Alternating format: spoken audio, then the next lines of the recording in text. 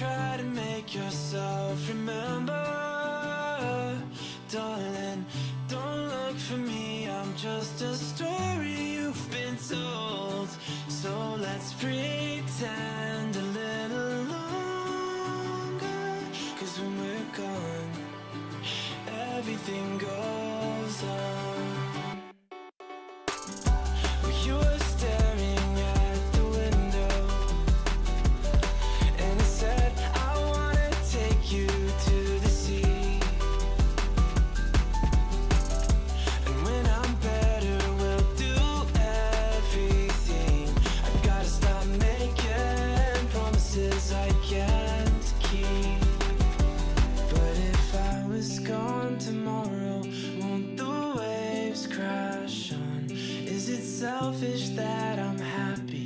as we pass the setting sun. Someday I'll be overcast, but you won't have to cry, 'cause we'll do the grieving while I'm by your side. I said, don't try to make yourself remember. Darling, don't look for me, I'm just a story you've been told. So let's pretend a little longer, 'cause when we're gone, everything goes on.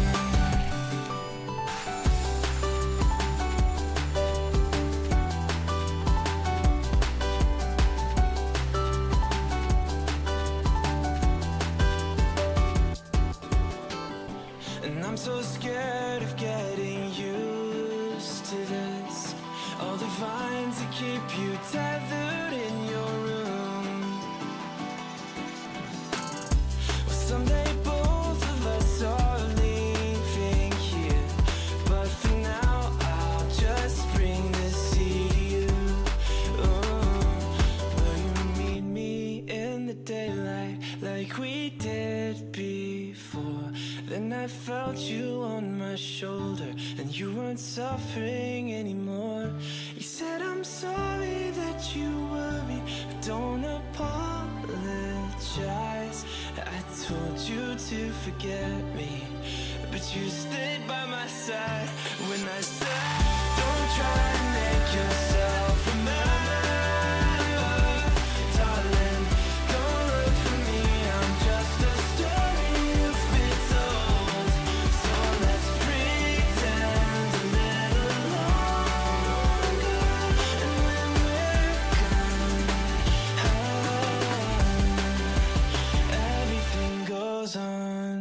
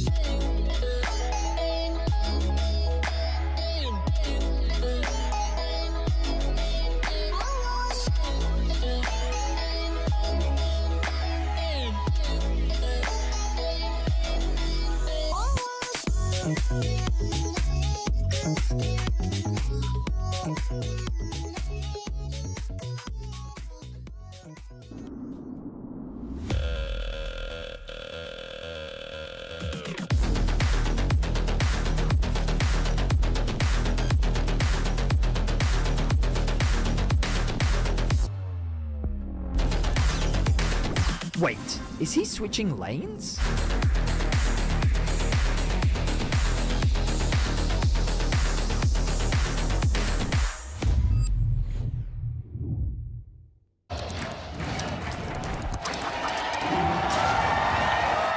Red Bull gives you wings.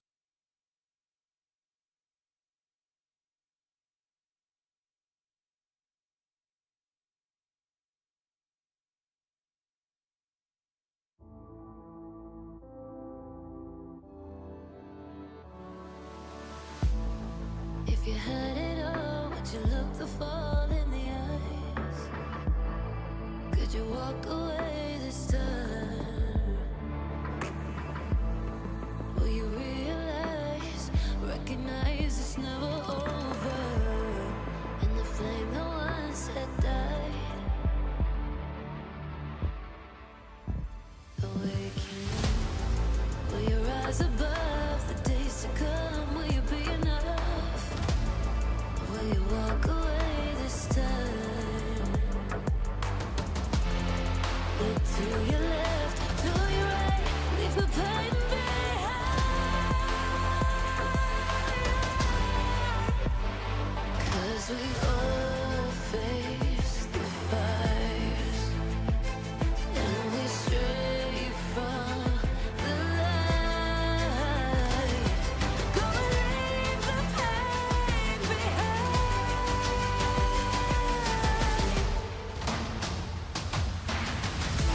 Feel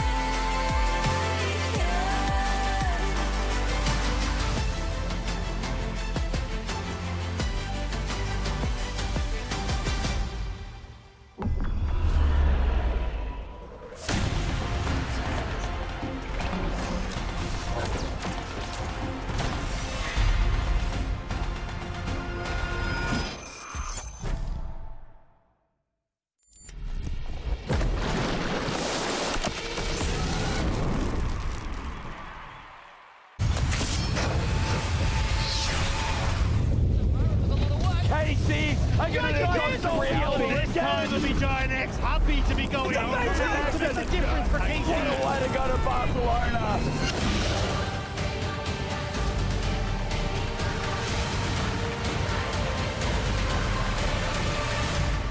The feeling of walking out on a big stage, How much crowd there is and everything it's a feeling you don't get anywhere else in your life.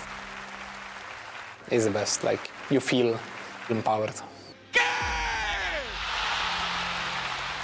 Knowing how good we were before, we were a bit too used to each other in the beginning of the split.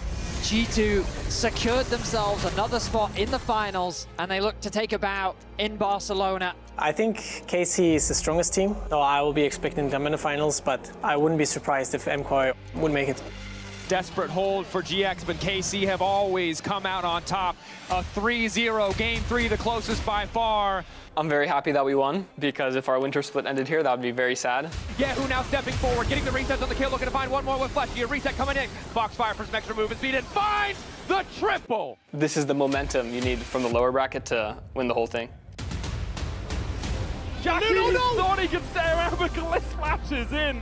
What are they doing? I don't even feel like it's half of what we will be by the end of the year. I don't even think we're close to our ceiling. The Q goes wide, and that's devastating. Barrier comes out now. Oh Double bubble from Bucio, managing to live. Best in the league, but the fighting it's going doesn't from bad stop. to worse. As the games get later and fearless, I think we're better. It's always going to be nice to play against the French team. It's always great having a chance for Spain to be on top of France once again. Good luck to them. Golden Arrow does it again. It's a bomb in the air. Our preparation and everything at the beginning of the season was more aiming towards these stages in which we think is when we are going to reach our peak performance. It's Broken Blade. It's Broken Blade. It's Broken Blade. When things are on the line, we just always deliver. That is what makes us different. Jake in trouble with the healing, gonna come in, he finally pops the ultimate. So many looking health bar, Jake getting one, reset on the W, going back in, Aurora alongside the Nami. What are these bubbles, bro? I don't really care of people booing, right? That's part of the sport, and it makes me stronger, so keep going. As long as we play our game, we'll beat everyone. We're going to beat them.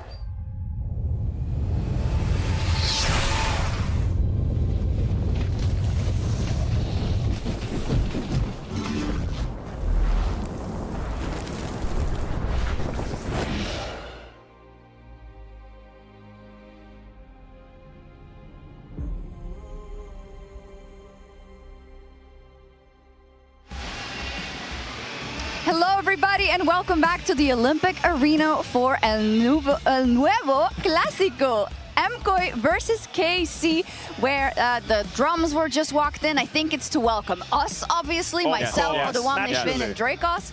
What else? I mean, it's so great to be here. So great to have so much thunderous applause from the fans for our analysis. Yep. Really going to suck when at least half this desk is going to predict KC. But look, yesterday was a banger. I mean, I hope we go down the middle.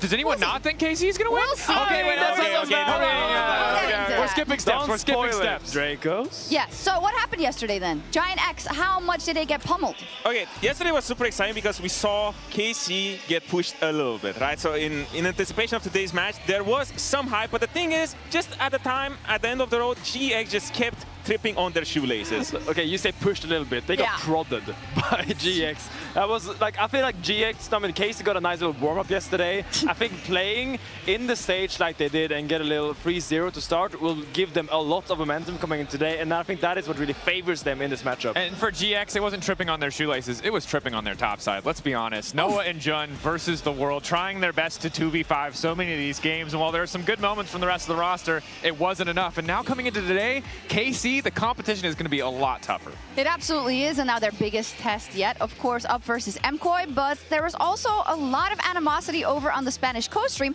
and for no reason at all, I want to show the following clip to Finn and to Odawamne, so let's take a look.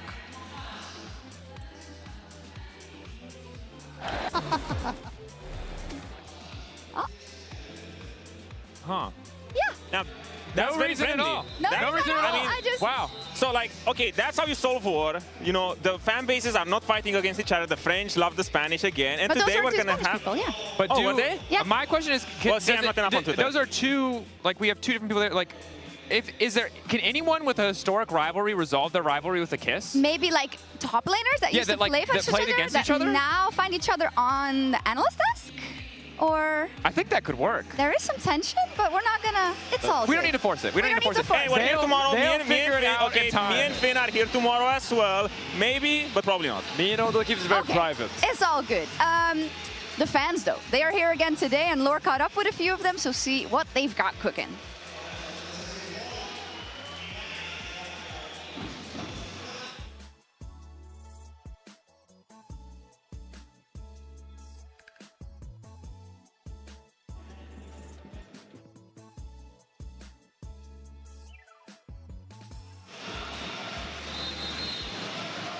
Something happened with the clip. We'll That's find fair. it. Yeah, we'll find it. Hey, we're gonna get tension about broke it. it. Yeah, the tension is just broke everything. Tension broke. That Yeah. clip was way too The good. entire clip hinged on you guys completing the kiss. That was all the Laura was just going to ask how people felt about that, and we couldn't And run that's why, anything bro, out. Finn, look what happened. We guys ruined the show. Commit to the bit. That's Come all into the I'm bit. saying. Hey, so let's talk about something else. Shy. Maybe we'll get the fan check-in later. I'm sure we'll get it. But let's talk a little bit about something that is on top of a lot of the fans online's mind. It is that yesterday they watched that best of 5, and that they thought that EU's level is a bit of dog doo-doo currently. It's not that great. And we're sending a team to first stand. So, who should we send? Can I? Okay. I mean, can I share one controversial theory about the fans? And fans, Share you it. deserve this fair. If we turned the nameplates off and ran an LCK game next to an LEC game and they were both bloody, they'd have no clue. The second you add Genji's nameplate into the mix, they're like, oh, everything they do is genius. They've calculated So it perfectly. KC 3v5ing yesterday would have been my God, insane. it's so smart. And don't get me wrong, I'm not here to tell you that the LEC is great, but how does KC beating down a team 3-0 that everyone said was like the one team that wasn't quite ready for the top 4 suddenly mean our entire region is cooked? I mean, maybe I'm a fan, because if you would turn off MKOI's nameplates and tell me that Shobi playing mid, I would believe you. I would believe you. Okay. But look, let's talk about first stand, baby. Let's talk a little bit about first stand, because we've listened to the interviews, we've heard the stories, the tales from the locker rooms, and everything MKOI talks about is just making it internationals and performing there. That's all they're practicing for all split long. We are practicing for internationals. That's why they're gonna make it. That's why they would pop up there. Just for curiosity, how did they do last time at Worlds? How did Casey do at Worlds? They weren't there. Yeah, exactly. So don't ask me. KC didn't say that they will make it, but the thing is they went to first stand, they made it very far. They're just sitting in their own boat. They're like, okay, we're gonna practice, we're gonna scrim, we're gonna do well. Meanwhile, you guys are just riding on delusion. Oh, we're gonna go to Worlds, we're gonna win Worlds. That's not how it goes. That's right. That's right. not how the world and works. No context is needed for that KC run. Nothing about that KC run was fraudulent. Nothing about it was questionable or had anything to do with the format. So I think what we're saying is it's G2, but not because we necessarily believe in G2 to an extreme degree. Others calling me delusion in the House of Mirrors. That's just all I'm because saying. there's no faith, I think, in MKOI and KC is what it sounds like to me. It feels like G2 are just, they're the team that's left. The votes from the fans. Never mind is KC. The fans, they know. The fans know because, okay, see, here's the thing. I would argue that it's the same as you said, Didi, where it's like, oh, G2's going to go to international, they're going to do well. But we've seen it time and time again where they just roll over and die. So that's quite sad. So the only solution is no delusion, bank on the blue wall, go to internationals, and do well. Because that's the last thing we need to do is do well. Today. They have to start by winning today, and I do believe we're now ready to see what Lore cooked up with the fans. Hey Sharks, I'm standing down here in the arena. The doors just opened, so the fans are about to step in, and it is KC versus MKOI. MKOI are entering the arena for the first time, so let's see what they think ahead of the game. Okay, what's your prediction for today? KOI 3 and Camila Core 1. 1? Okay. Who do you think is the best player in MKOI? Elyoya is on Prime. Corky, who do you think is going to win today? Well, I hope that KOI, for sure. Let's see how we play early game for at Early least. game? Yeah, well. How many games? I think 3-1 for us, yeah. And who has been the best player for MKOI this split? I expect a big performance for Elyoya. Love it. And yeah, I trust a lot on them. For me, it's KC. 3-0 for KC. And the best person, it's Kana for me. KOI 3-0. 3-0. Who's the best player for MKOI right now? Always Elyoya or captain. I want to ask our international cow that we have at every event here. Thank you so much for being with us today. You want to? What's the scoreline for the Knights? So I think it is for KC today, and for me it's 1, 2, and 3-0. 3-0. Okay, love the confidence. You want to ring the bell for me? Yeah. Love it.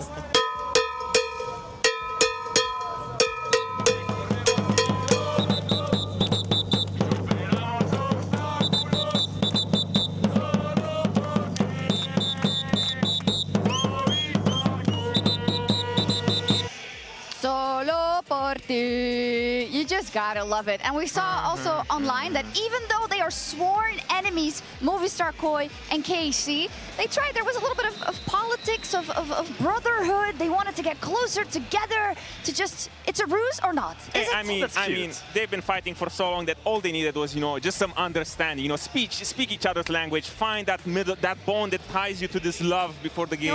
Los Ratones. The enemy of my enemy is my friend. That's what happened here. The great unifier. It was Los Ratones to save this rivalry. That is correct. No, that's not, don't take that out of context, please. That's I crazy. think that this is one of the things that I do really like about both these fan bases. As much as I'm sure once the game is on, they're like out for blood, it's ruthless. We've seen it even in the Berlin studio, right? Like they're chanting, they're having fun with each other, they're having a good time. I think they're both just thrilled to see that passion matched on the opposite side. Because the worst circumstance is like Casey is here cheering and there's no one fighting them. It's just an empty like, ah! So instead, we got an MKOI house and we have to see if KC can match. I mean, I would even argue like probably the winner of today is going to get some cheers from the other fans because I don't think any one of them wants to see G2 win tomorrow. So I think they're going to have the arena behind them. I mean, screw all of that, man. We have KC versus MKOI in the Lions. Then I just want the Spanish fans to be here. We saw the quote from Caliste earlier where he's like, thank you for booing me because that's exactly what I want to see. I want to see heat. I want to see passion. I want to see a bloodbath in game. Yes, exactly. Footwork, like we're energy, seeing it on the desk. passion.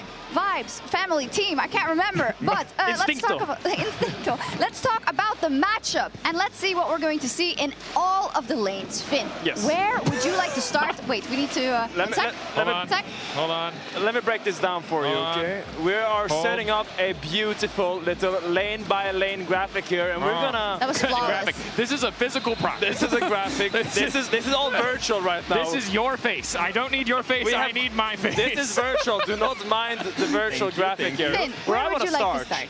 I would love to start in the bot lane with Supa versus Caliste, which I think is a very compelling matchup. Now, with Supa, I'm not gonna compare him to, I think, Jackie Love, because when you watch Jackie Love play, I like where this is going. You are always on the edge of your seats. And with Jackie Love and Supa, you get the good, you get the bad. Maybe lately we've gotten a little bit of the ugly, but we all believe in that high of Supa, and I think he will show up today big on this day. I'm gonna put my face around here. I love that comparison. Yeah. I really it's do. actually incredibly apt, which is exactly why I'm not going to give it to him, because I love Jackie Love. I've watched Jackie Love throw a lot, and it has been for the benefit of my region. No doubt, a lot of teams, Odo, you've gotten wins off of TES. G2 has gotten wins off of Jackie Love, but I do not bet on Jackie Love. I will not bet on Spanish Jackie Love. I'm going to go with the more stable half of this matchup because I don't need the high highs if the price is those low lows. And neither do I, because as we saw with Jackie Love so many times, he will reach that low, those highs a lot less than he reaches those lows. And I see, yes. That was that one high, Finn. Let's let go of the comparison because it was just last week that we saw Supa win lane, find solo kills, and then punt massive advantages. Well, we're talking about winning worlds, right? And he's better than Deft, and Deft won worlds. No, you can't keep going on the court about winning worlds, Finn. There are other lanes, Finn.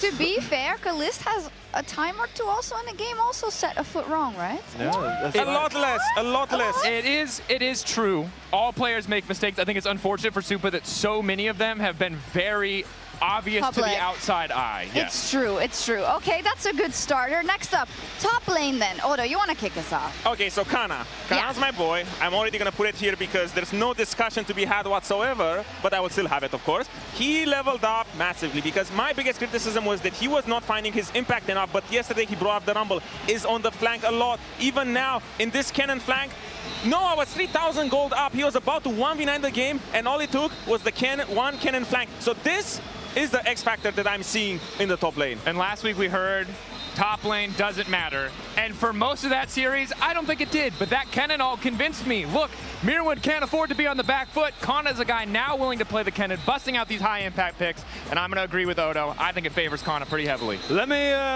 re-roll the tape. Let me re-roll the tape a little bit to last playoffs in 2025. Last time, Kana was playing an elimination series against the Spanish top laner. Oscar Rinin looked like Prime the Shy, and Kana looked like Sword from that 2018 Worlds game.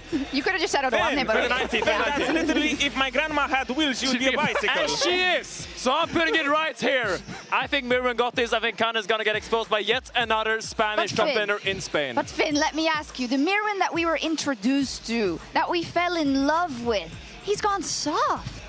I mean, a relationship is about giving and taking, and he's been taking a lot lately, but I do believe he will find a way to give it back to me. Look, this is a little bit like there's 85 games on one side and 8 on another. Okay, I know he's playing the Rumble Xanth design a lot, but we're gonna see it evolve throughout the year. There's an Aurora there, there's a Hen, there's a little bit of Cope.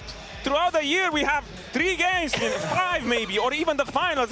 The year is now. Yeah, but that was Fearless, to be fair. And now we've been playing best of ones and then best of threes. Come on, give it some time. Cope is lined up, clearly. Can we agree on mid, perhaps? Let me talk to you about mid. Okay. John Joseph Pune of MKOI, first of his name, Lord Regent of the Lane Kingdom, Protector of the West, Emperor of Shurima, and Freezer of Lanes. Do you think Yehu holds up to him? No, I'm gonna put myself right here, on the nose, because that's how good my prediction is. That is the most cursed thing that I've ever seen. But I do agree. Yes. Jojo Pune is a threat to be reckoned with. I like Jose Pune over all those titles just from what Ebi gave him last year, but this guy is a demon. If anyone was going to bring home a win in that series to take us further into MKOI versus G2, it was Jojo Pune, and I've got him heavily favored in that mid lane matchup. And to further add on the Jojo narrative, he is insane because there's so many times where in the past you would see Jojo that, okay, he's dying, he's becoming a non-factor, but right now I'm seeing the same aggression that even when he's behind, he keeps finding ways to win lane. He keeps involving his team to get him back on his feet, and I do agree, I will go on Daniel Dracos' forehead. Oh, okay, yeah. Just stack it on top of each other. On each other's faces. Let's go. I can agree, though, in terms of George. I even felt that MKOI was letting him down a little bit because he's had tremendous experiences and tremendous performances. And my question is just, the mid lane was changed for KC also in order to get better results and to grow. And I'm not necessarily sure I've seen that yet. The ceiling out of that mid lane and what it is supposed to be. Yeah, I think it's really clear to me that like whatever went wrong with Vladdy last year, the issues just clearly weren't resolvable. And in the meantime, Yehu has been a good upgrade, but I do think he needs more time to get together with his team, probably to expand his champion pool. That's one of the things I'm nervous about for KC here. And while as a team, KC have a lot of advantages, mid lane 1v1, it's just not one of them. Okay, let's see. Before we dive into the supports, Lord did get a chance to chat to Alvaro, so let's take a look. Thank you, Shox. Alvaro, thank you so much for joining me ahead of today. Big day, big game. KC versus MKOI is always an amazing game to look out for. You guys faced off against each other in week 1 of LEC versus. Actually, it's been ages. So how different are both teams, do you think? I think we both have developed a lot of skills. Of course, I think they started with a different roster than the last year, so it was actually easier for us to start the year. But at the same time, I'm also really curious to see how we face each other because we have seen in scrims, we have played into them. But I think overall, I would say when you play in states, it's much different and you actually see how good of a player you are. So yeah, I mean, I'm just looking forward, for the series. Where do you think KC improved actually, specifically? I mean, right now, I think overall in objectives, I think they play much better. I think it used to be that last year they like to contest a lot on the Drakes, but I think in this moment, for example, we have the meme of Jake that every 50-50 he wins it. So we are really conscious that I think they like to contest the objectives even if it's really late and they don't have position, but they are going to prioritize a lot having that position. So I think playing on the side lane, maybe one more push, it's going to take a lot of difference in how we actually set up the map. But I think we have a really good chance into them because I think we understand better how to play with the tempo in that sense. So I think it's just going to be more on how we perform on the individual level on the team fights that is going to make the difference. Something that was interesting looking at KC yesterday was, of course, Buzio in the bot lane, the impact he had on Bard, the impact he had on Nami during game 2. I'm guessing you saw those games as well. How do you plan on containing Buzio, you as a support, with your role and what you can do? I mean, he entered the league and he was called one of the best supports on both the West and, I mean, he was coming from NA as well. So I think overall he has a really good level. I think there are some specific things or champions that he does really well, but I think he also has some weaknesses that I also don't want to reveal fully. And I think, of course, he's a great player, and in the sense that he will try to make advantage from his from what actually has his strengths. But Yeah. I think yesterday, for example, he performed really well in some of the fights that I saw, because I couldn't see the full game since we were screaming. But yeah, I mean, I think Kali's Busio is a strong ball lane, and it's also really fun to play into them because there is a lot of skill involved in the 2v2 in laning phase. So yeah, I mean, I'm just looking forward. Are we betting Bard today?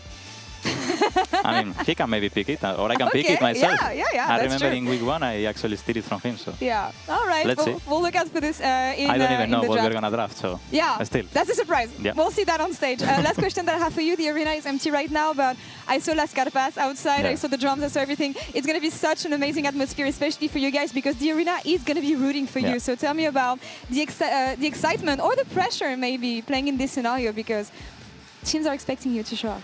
I mean, of course, there is always a little tension or pressure on yourself, because I think, of course, we need to perform. I think everyone here that is going to cheer for us, they deserve this and even more. We also see them because we did a meet and greet. Both Las Carpas and all the fans that were coming to the game were coming as well, so we meet them.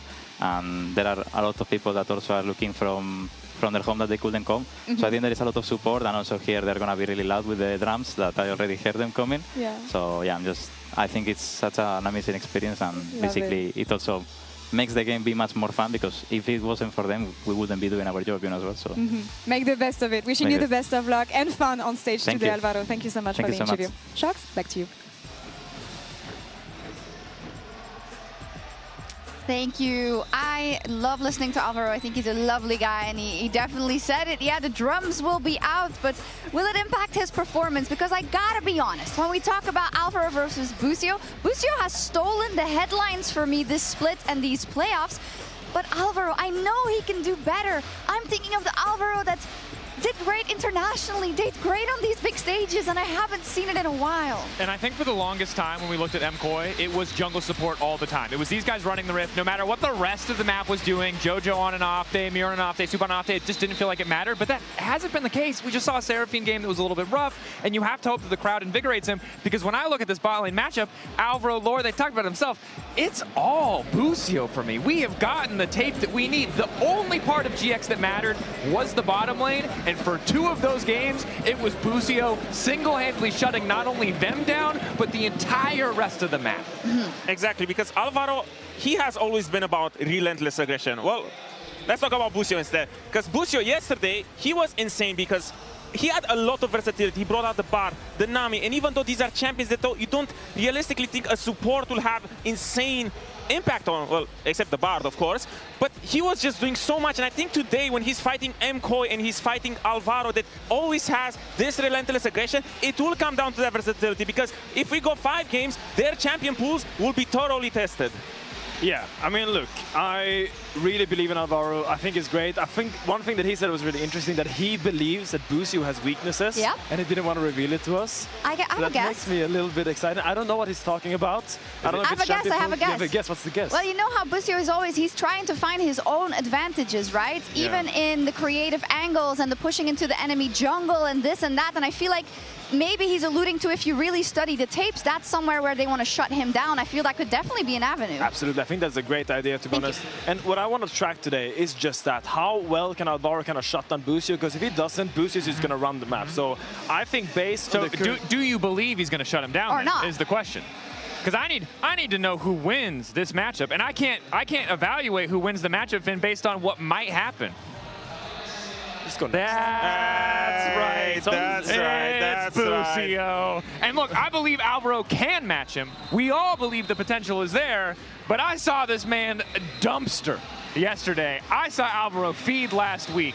And maybe that's not giving him enough credit, but that's the tape that we got. It's true for now. Let's see if Alvaro is the truth here on the Rift today. But the final matchup we need to talk about, which I think is so incredibly interesting, and perhaps my favorite one, Finn, of the entire matchup, Yike versus Elyoya. There's a lot of eyes on this matchup. And I want to also roll back the tape a little bit, because when these 2 junglers came in, they were very carry-centric. Elyoya straight from solo queue on that Movistar Riders lineup, and Yike. Remember that spring split or the winter split when he was playing the Belveth, the Lilia, just taking over games together with Caps and Mickey X supporting him. Then we saw the Dark Ages. There was the Maokais, the Vice, the really ugly Sejuanis, and we don't want to think about it, but now we have seen a resurgence in the meta. We suddenly is playing in a meta where there's Aatroxes, Naferis, Zahens, and both of these junglers really love those champions, and they really feel empowered to pick them and rely on the support from that team. So to me, this is the most pivotal matchup of today,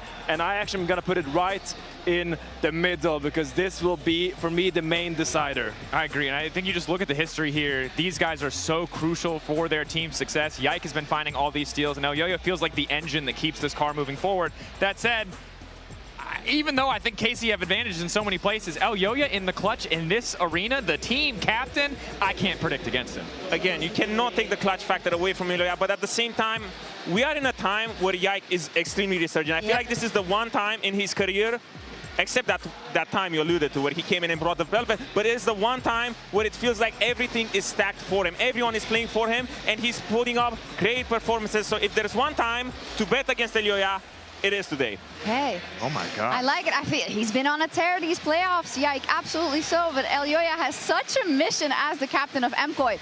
I've seen your analytical opinions of the lane by lane, so I think it's about time that we dive into those predictions. I hope it lines up with what you put on the board, but I don't know. Am I going first? Yeah, you want to go first? Go for it.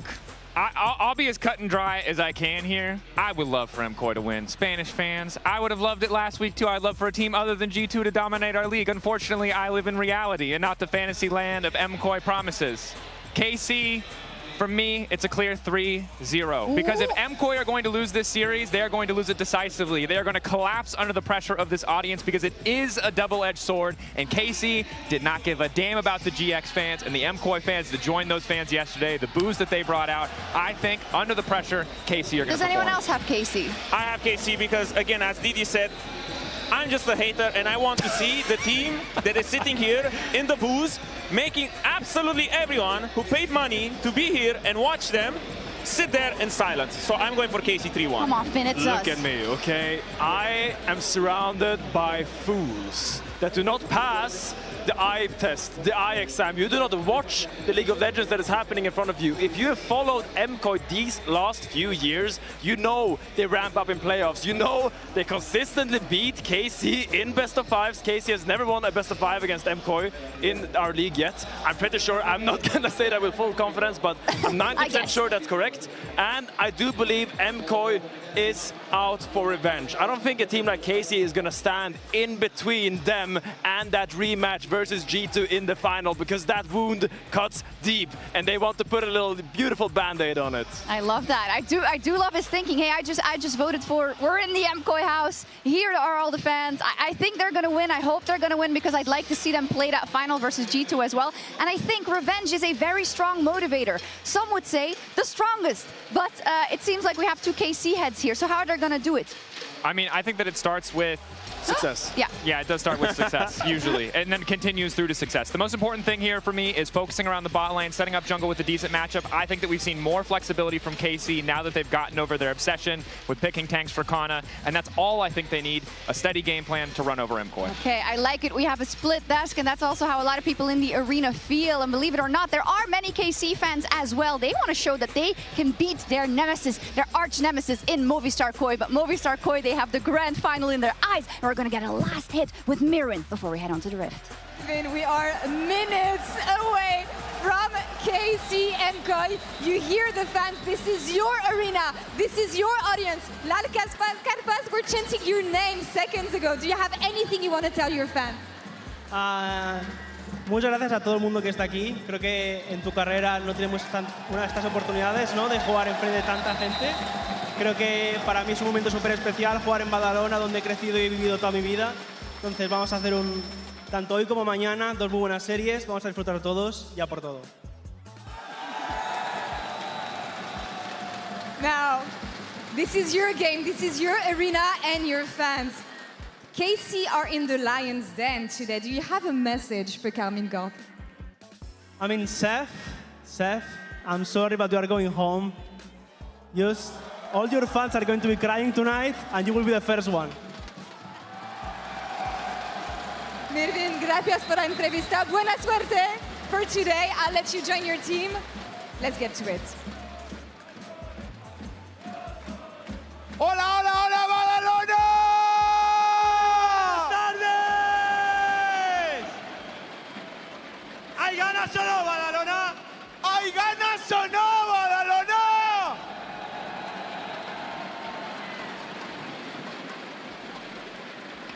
Recordamos que estamos ante la semifinal, pero esto es un duelo walk a vida o muerte. Carmine Cor contra Movistar KOI, España contra Francia. Y creo que hoy se tiene que notar quién juega en casa, ¿eh? Hoy se tiene que notar quién juega en casa.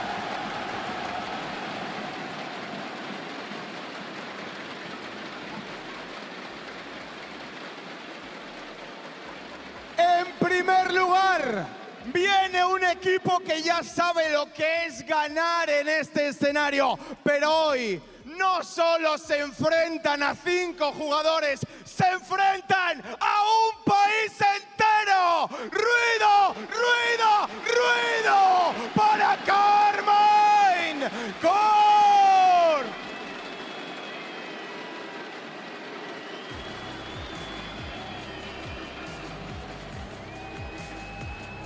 Le llaman el Rumba porque es un robot y barre todo lo que tiene delante en la top lane. ¡Gana!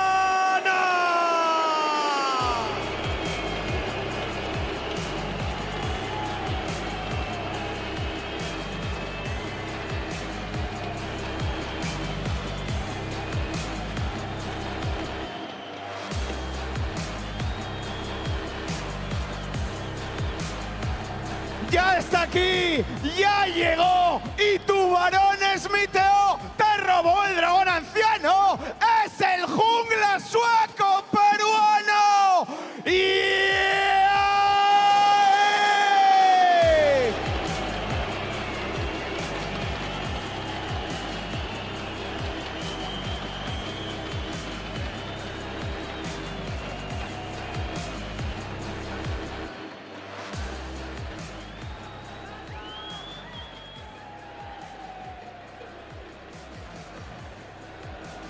Si lo tienes enfrente y escuchas, corre. Si lo tienes en la grieta y escuchas, huye en la vida.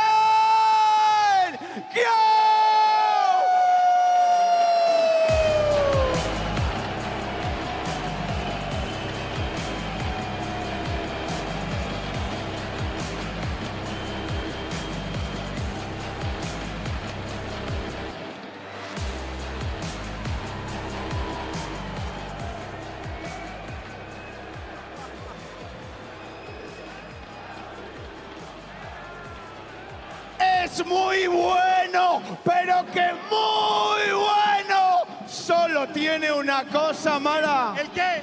Es francés. Es una broma, Riot. No nos matéis. Como a de carry.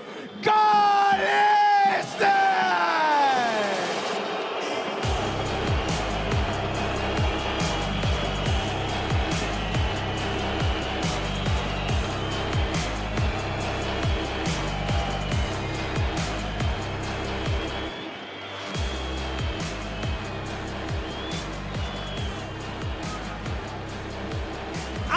Nosotros, el MVP de ayer, el que tiene un bardo muy sucio como support, Pucio.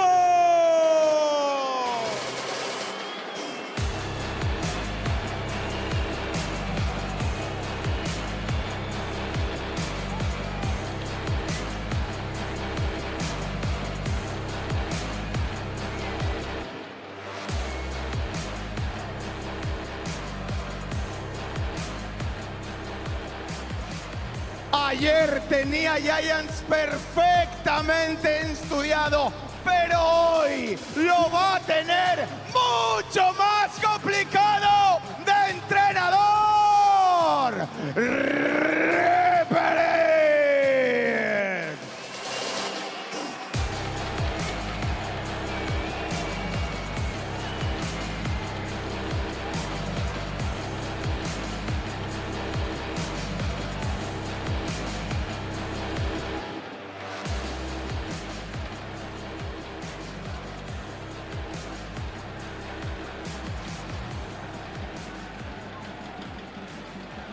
ahora sí,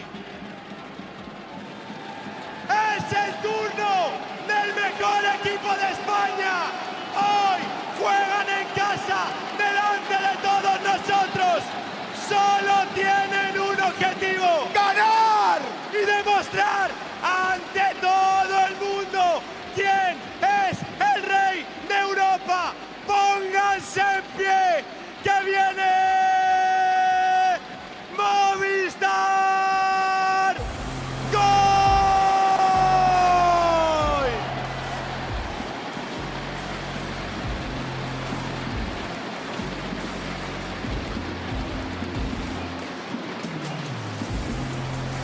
Nació aquí, en Badalona. Hoy juega delante de su familia y de sus amigos. Y nadie le va a arruinar la noche. En la top lane, Alex Villarejo.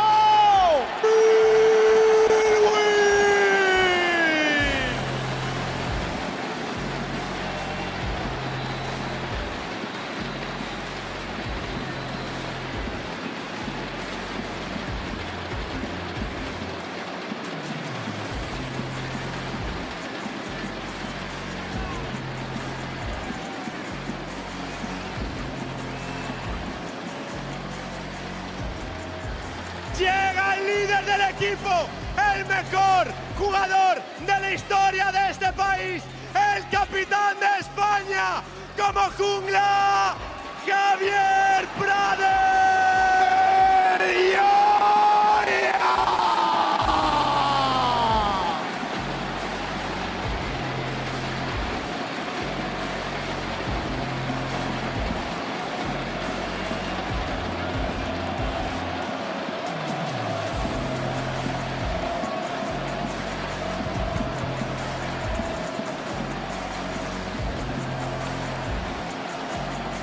La definición de aura en la mid lane. No es español, pero coincidimos en una cosa: no quiere perder contra Francia. En la mid lane, Joselito. ¡Yo, Blue!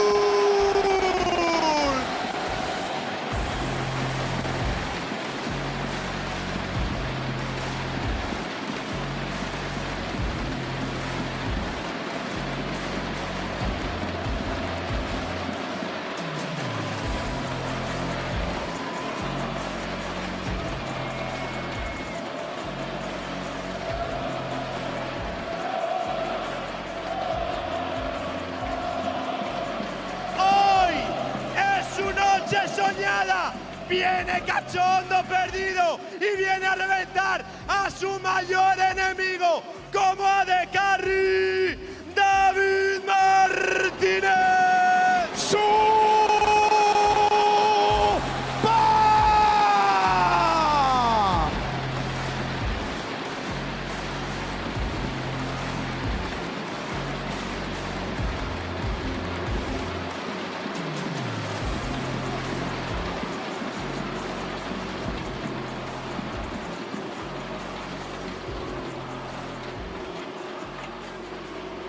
Y es el turno del escudero de MKOI, el guardaespaldas de sus amigos en la bot lane hoy. Se va a bajar a uno de Estados Unidos, de apellido Fernández y de nombre Álvaro.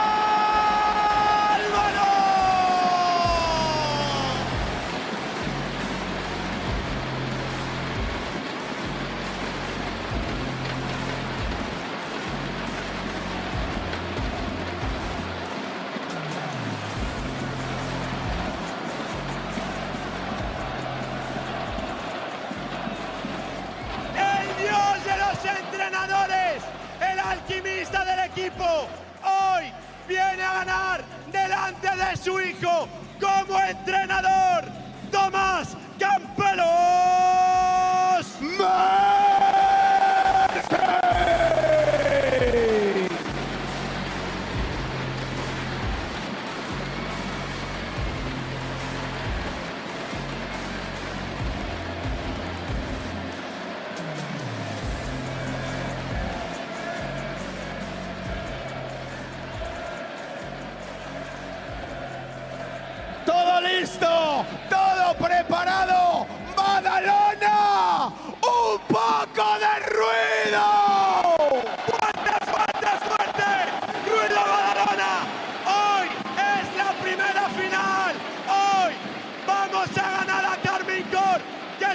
escuche, que se note quién juega en casa.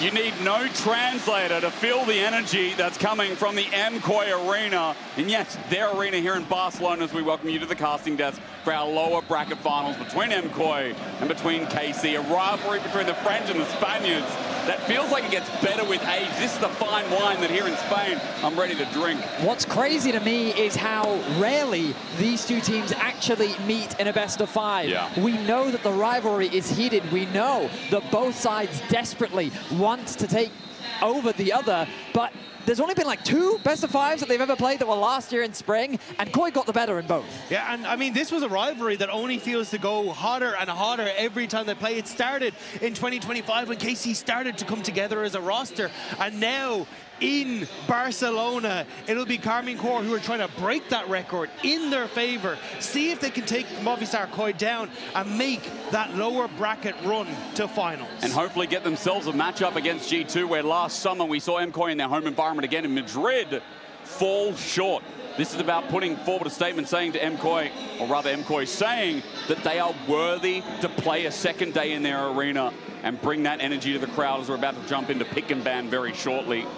You could see Jojo entering the arena. The energy was so vibrant, it was so loud, it was so punchy, an honorary Spaniard amongst the other 4. MKOI looking to burst that energy through and destroy KC. MKOI on blue, KC on red. MKOI are going to get first pick, so it's standard pick and ban for your game 1. We're already seeing respect given towards Busio as well, with the bar going to be taken away. It looks like they're just, I'm kind of surprised, because honestly I expected the Rumble ban to come out from MKOI as a ban away from Kana, because it has been Mirwin who's kind of been more focused on those tank top lanes. It feels as though perhaps coming into game 1, Kana is going to be on tank duty, given that that is the expectation. Maybe they want to save it for when they can first pick the Rumble for later in the series. But regardless, KOI respecting that Busio Bard. Yeah. We saw it have massive impact yesterday in game 1. With the Nico now taken off the board, bot lane very much seems to be the focus between these two teams. Yeah, and I think it does open up then, Alvaro, to kind of go back towards those more engage-oriented picks, which the desk was talking about, saying, hey, he looks better, he feels better, he has more presence in the game when Alvaro is able to be on these playmaking champions. So it does open up that pool. We'll have to see if that is going to be the call, because the Ashe Seraphine also still open, which we have seen risen in priority. And let's also just brush past some of the other lanes that are important. As Renekton gets banned away, maybe we get an early Ambessa flex here, gentlemen. That's in the back of my mind. But I'm also thinking about things like the Azir, safe mid blinds here, but especially for Jojo and Yehu, they've been sitting on the whole split. I mean, the Varus is still open as well. That's another good one. There's still a good bit that's left open available.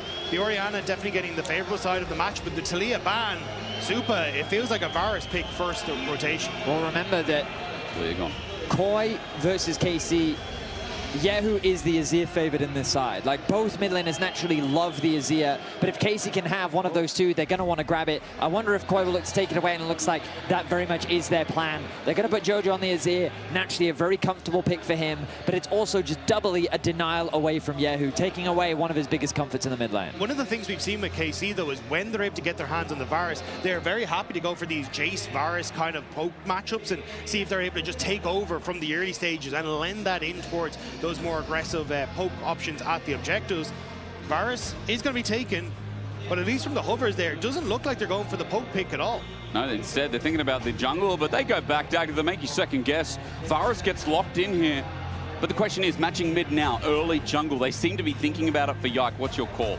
So that's what I mean. They have played that Jace jungle, but may not be the option here. Could end up just going back towards something that's a little bit more comfortable in that jungle rotation. Xin is something we've seen a bunch of times from Yike. And then I think you can just take that Orianna on that third rotation. But there is that callback to the Ambessa that you were talking about earlier. Is it going to be the, I was going to say, I would be very surprised to see the Anivia locked in. Pantheon is going to be that early game bridge that KC is looking to provide. Yike, we know he's had a stellar performance pretty much for the entirety of LEC versus. The analyst desk talked extensively about that jungle matchup, and both junglers do favor this Pantheon. We'll see how much of an in-game impact Yike can have, because right now, KOI definitely leaning more towards the scaling. Things like Ezreal are things we need to take into consideration, and when you've got a low mobility champion like Varus, Jarvan is a very effective champ, and there's that Ambessa that you predicted earlier, Stan. And also a lot of the options that are good into the Azir, like that Orianna, struggle against the Jarvan. So the setup here, if you go for the Orianna, is already to play heavily around that mid lane with Elyoya, with Jojo Pyun. And Jojo Pyun is someone that I've kind of put into that same level as Caps, where they can play well into this Azir matchup, even if you go for the Orianna on the opposite side. The Victor will be a bit of a pivot, though. I do quite like Victor as a response to Azir. It was an old school answer just because of its long range poke that can out DPS him. But it seems they're committed to the Orianna. They want the wombo combo. But honestly, nice read from KOI. When I think back to last year and when KOI did win Spring, preparation was the thing that we gave them so much credit to. They wanted the first pick. They deny the Azir away. They get good follow-up dive with both the Jarvan and the Ambessa. And by leaving the Varus open, they know that with the Jarvan, they have a good matchup into both Varus and Orianna. Now the responsibility falls on Elyoya to punish these two carries. Take advantage of the flashless Orianna, especially once you hit that level 6. And that's why you can see on the opposite side, it's just about trying to ban away things that can be a detriment to this bottom side of the map. Make sure you can take control early. Corki Nami, very potent. Lucian Nami, very potent. So take out the Nami part of that equation. And also, I think a Caitlyn ban wouldn't be the end of the world. I thought we might even see something like a Caitlyn Karma as an answer into the Varus, but it is actually going to be banned away, the Karma, by MKOI on the opposite side. Well, I mean, I'm seeing these respect bans go out, as you say. Kai'Sa also going to get taken out, so part of the dive potential. And I feel like when you see Ambessa Jarvan, there's a lot of lineup already. There's a lot of ability to follow up with something like a Kai'Sa. Smart ban here from KC to make sure the follow-up from Super isn't one of those carries. I actually think we might be looking at an Ashe Seraphine from MKOI. Ashe good into Varus in the early stages, good utility. And again, you kind of get that push, especially with a lot of these enchanters being banned. Poppy, though, does suggest something like a Rakan. Yeah. Maybe even a Rel. It depends on how much more engaged they feel like they need. When you've got Jarvan and Ambessa, you've already got fantastic backline. Maybe it's also as well just to give a bit more comfort in the lane. Not a direct counter for Mirwin, but not the most favorable matchup with Poppy's doing okay. They could also be trying as a deterrent to Alistair as well. Oh, that's another good pick. I mean, yeah. so what do you think? There is the Ezreal hover. Okay. Oh, so we're getting Varus top. So, I mean, first of all, Mirwin is no stranger to Varus. Yeah, I was like, that's on the wrong side. But for anyone that watched the LCS last night, Dokler even brought this out into the top lane as well.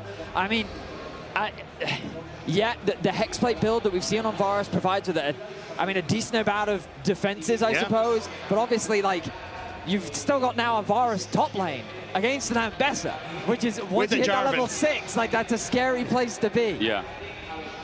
I mean, again, for that Ambessa, how do you get through the lane? We can talk about that in a second. For now, the Sivir gets locked in, a speed-up mechanic, a scaling AD carry for MKOI. It does open up Alistair for Busio on that bottom side, which, because I'm kind of looking at this composition, Varus has Chains of Corruption. Yes, you can kind of play engage with Pantheon, but I think the Alistair is such a strong pairing, especially into the Sivir. So do you think pairing with the Sivir, right? You want to see MKOI take it away here, Dagda, or do you think it's going to be left? Yeah, I was going to say, I think you try and go for something else, but Alistair is actually decent into Rakan as well, so at least in the early stages, you can kind of headbutt him away. Yeah. So I think Busio, you just take the Alistair, and it's by far one of his best champions, and something that we've been praising him non-stop all split long for this match. Most played over the whole split as well, by the way. I saw that cheeky Vayne hover, and I do wonder if that was a Dokler shout-out, because he also played Vayne top yesterday. Yeah. I mean, Busio does always over the Vayne, though, so unless that bromance has lasted, that's across oceans. Absolutely.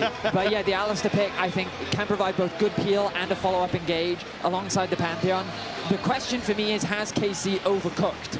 Because when you look at KOI's draft, I mean, it's very straightforward. They've got a lot of poke available to them, largely from the Azir, but Sivir, pretty decent herself. The engage tools that they have are just phenomenal. Sivir ultimate into the Jarvan engage, follow up with the Rakan, and Bessa can easily follow up on any target. Like, it's a front to back with a lot of options that has early game plays. Exactly. Whereas for KC, I mean, a lot of low mobility, they have a lot of burst damage, double AD carry into Jarvan and Bessa. I definitely have my concerns. Yeah, I agree. I think you look at what has been brought to the table by MKOI, and it's, hey, we have not only the ability to dive, but dive from multiple different angles, which is the exact opposite of what KC wants. They want you to be in front, they want to poke, they want to make sure they can slow you down with all these engage tools and making sure you have to, like, go over the Orianna ball to try and bypass them. But with this style of composition, it's so easy to just fling yourself from different angles of attack and try and get on towards that back line. Yeah, the poke from KC is going to be something I keep my eyes on, but I mean, Asterix, we're getting into the game, and I mean, it's an exciting one. It's a best of 5. I'm already, as we get into game, seeing pings about a potential invade. Pings to try and at least get some wards down, but we'll have to see because I am so ready to get into game. I am as well. You don't get this every day. A treat of MKOI versus KC in a best of 5. This will be a banger. And I don't think I'm wrong for saying that. I don't think anyone is as well. Never before has KC beaten MKOI in a best of 5 in the LEC. Let's see if they can do it here today in the home arena of the Spaniards. What a drawback that would be for the fans expecting to see MKOI go up against G2 tomorrow. But 6th seed versus 1st. And Dagda, unfortunately that invade never happened. That's an electrocute on Ambessa, as opposed to something like the Conqueror that we normally see. I mean, makes sense, right? All you want to do is close the distance, get as much damage, yeah. I want to one-shot these carries. Okay, Mirwin. Okay, let's see how this one goes. I mean, we got to talk about the rivalry a little bit.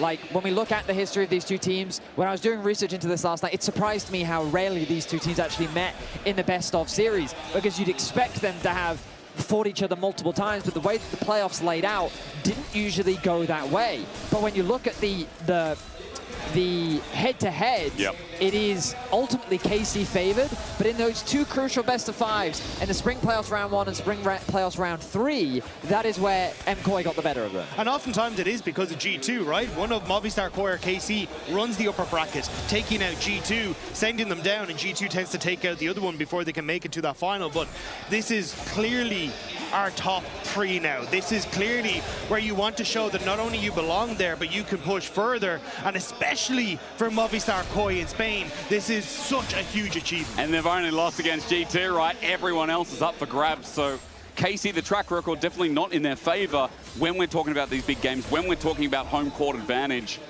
We're so lucky to be here in Barcelona as well, as MKOI starting lanes going okay everywhere but top, as you'd expect. But he's already told you a little bit about the electrode and introduced you to that, but I'm curious again how these ganks start playing out. You guys were talking heavily in the draft about this Java and how it interacts with these lanes that are immobile. So you really want to try and find some decent timings here for Elyoya to shift into that top side, but that's why I like the pathing from Yike.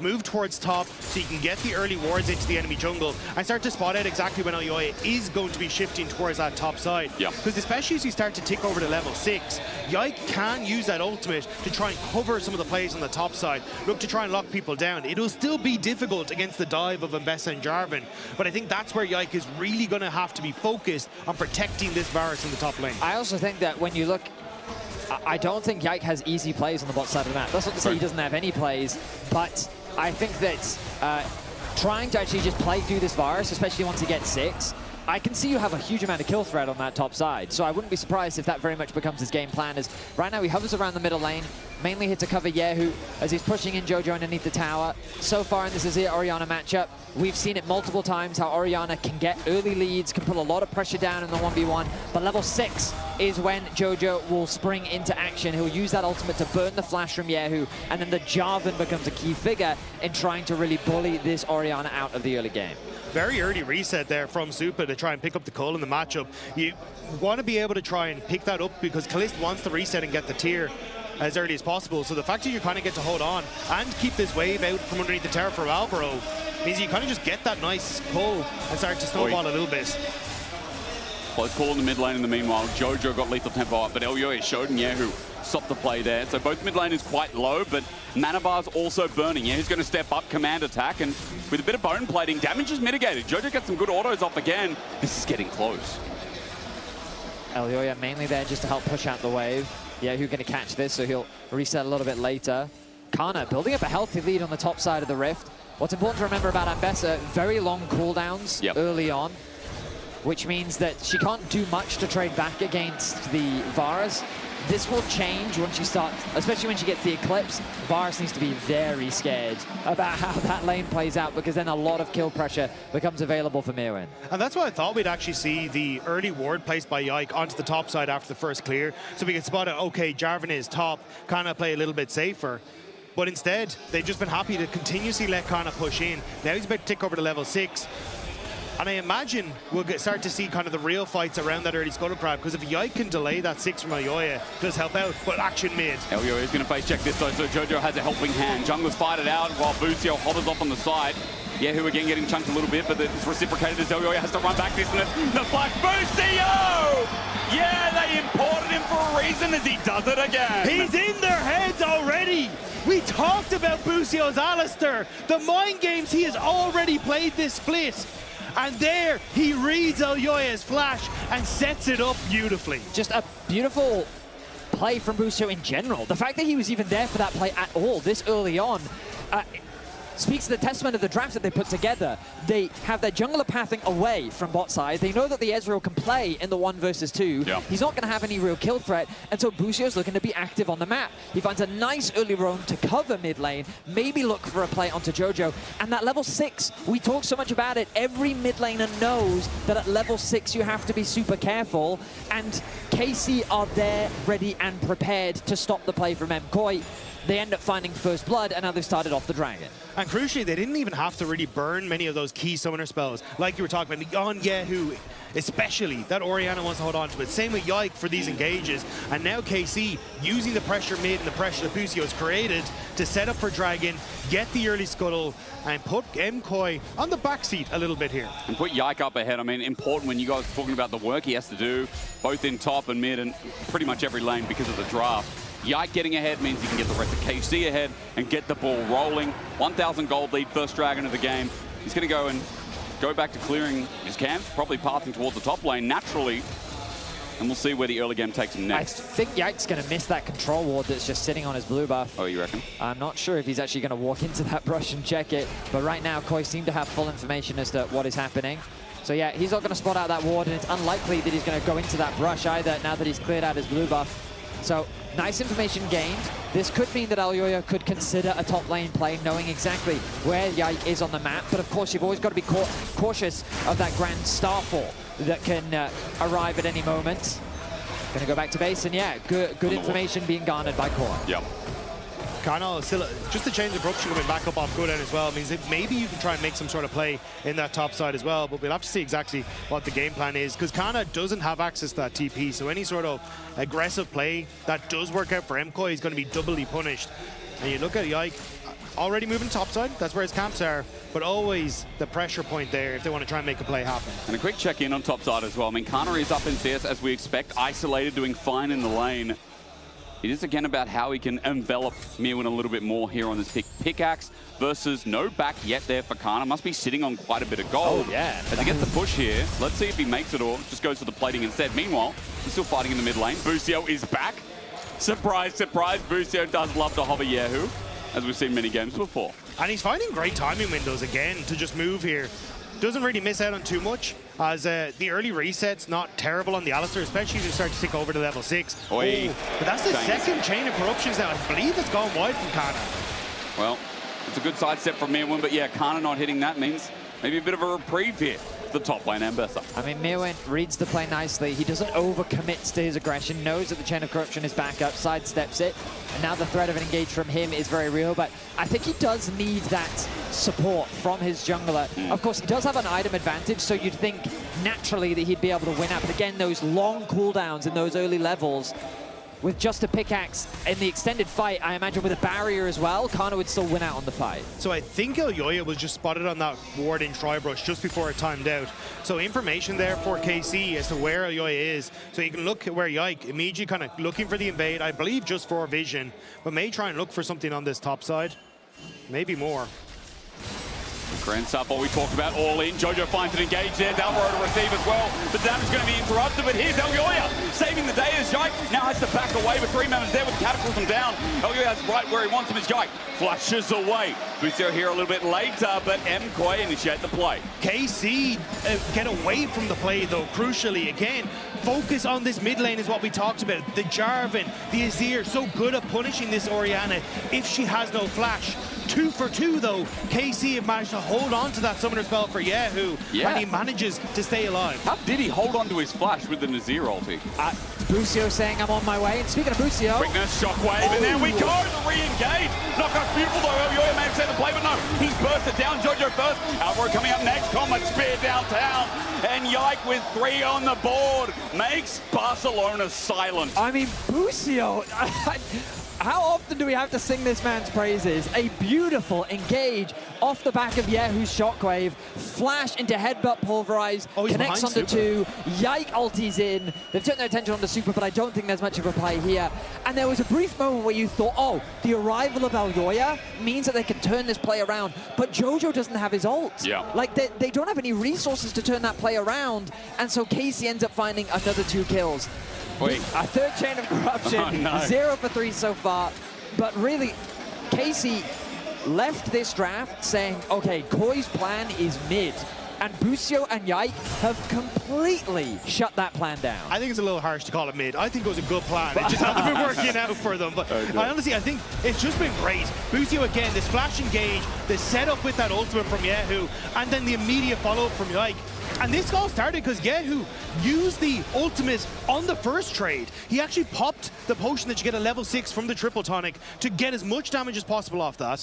Then they set up off the off that cooldown coming off again. Like, this is really well orchestrated by KC on just doubling down on some of these plays. I mean, Busio yesterday was highlighted, not just the Nami game, but really all 3 games it feels like he was pivotal. And we're saying this week by week. This is one of the biggest roster moves coming into LEC Versus, and I think now decidedly is the biggest, considering how he's performing in that bottom lane. Yike also getting some glaze here from our chat at home, but yeah, Busio deserves to be highlighted as he interrupts Alvaro again. Tramples there, looking for the auto, but won't find it. Alvaro just out of range, but I mean, these 2 supports are great, but right now it's hard to commit to saying anyone's better than Busio. He's just been absolutely phenomenal. Such a great pickup for KC. When they wanted to make changes to show that they belong at internationals, especially ones like Worlds, it was Busio that had a lot of the talking points. Everyone's shocked to see that he left FlyQuest to come across. But he is absolutely fantastic on this lineup. Everyone with a gold lead, bar the bottom lane. But Kalist right now is chilling, as Ezreal's do. And Super is a Sivir who's just gotten some isolation time, but everyone else is up, 2,500 gold. But you're in a great spot here as KC.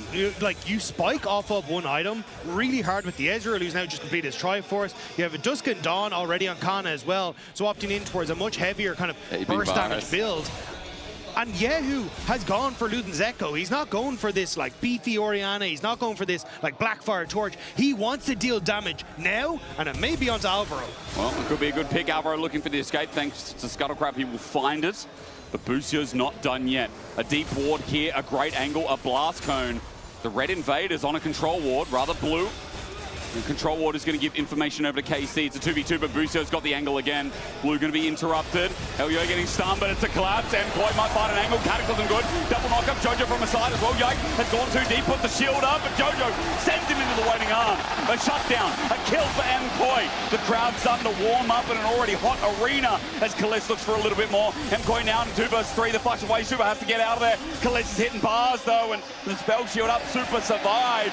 But in the end, it is MKOI, and it still might just be. Mewin's angle, deadly as ever. A public execution, ready in the face of Barcelona. But KC are too far, and the play ends there. A very heavy commitment from KC to contest that blue buff, and Koi, they aptly punish it. They clearly had the numbers advantage. Jojo creates a nice collapse. Yehu is way too far away to get the shockwave down in time. And just look at the positioning on the minimap. You'll see that Ezreal is too far away, Yehu is too far away, and Alvaro and Elyoya's engage is quick and lethal. The shockwave only connects onto Elyoya. He's able to flash away to safety. Azir gets a shutdown, and this is very valuable for Jojo to bring him back into the game. Yike had no flash from the last kerfuffle, so he doesn't end up getting out. Meanwhile, that was happening though. There was plates and more taken in the mid lane by Kana as well, so trying to open up that goal lead at least in the top a little bit more, but here we go. 2-man pulverized, but Busio's by himself. He gets the trample.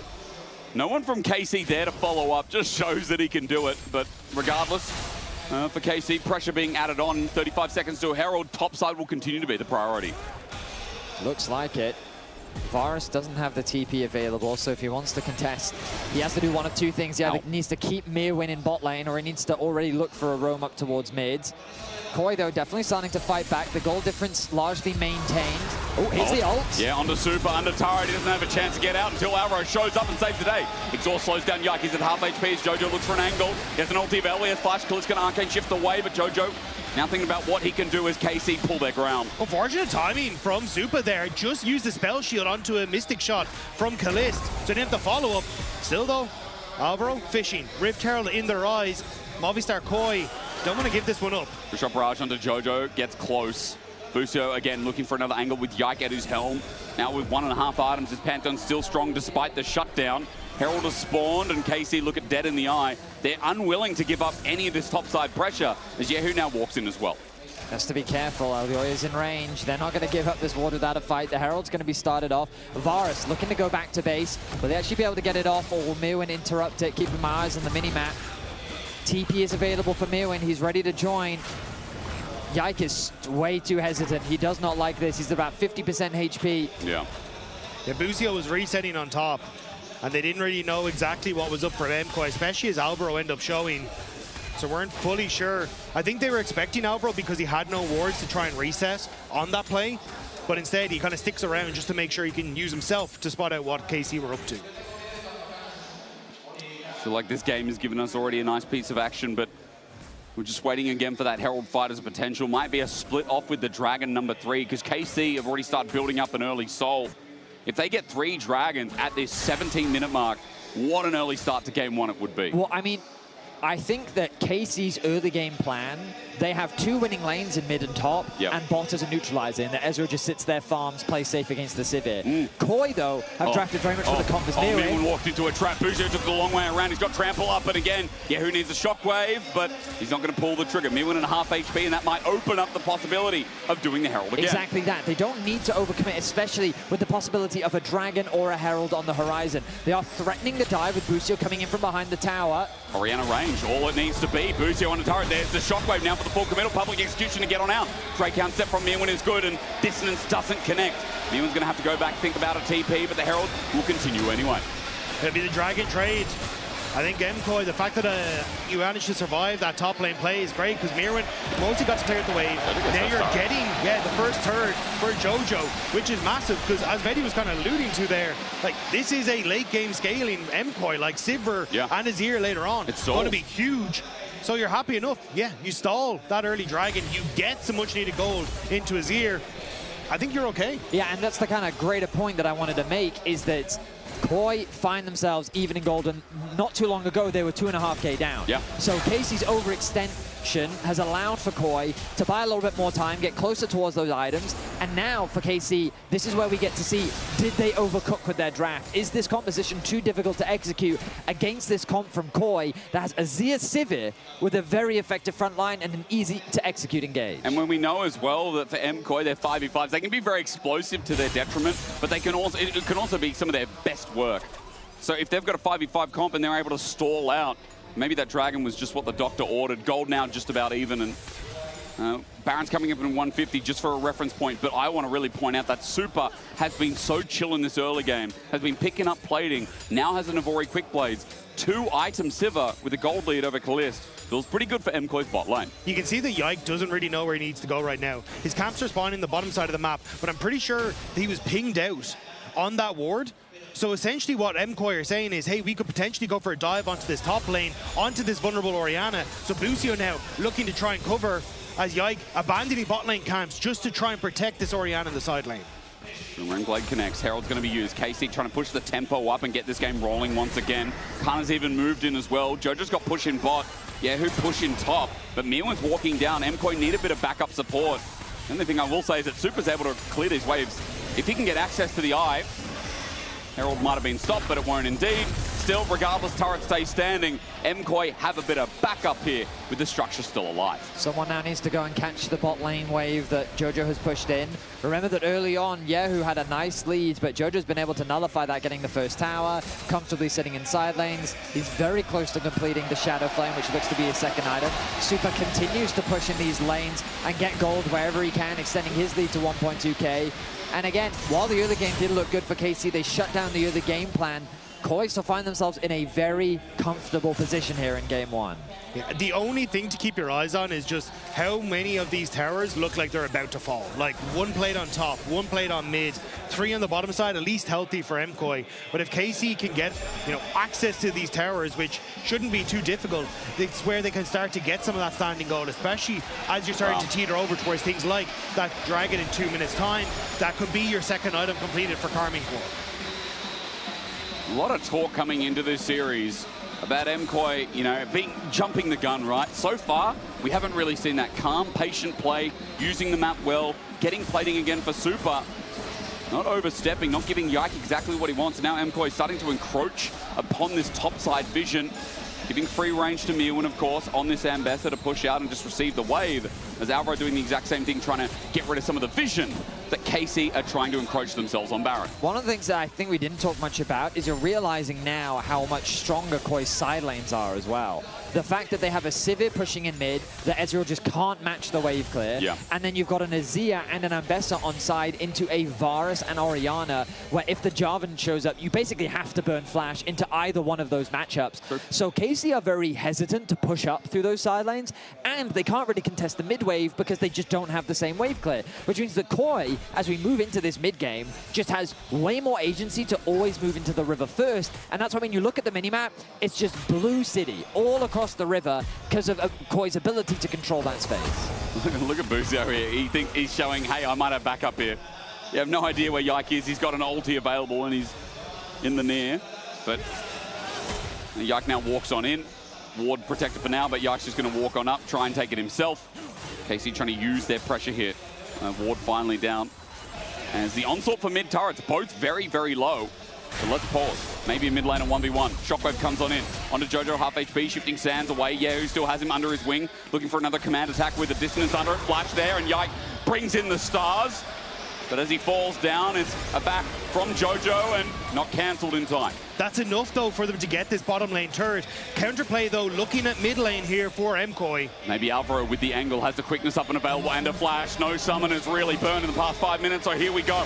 Teleporting response. KC are going to be there, but quickness first. Onto Yike. Jojo's going to auto away. Meanwhile, Buzio is by himself. He pulls the Unbreakable Will, and he is surviving. Yes, that is a balanced ultimate, but look at Super. Maybe even better. MKOI collapse and a rough transcorruption from Carnival as he kites it on back, but again, they're immobile. So easy to chase down as Kana misses again. Kalist, true shot barrage. It's flashed, and MKOI are looking flashy with that play. MKOI knew that KC committed one too many resources. The moment that Yahoo uses that shockwave, that is the go button. Jojo goes back to base, he TPs back into the fight, and then they put their composition into action. They test KC in the 5 versus 5, and they come out on top. And you can see the idea, try and find that pick onto Jojo with the shockwave and hope that's enough. But MKOI move into mid, cut access for Supa down into this bottom side of the map. Sorry, for Kalist down to this bottom side of the map. Supa has access with that Sivir ult to get here. So MKOI just outnumber them. And parts the waves here from Mirwin, but it's still what they need. Flash is burnt, Alvaro clips the Alistar with his knock-up, and it's kills for MKOI. Finally, they're starting to feel it here in Barcelona. They're a little bit worried by the early game. We're sitting in the library for a bit, but now finally opening things up. There's an increased crowd today. See the MKOI gold lead, double dragon after the replay as well. That dragon stacking for KC truly out the window. Alvaro engage. Yike is there to help. And quickly, Buzio just uses the summoner to refresh. I mean, if you're a KOI fan, you just need to look at the bottom of your screen and turn your attention to Supa. That is an Infinity Edge, Essence Reaver, Navori Sivir that is just primed and ready to fight. This is a scary Sivir that has reached that hyper carry point that now if KC don't have a way of shutting down, which with this composition they really don't, I mean, the chatter immediately supporting my point. A problem, already a problem, not gonna be. Infinity Edge, and I think more than truly, Supa has the game by the wings, and even Jojo, right? Not just because of the gold lead, but we've seen his impact in fights. We've seen what he's doing. He's able to sit back. We set up this draft front to back. KC are immobile. To get to the Azir, they got to use a lot. They got to commit a lot, and to their detriment usually.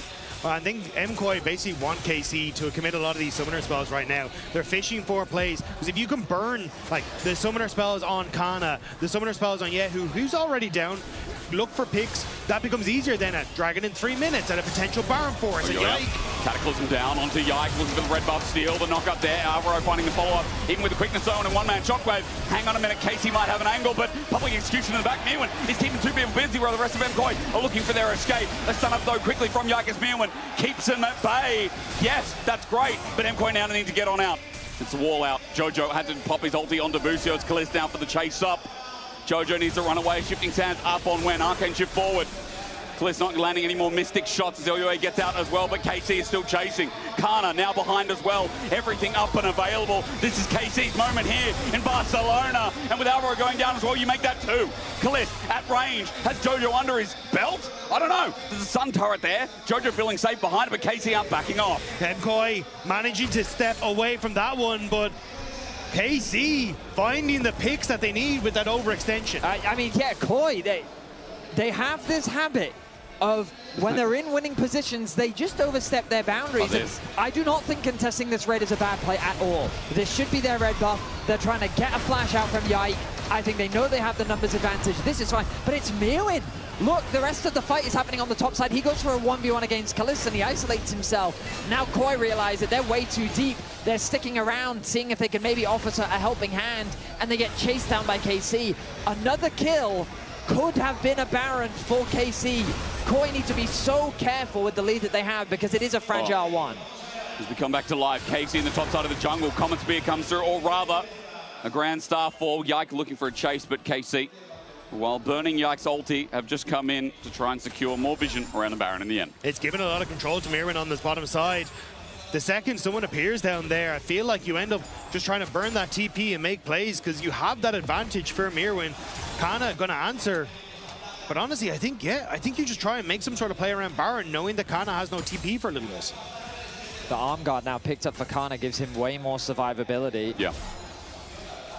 Level 16 on the Varus. I've noticed Elyoya also 2 levels up on Yike. A few more camps. Maybe this camp. Yeah, this camp will give him the level 14 still. A level down, but still has that gold lead because of all those early kills. Looks like he's working towards the GA next. Elyoya in a similar position, and these GAs have become a staple for junglers as a third item that just adds. Well, they elongate a fight, basically. And for champions like Azir and Sivir, the longer the fight goes, the better it is for them. So KOI continuing to scale up, but continuing to become scarier. And the thing about this KC composition is I struggle to see really how they win. They need to find a pick, they need to find good poke, or they need to find a good fight, because it just feels like KOI's comp is only going to continue to scale, and their ability to start fights just seems much easier to execute. I feel like starting an angle low, or finding that angle rather, for Busio, not a problem. With the confidence a lot of people have in him, as Mirwin gets top turret, Busio needs to find that miracle engage. 1 second till the Dragon, it's now up. Remember, Baron's always a flexibility, but this is third Drake, this is leverage moving into the late game. KC started off, MKOI say, okay, we're gonna start the Baron. Mirwin's also up here. It's a bit of a handshake, but how quickly is Dragon going down? Because Baron, not so much. They're keeping them in the area. Jojo keeping his interest. Mirwin flashed away, hang on. Kalisz still going to follow it up. Busio sets up that engage, now looks towards the Baron. 4K, MKOI have to get it and get on out real quick. Smite's going to come down, so yes, it's going to go down, but Kalisz is taking on Mirwin. The arcade shift in his face. Kalisz does it again. Every damn time this kid decides to play Ezreal, he hops on the spot and ints it down. Chains corruption dodge away from MKOI, and yeah, okay, they got Kalisz and they got the Baron. They're looking for more. They want to eat their cake as well as Busio gets knocked in the air. Auto attack from Super. A flag and drag. And KC, any chance in this game in the Spanish crowd is thrown down on the ground. KC are crumbling. KOI make the Baron call and they crush the fight. They crush KC. And that may have just sealed the deal for game number 1. I mean, fantastic decision by KOI, knowing that Jarvan and Sivir as a duo can melt through that Baron. Like the timing on the Grand Starfall as well, it just wasn't off cooldown. There was no way for Yike to respond. And then the mis-execution from Kalisz. If he had stayed alive, there's a world where KC had a play. But he went too deep, he got punished, and Koi came out swinging. Yeah, I mean, you can see it on the top side here. He ends up going for it. A ton of damage on the Mirwin. Doesn't account for the W, but it's this Q that goes wide that decides it. Not hitting it means that Mirwin survives. He doesn't get the damage. The follow-up was phenomenal from MKOI, but after, they just outplay KC. Yeah, who committed the shockwave onto Super as well. He flashes away from it, and now what tools do they have left? Kana misses his ulti. KC's trying to get a pick on the Super, but he reads the play, and just like sharks, they surround, they catch their prey, and KOI find themselves tearing KC apart here in game 1. The difference in the 5v5s, KC get picked apart before there's even a chance of 5 on the same screen in that said play.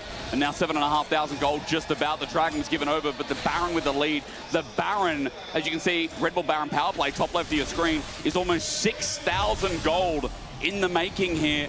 Another minute to go for this onslaught to continue. Yeah, and if you want to just look at the bottom of your screen, every single lane for MKOI now winning, everything in their favor. And you still struggle as KC to match this 1-3-1, and MKOI know it. They're happy to just continue to push. Chain Corruption, they found a pick boost is going to fall off on this. Grand Starfall comes in and the stun up. No movement allowed for Mirwin. An opportunity for KC to slow the game down and at least stop the onslaught, even though MKOI get bot turret. I mean, I was just thinking to myself how Kana's done really well in lane, but has largely been invisible throughout this game. And then he's finally able to find a play that stalls the game a little bit longer. He had to flush for that, though. Yeah, he did have to commit a lot. Even though he has Zhonya's. Dragon is 2 minutes away. A soul's secure, and if KC can get to Elder, then there's a world. But KOI, I don't think, need to allow that to happen. They've done a good job with this Baron. They've gained a lot of gold. They've gained a lot of map control. They're continuing to steal camps away from Yike. They are looking convincing here in game 1. The early game, while their plan didn't quite come together, they trusted in the composition. The composition has come through for them. And one of the players that we've kept our eyes on is Super. When they had that lead against G2 in game 1, he made that massive mistake. He gave away his life and he threw away the game. But this game, perfection. 3-0-3 scoreline. He's been farming beautifully in the side lanes. He's been picking up plates everywhere. He's been dealing damage in the team fights. This is the type of performance the KOI fans want to see from the superstar himself. And if you're a KC fan, it feels like all eyes are on Yahoo. If you can finish this third item, and maybe there's one big shockwave, that could be the thing that changes the game. But it is going to be tough. You've got the GA on Elyoya, you have the Zhonyas on Jojo. You're going to have multiple members diving your back line. It is an uphill battle, to say the least, for Karmine Corp. Uphill battle that they started on the descent nice and early. I think yesterday the comparison was, it's not a mountain anymore, it's the peak of mountains. It feels like it's getting towards Everest level with the scaling, with the front to back that's already been seen, with MKOI showing us exactly what their comp was drafted for. 40 seconds till the next Dragon. Crowd noise is cool when there is a crowd, and you're going to hear them again. As a stunned up Kana kept in place, but it's Tavares who lost his flash before punish. Indeed, Boucher with the re-engage, Jake coming in, he's got a GA, but the shockwave finds 3. A moment there, but is it too late with Kana down on the ground? Elyoya's got a GA as well, he can jump on in, takes Boucher down with him as well. After the GA, Yike is kept in place, and Elyoya will survive. That's the difference between junglers here as MKOI keep 5 alive. MKOI playing with confidence, knowing there is no one on KC who can punish them. It is Jojo who finds Kana and gives MKOI the Dragon. Another clean engage from KOI. 8.8k gold the leads. They wanted to deliver for their fans today, and they're doing just that. Jojo, I mean, what's there to say? A beautiful combo. The arm guard buys a bit of time. Albro zoning the support from coming in to protect him. Kallis with a nice ulti. Super. It looks like he's overstepped, but Yehu not quite in range. He spell shields the shockwave, gets away to safety. And then the team fight at this point, there's little that KC can do to turn it around. But there's no Faker level damage in that shockwave. There's just not enough at this point, and MKOI walk away pretty much unscathed outside of the GA. Dragon number 3 was picked up, extra cloud stats, extra gold you're alluding to before, Vetty. Super now, by the way, with the GA himself, he's almost towards the 7th item with the Doran's Blade holding the slot. Arcane shift forward. Kallis, public execution miss, but Kallis, as he flashes away, did it again. Stop pressing E. I think we need to take it off the button here for MKOI. 3, gonna turn into 4, gonna turn into all 5. The 80 carry from France is getting a taste of the medicine from Super. Yahoo Shockwave couldn't find the stall. and MKOI run over KC. It looked like a dire early game, but Movistar KOI come back in game number 1. One step away from moving towards the finals and getting their revenge against G2. MKOI are feeling it, and their comp was superb. We had the question at the start, did KC overcook? And I think that they ultimately did. I think they did. A single misexecution in the enemy jungle where they tried to steal that blue buff, took all of their momentum away, they overstepped, they misexecuted, and after that, it felt like KOI had full control for the rest. Beautiful game from KOI. They start off the series with a strong performance. And it was great performances across the board individually. Like Jojo looked fantastic, Supa was brilliant, and even Elyoya and Alvaro having great setups in a lot of these fights to shut down what KC were trying to achieve. The map play from this team was just spectacular. Yeah, outside of that one mistake at red, everything was flawless. I got to say, you know, Elyoya really shaped up that game massively, but Supa was so cool, calm, and collected. He just joined the fights, pressed his buttons, and away they went. So big props to MKOI. It felt like there was more patience, there was more resilience, and they kept their cool in a game that could have easily been a 25-minute stomp against them. Absolutely. I mean, I really liked what KC did in the early game, and I think that we're coming back to that draft conversation that they had coming into the weekend, which is that sometimes people have to accept that they have to give up what they want in the draft in order to better build towards the comp.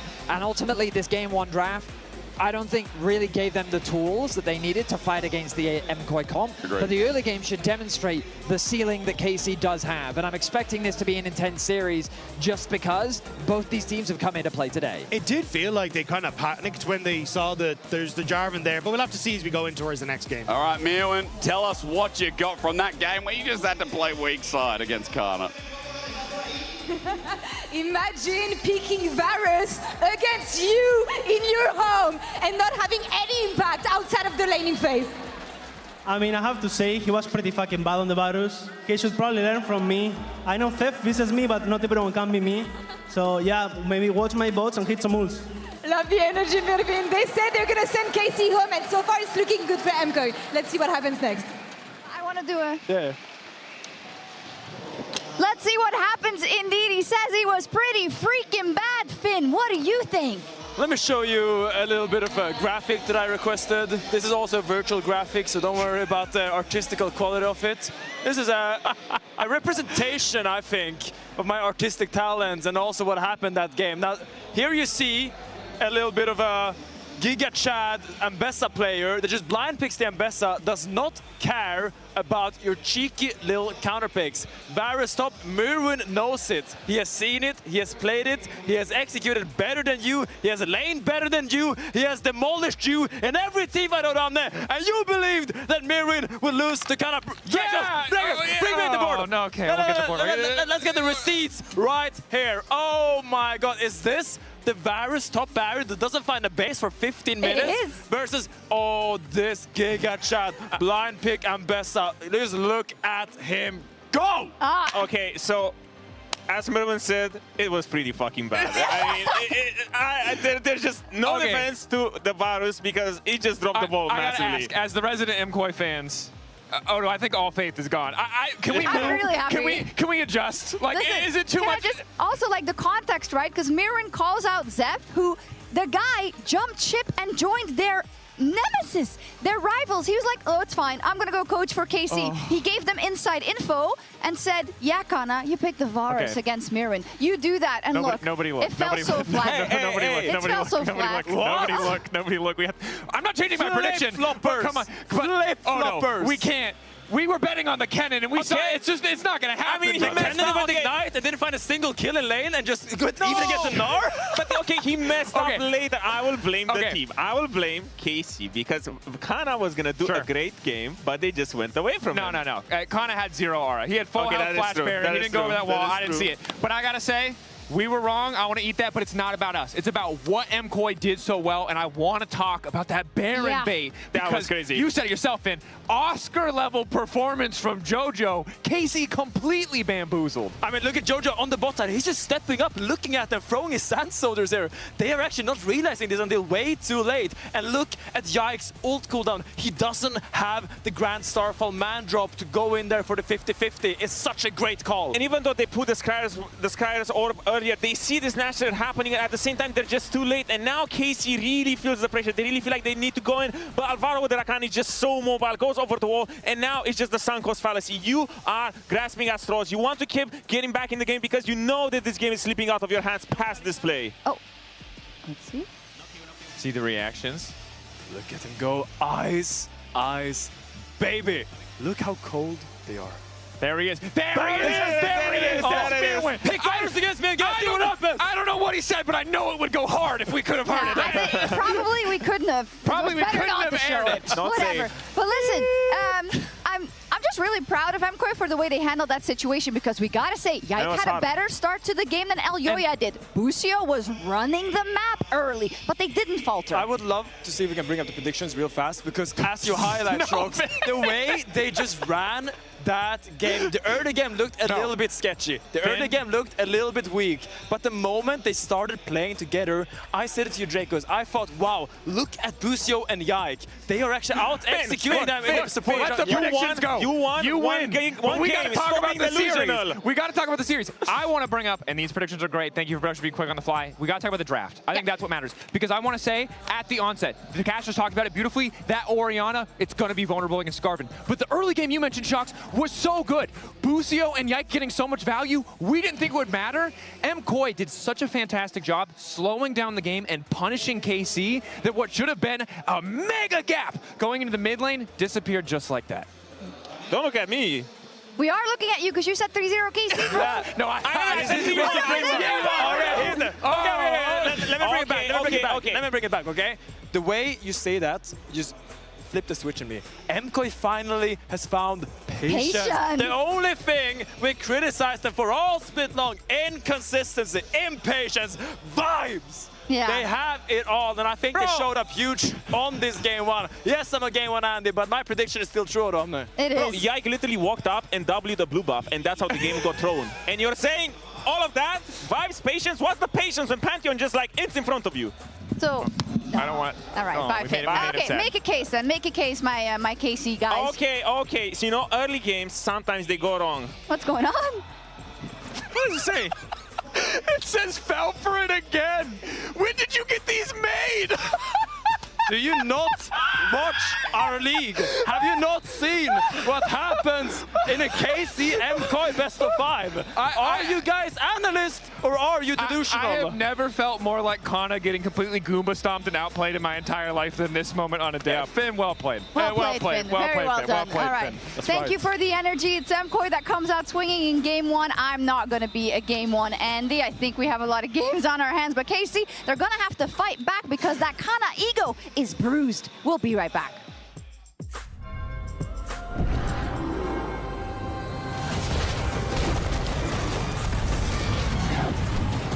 Fury. The only thing you gave me, Mother. A fire that destroys.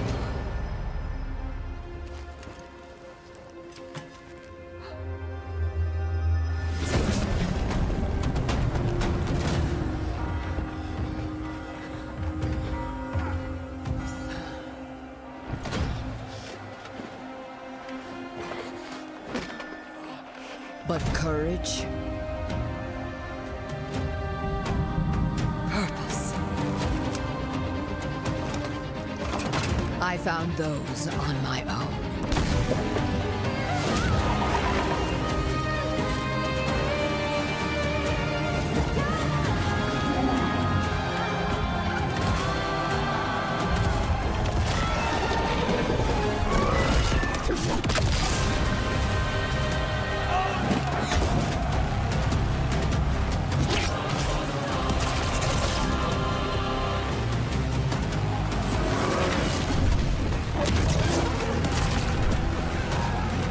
Your fire ends in ash.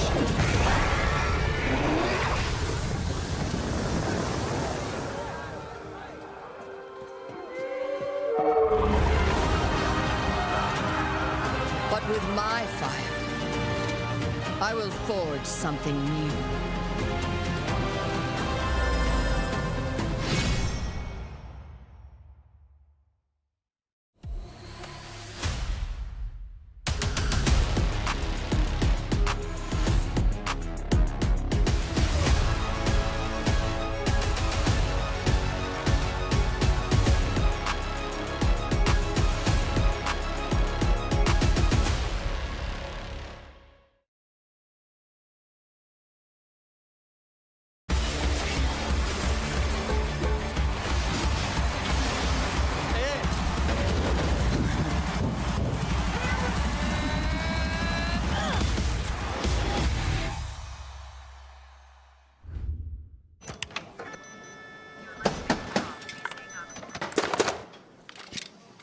Brother, let me try. Wait, brother. Let us break this instead, brother.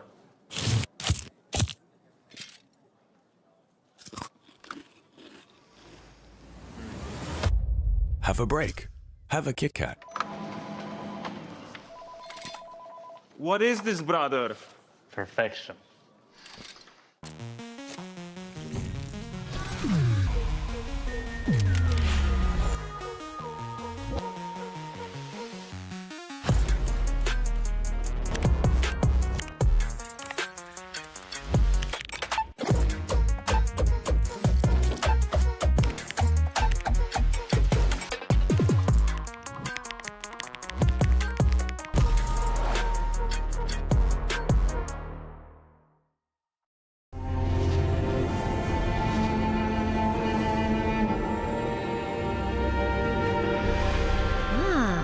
A new champion.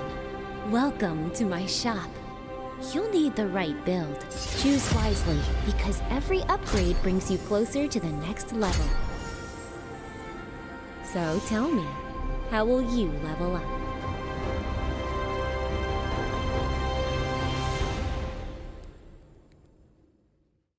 The human body was built to move. Not trapped at a desk in one singular posture for 12 hours a day. It's time your chair evolved. This is Secret Lab Titan Evo. Ergonomically engineered for you. Gamers, hybrid workers, artists. Backing your every move.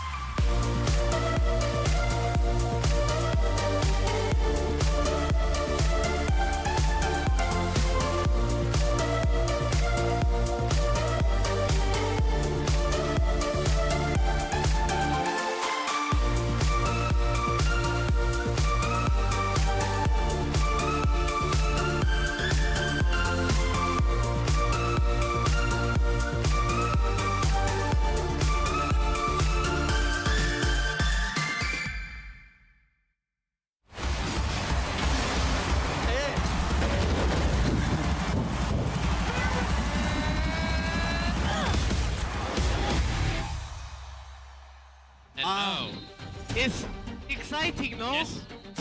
Hello. Very exciting, yeah. Yeah, who again getting chunked a little bit, but it's reciprocated as Elioya has to run back, isn't it? The flash boost, CEO! Yeah, they imported him for a reason as he does it again. But look at Tupa, maybe even better. MKOI collapse and a rush. Chance corruption from Carnival as he kites it on back, but again, they're immobile. No Q.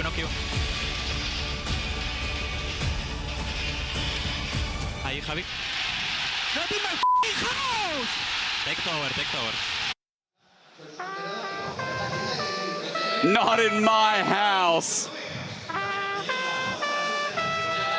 Oh, hell yeah. Da, da, da, da. Da, da, da, da.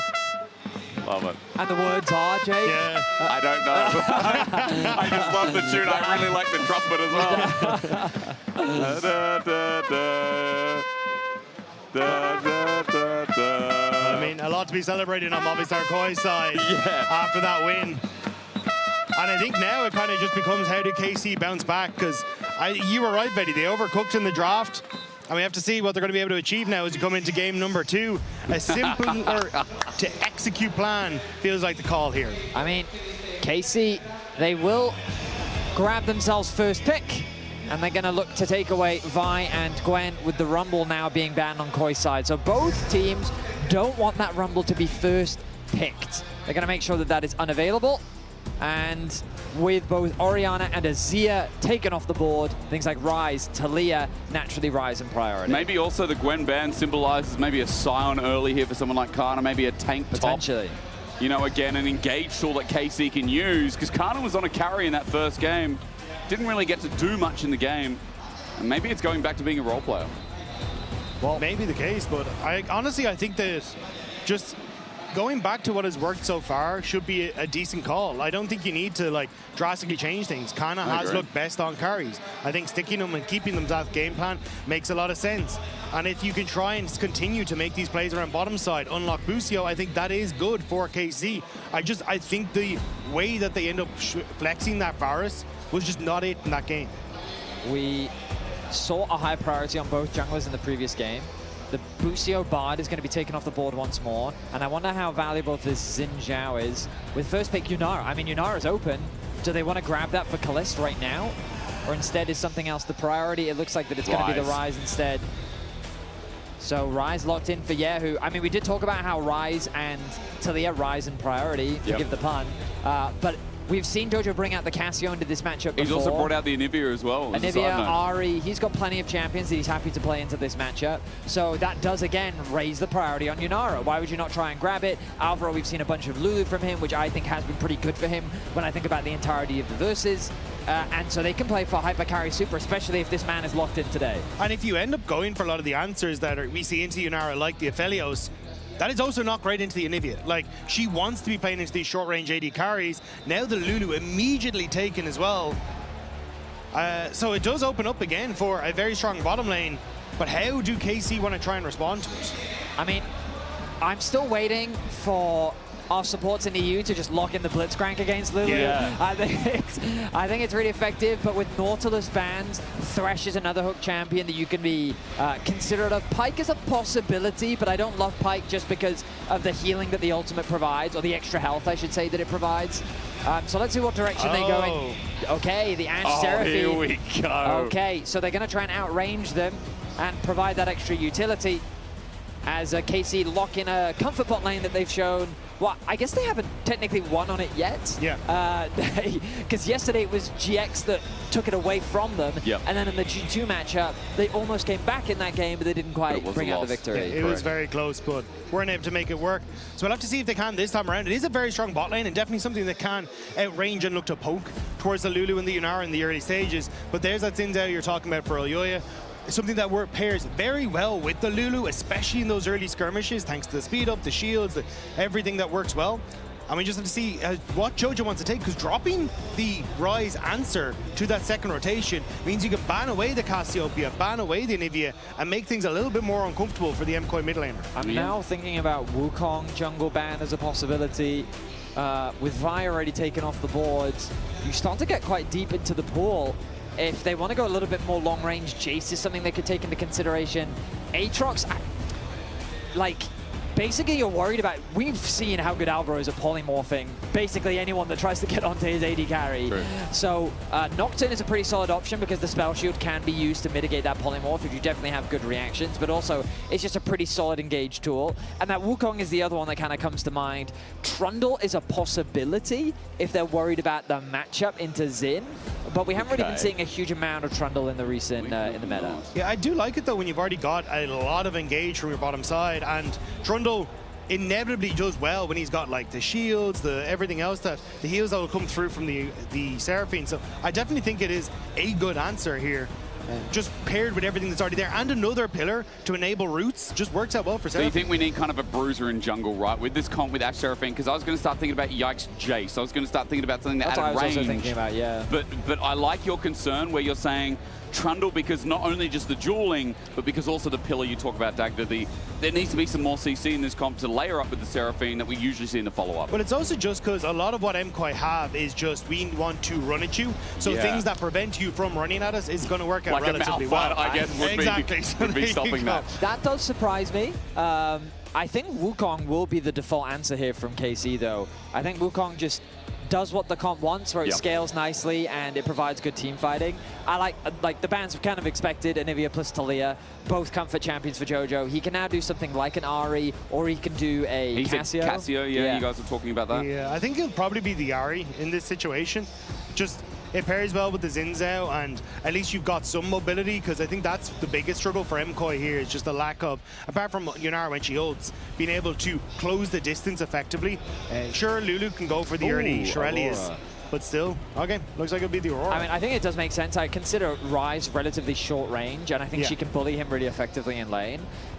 Also, she just provides a huge amount of, well, teamfight damage, of course, with the sheer amount of burst that she does offer. I think that she just kind of fall off at a certain point, and against Ashe Seraphine, she might struggle. She can quite easily get poked out, but we'll see how much that ends up impacting her. The Jax was the old school counter to Xin Zhao in the jungle matchup. Kind of hovered there, but not. Looks like it's going to be taken. Is going to be that Sion that you were talking about with that early Gwen ban. Bruiser, yeah. Hysterics. Oh, tank, and I think it makes sense. I think you've got very strong team fights here, where you've got a ton of healing, shielding, speed ups, everything you kind of want for KC, and it's a much squishier version of MKOI. Feels like if they don't get that immediate win in the team fight, they're going to struggle as this war of attrition starts. It's not exciting, we know at home. It'll take it off the board, but as Betty said before, this fits into the comp nicely. We've been talking about it for the whole draft. There is an easy way to start fights. Zahen gets locked in as the last champion. Now, Mirwen's going to be running that in the top lane here, as Aurora, of course, going to JoJo. So Zahen is inherently short-ranged. He likes champions that come into him. Yes. That's generally why I don't like him into Ashe Seraphine, just because I think they massively outrange him. And Ryze can space so easily. No, but I think into Ryze he's actually quite good. You reckon? Because the thing about Ryze is he is deceptively short-ranged. Like they call him Machine Gun Ryze because he can dish out a bunch of damage really quickly with all the resets that he has access to, but he has to get quite close in order to do it. That is a good point. Also, the closer you are, the more reliably your skill shots land, which does make it easier for Zahen to actually close that gap. If he runs things like Phase Rush, that can obviously make it harder for the Zahen to stay in contact, but the idea is Wukong and Sion are coming into him, which is where a champion like Zahen can build up his stacks, especially into a tank, and then when he gets those stacks, he can then really commit super deep, because his ability to regenerate in the fight can then offer another way for KOI to turn the fight to their favor. My biggest worry, though, for MKOI is the kind of non-committal engage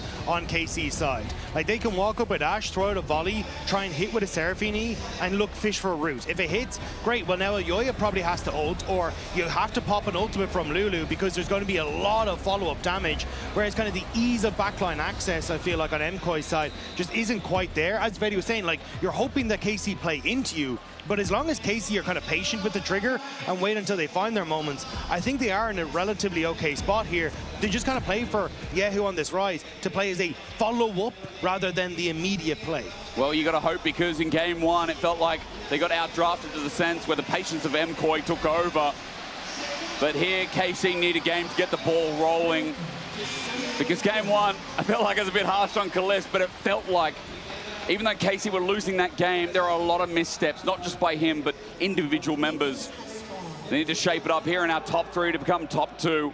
We only take the very best as we move into the second game. I mean, you're right. Like, we hold them to standards because right now, these two teams and G2 are fighting for a spot at first stand. We only get one. International competition of the year. We only get one representative, and we hold these 3 teams to a very high standard because we want to see a strong representative.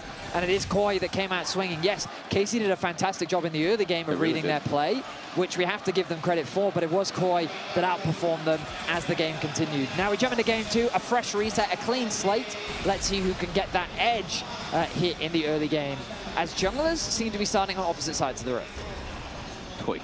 Nice trade from Kana, by the way, just while we are looking at top lane. But as you said, we've got Yike up in top. We'll be pathing towards that bot lane, seeing what he can do with the Ashe Seraphine, the early damage that comes out of this support. As you can see, a little bit addition there from Super 2. Let's not forget as well, we've always talked about this lane. Ashe gets the auto down, Seraphine only has to drop the beat a single time with that E, and she'll get the stun because the target's already immobilized. So really nice. As we look at trading towards mid as well, and Jojo is just walking into Yahoo. Hang on a minute, hang on a minute, hang on a minute, hang on a minute. Flash away. Yahoo gets a summoner out. He just walked at him menacingly. Yahoo making early plays happen. Jojo flashless now makes him significantly more vulnerable in this mid lane, because even though Yike doesn't have CC, Yahoo still has flash and set it up and and he hit the him damage. as well. You're waiting, you're waiting, you're waiting, because again, Yahoo just has the flash. He's now level 3. If Jojo walks back in, that is a flash rune prison into Q. He hasn't put any points in just yet, but Yahoo now holds the lane. Oh, Yahoo, I mean, already getting the better of Jojo. I have been pleasantly surprised this weekend by Yahoo. I think his laning phase has always been very solid, reliable, but let's be honest, he's been a bit of a Nazir merchant this split. He's been playing an absolute ton of it, but in his series yesterday against GX, I thought that he was very solid. I thought he was able to make a lot of fantastic plays. I thought he worked very well with Booster in particular, and I think going up against Jojo, who we often credit as being one of, if not the best laner in the league, for him to be getting this kind of a lead here in game 2 is great to see from the KC mid laner. Yeah, so often it just kind of defaults to Caps and Jojo as those kind of question marks, who's going to battle it out for the best laner when it comes into the mid lane. We heard Caps in interviews talking about how he really thought it was Yahoo. He didn't, and also Poby. Like, it wasn't Jojo that he was really keeping his eye on. And Yahoo off to a fantastic start here, proving that he does deserve to be in that conversation as Yike now sitting towards mid. This is what we're talking about. No flash on Jojo, no ward.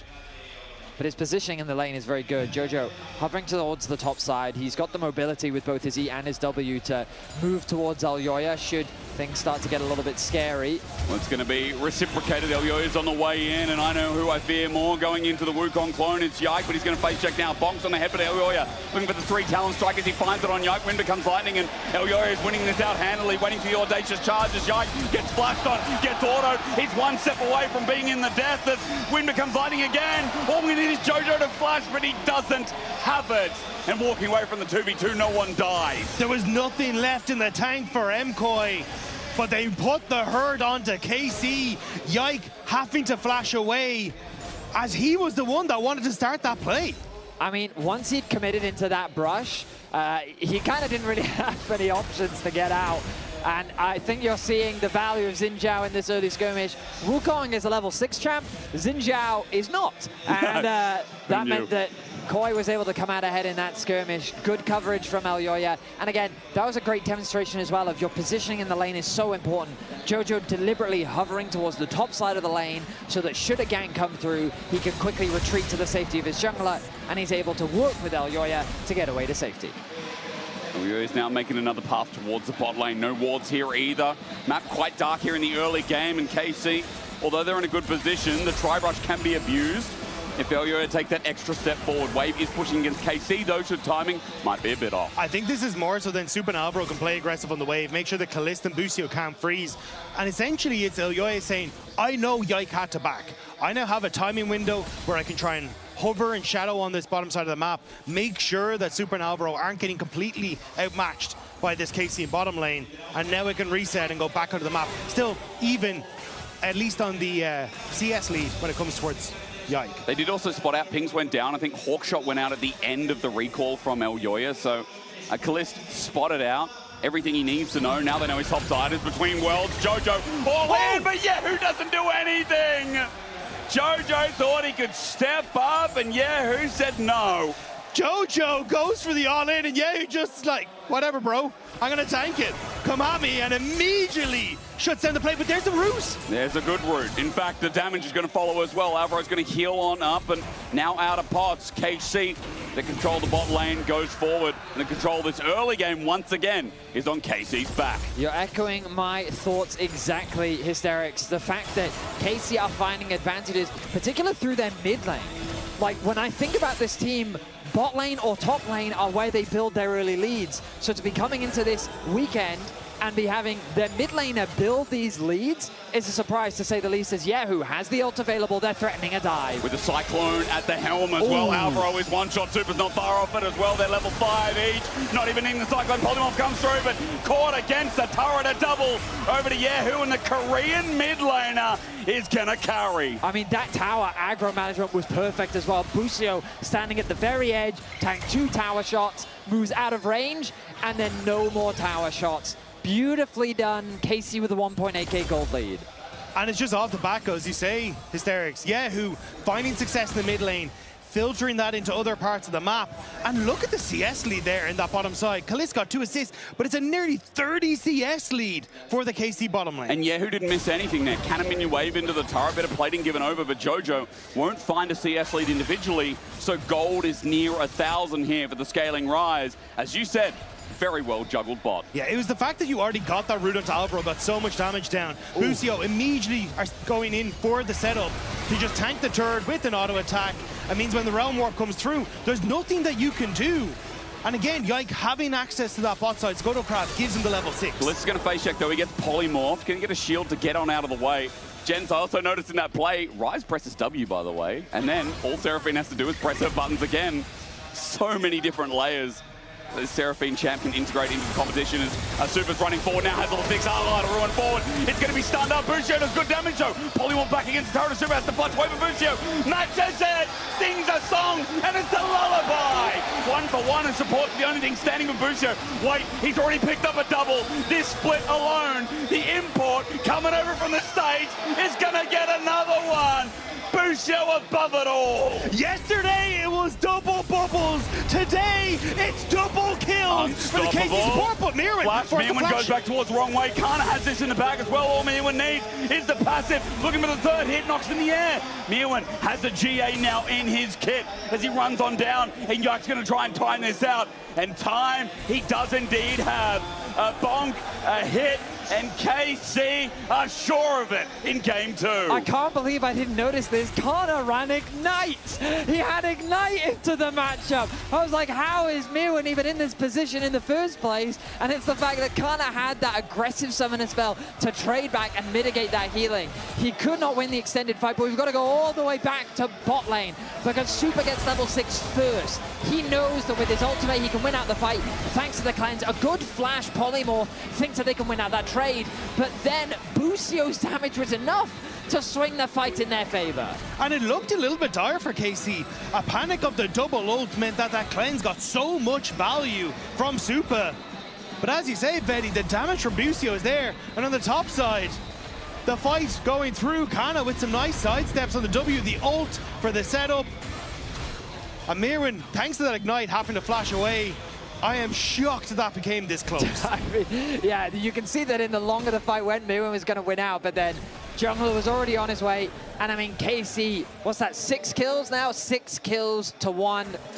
Busio 2-0-2 in the bottom lane. And the Dragon, and the 3 Void Groves because they just killed the top laner. KC, we were wondering if they'd come back in game number 2. I think we have our answer, gents. Now for KC, another good early game, and coming back is so important here in the series, but they've got to keep developing this lead. Now bot lane is a bit of an issue, but Yike's here to cover. There is a ward in that brush, so it will be a 3v3 if this envelops. Yahoo is constantly shifting towards this bottom side of the map. You can see they've tried to put a deeper ward on MKOI's side, just in that tri-brush, but both junglers here, and now it's the Aurora moving. Jojo's also walking down Dagda. Good point to Elio. He jumps on him. Wild Growth, fantastic. Encore even better though. The Cyclone even mid. Polymorph doesn't matter. Yike pulled it out first, so it gets on up. Alvaro's running away because he knows the play is dead. And Yike sets up for 2 more. They knew that Yike was there. They watched him move into that brush. They did not confirm whether he had left or not, and they still committed to that play. I have to question the decision-making from Koi there to force that 3v3, because whatever it was, it did not work out. But it didn't have to be a 3v3. Jojo was moving. Yeah. Like, I think that Just was the wait wait for me. Look at Jojo on the minimap. But Elyoya tries to goes too early, and gives that moment to KC to turn this around. Because the entire time Yike is polymorphed, he's in Cyclone. He's getting value. He still does it. He's a little snowman spinning his wheel.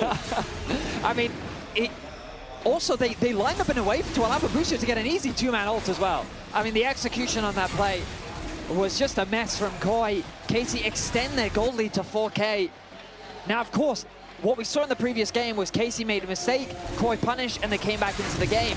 And I'm not going to say that that possibility isn't real for Koi, but the way that this early game is playing out, KC is looking to bring us to a 1-1 scoreline already with this kind of early leads. Very different early game. I was saying that before because it's like, okay, small gold lead, but this one is ginormous. I mean, look at where the gold lead is as well. 1.5K for Kalist. Look at where Mirren is. He can't even get to his bot lane turret. 4 members of KC threatening, and MKOI are only running out of base. They're just going to walk on in between worlds, but Yike is just going to turn this into a dive. Remember, Busio can heal up, poke down, and you're already seeing next wave Elyoya needs to come on in. Alvaro there as well, but Krug's already taken away. Yike is being a sneaky snake, trying to take away what he can from Elyoya's jungle. It's Raptor's taken away, Krug's taken away, and if you're Yike, you just can move back into your own jungle, still stay in this bottom side, and keep this threat of a dive up.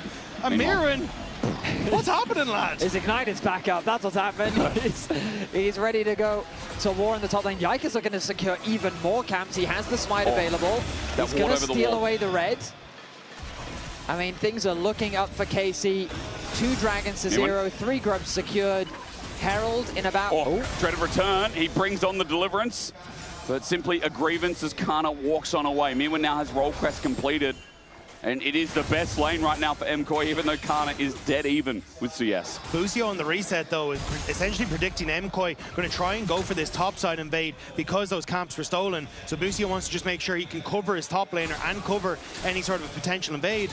So Elyoya gets a camp back, but there's nothing else on the map for him right now.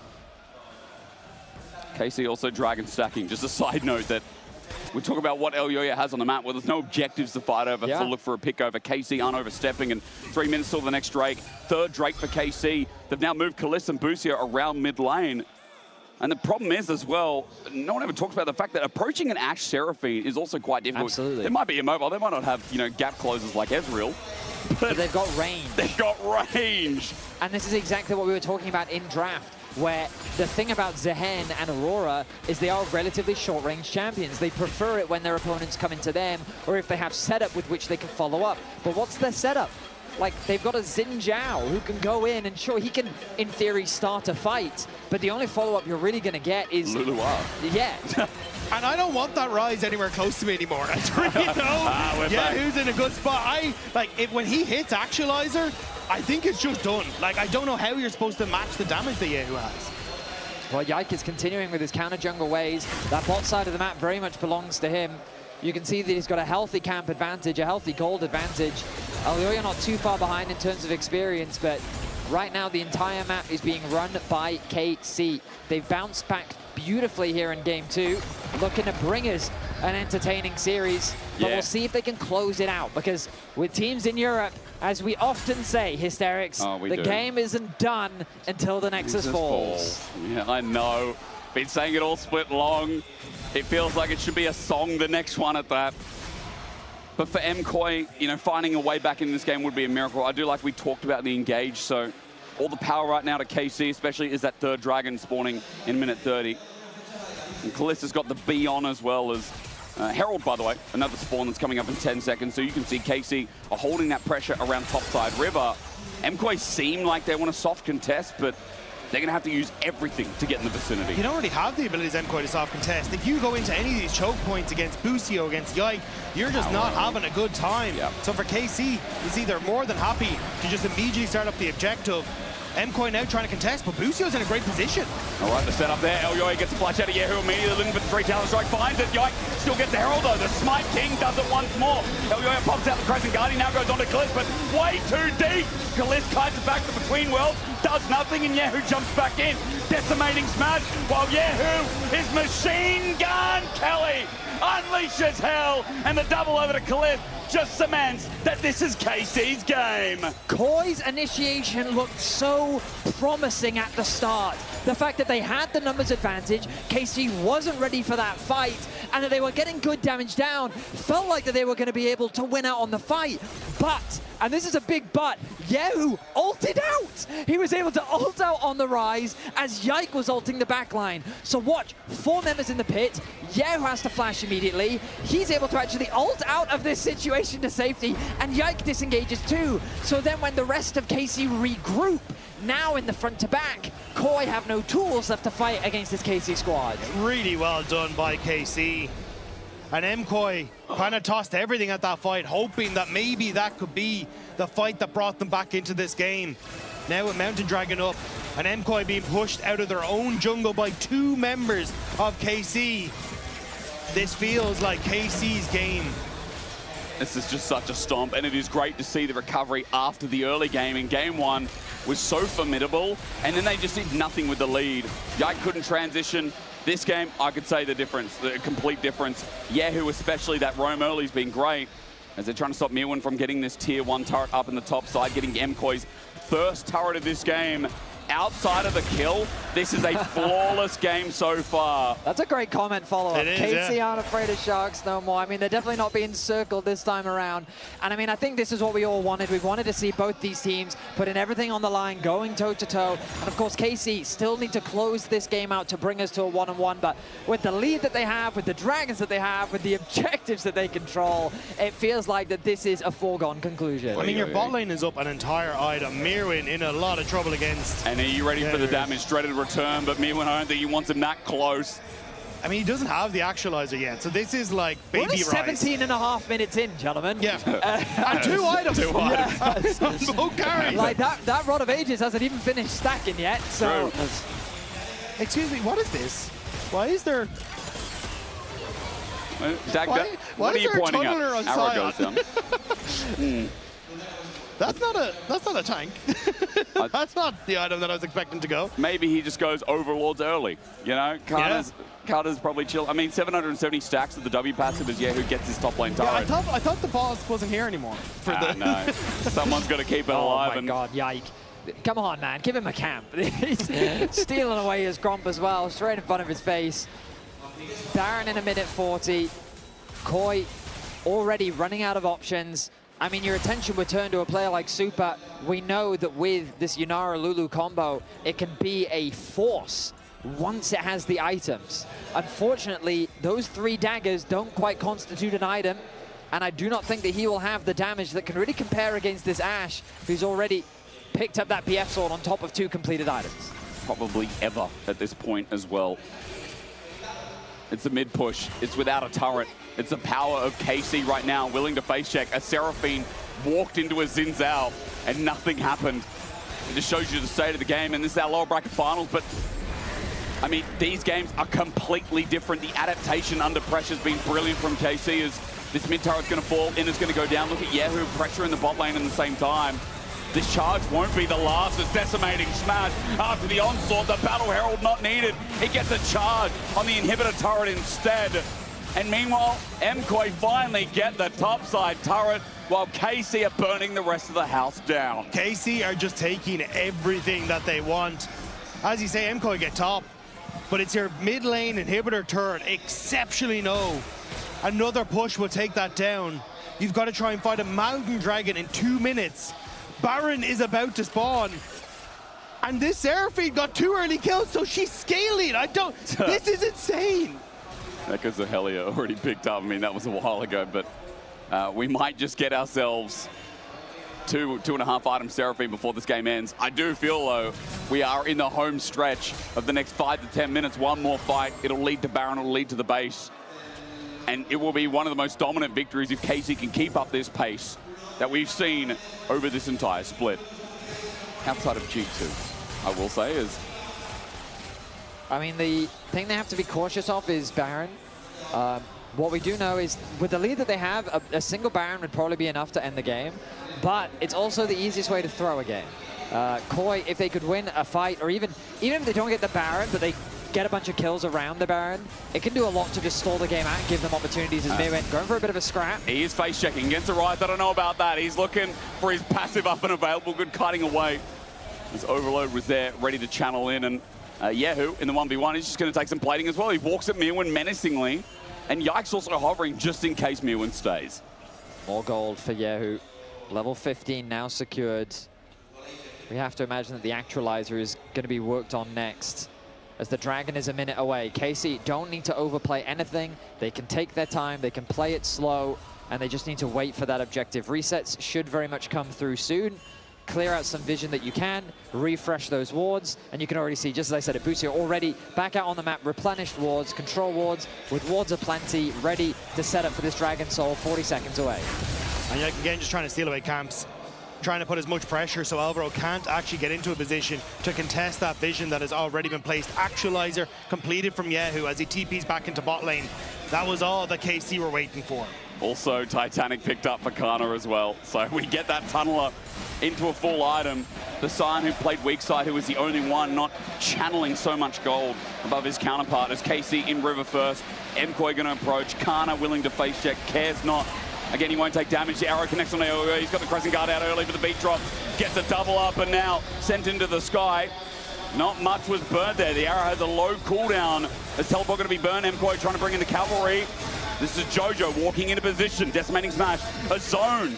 They can't get through. MKOI trying to walk towards Kana. As Dragon slowly getting whittled down for patience. It's a game of KC here. As Cliff starts ordering at 3k. Needs to be stolen. Elio needs it big, but he won't find it. Sands up. Cyclone in the way. And Mewin won't even get to play. A double down, and KC can just start the Dragon again. MKOI knew they needed a miracle, but KC would not let them have it. KC find the fight, and they might look for more. Look at the angle from Kana. He's got an angle of a dream. Alvaro dead in one shot. Elioy over for the steal, but Yike owns the League of Smite. You can't take that away from him. KC play the Dragon so clean.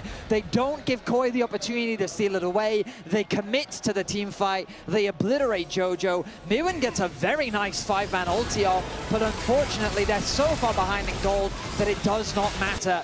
We'll go look back at the fight and you see they don't waste time. They just go for the engage.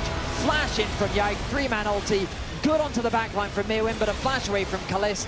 Zones him away, and it ends up being a double. Elyoya does his best to try and steal away the Dragon, but as you said, Hysterics, Yike just doesn't lose those Smite fights.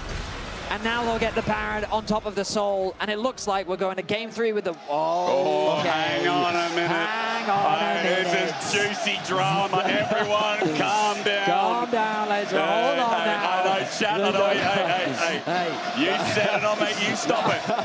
Get your hands off the keyboard. We're going to find out what happened. Looks like it's a potential audio issue. As KC started it, and I think with the honestly with the position I'm in as KC in this game, I play without sound. Yeah. I'm like, you know what, we're good. I'll take the headset off. Yeah. You know, it's fine. But I think from this position, like, this game is essentially unlosable for KC. You're 11k gold up. You now have Baron. You're only about to start your Baron push. And all of the mid lane tower is already super low. Bot lane tower was already, bot lane tier 2 was already taken. Here we go. It just feels like for MKOI, they just got completely outmatched in this game. Oh, absolutely. And like it's easy to put it down to the draft, but here's the reality. Yehu stomped Jojo. Yeah. He just straight up stomped, and then he used his lead on the map. He literally too. didn't stop. He didn't move his feet. He just stood. He didn't need to stomp anywhere. He was just like, all right, just come at me. I got this. His roams were always really impactful, and then Yike utilized the pressure he had mid to put that pressure onto Elyoya. Meanwhile, Kana just, he stayed top lane. That's what. But he did what he needed to do. Jungle diff. I mean, this game, Yike has had a pivotal role, but I mean, shout out to Yehu. What a game from him as well. As we're saying, highlighting playoffs right now for this mid laner who has been decent, but has been outshone by people like Jojo, by people like Caps, by our top mids in our league. And we're asking, okay, when's this mid laner that they purposely brought in? When's he going to step up and act like a first seed jungler? I think we're getting some of the results here in this game as KC start using the Baron to crumble laner, what's right? left. First tier mid laner. There we go. Thank you very much for the correction as Kana runs into Jojo. Now, he can't follow that one. The rabbit is out for now, but the rest of KC are breaking apart the structures. Yeah, MKOI need to pull it out of the house as the siege begins for KC on this top side. This tower is not going to be long for this world, and Yehu happy to play frontline here. Newman, he's happy to take a ward, but he'll cost half his life for it. But slowly but surely, the cannon minion does the work, and the next wave is on the way. I mean, they quite don't have the wave clear. They don't have the gold. We're not even 25 minutes in, and KC are dominating here in game 2. Another tower is soon to fall, as that inhibitor is going to fall with it. Realm Warp in, bringing only one, but it's to the bot lane to break down another structure with the rest of this Baron. A man in the crowd dressed as a banana, giving energy to Yikes, a monkey here in the second game. Because with one engage, you can end it all. MKOI struggling to defend. Their wave clear not there with a deflated 80 carry. This inhibitor soon to fall. Top's already gone. Mid's gone. Next wave in. Baron has 55 seconds. The final push. And MKOI get arrowed to start it off. Kana melee ulti's in. KC are getting no noise from the audience. But as Kalis said yesterday, he thrives on this. Hate him if you will. He'll take it in and blow you to pieces. KC with a phenomenal game number 2 to bring it back. Mirren in game 1 said, not at my house. Well, I think KC just arrived. After Kalist in game 1 and threw it a little bit to the wayside, I think he deserves our respect for game number 2 along the rest of KC, gents and lady. Well, yeah, Dagda, you said it. Mirwin said, not in my house, but the KC fans, who are actually aplenty as well, are singing, On est chez nous. We are in our house, even if we're in Spain, because that game too, that was an embarrassing loss for MKOI and a shellacking out of Carmine Core. Oh my God, and it was very embarrassing, wasn't it, Finn? Like the way KC played that game, they got the early game and they just didn't throw. How does that make you feel, Finn boy over here? Come on, give me a quick react, come on.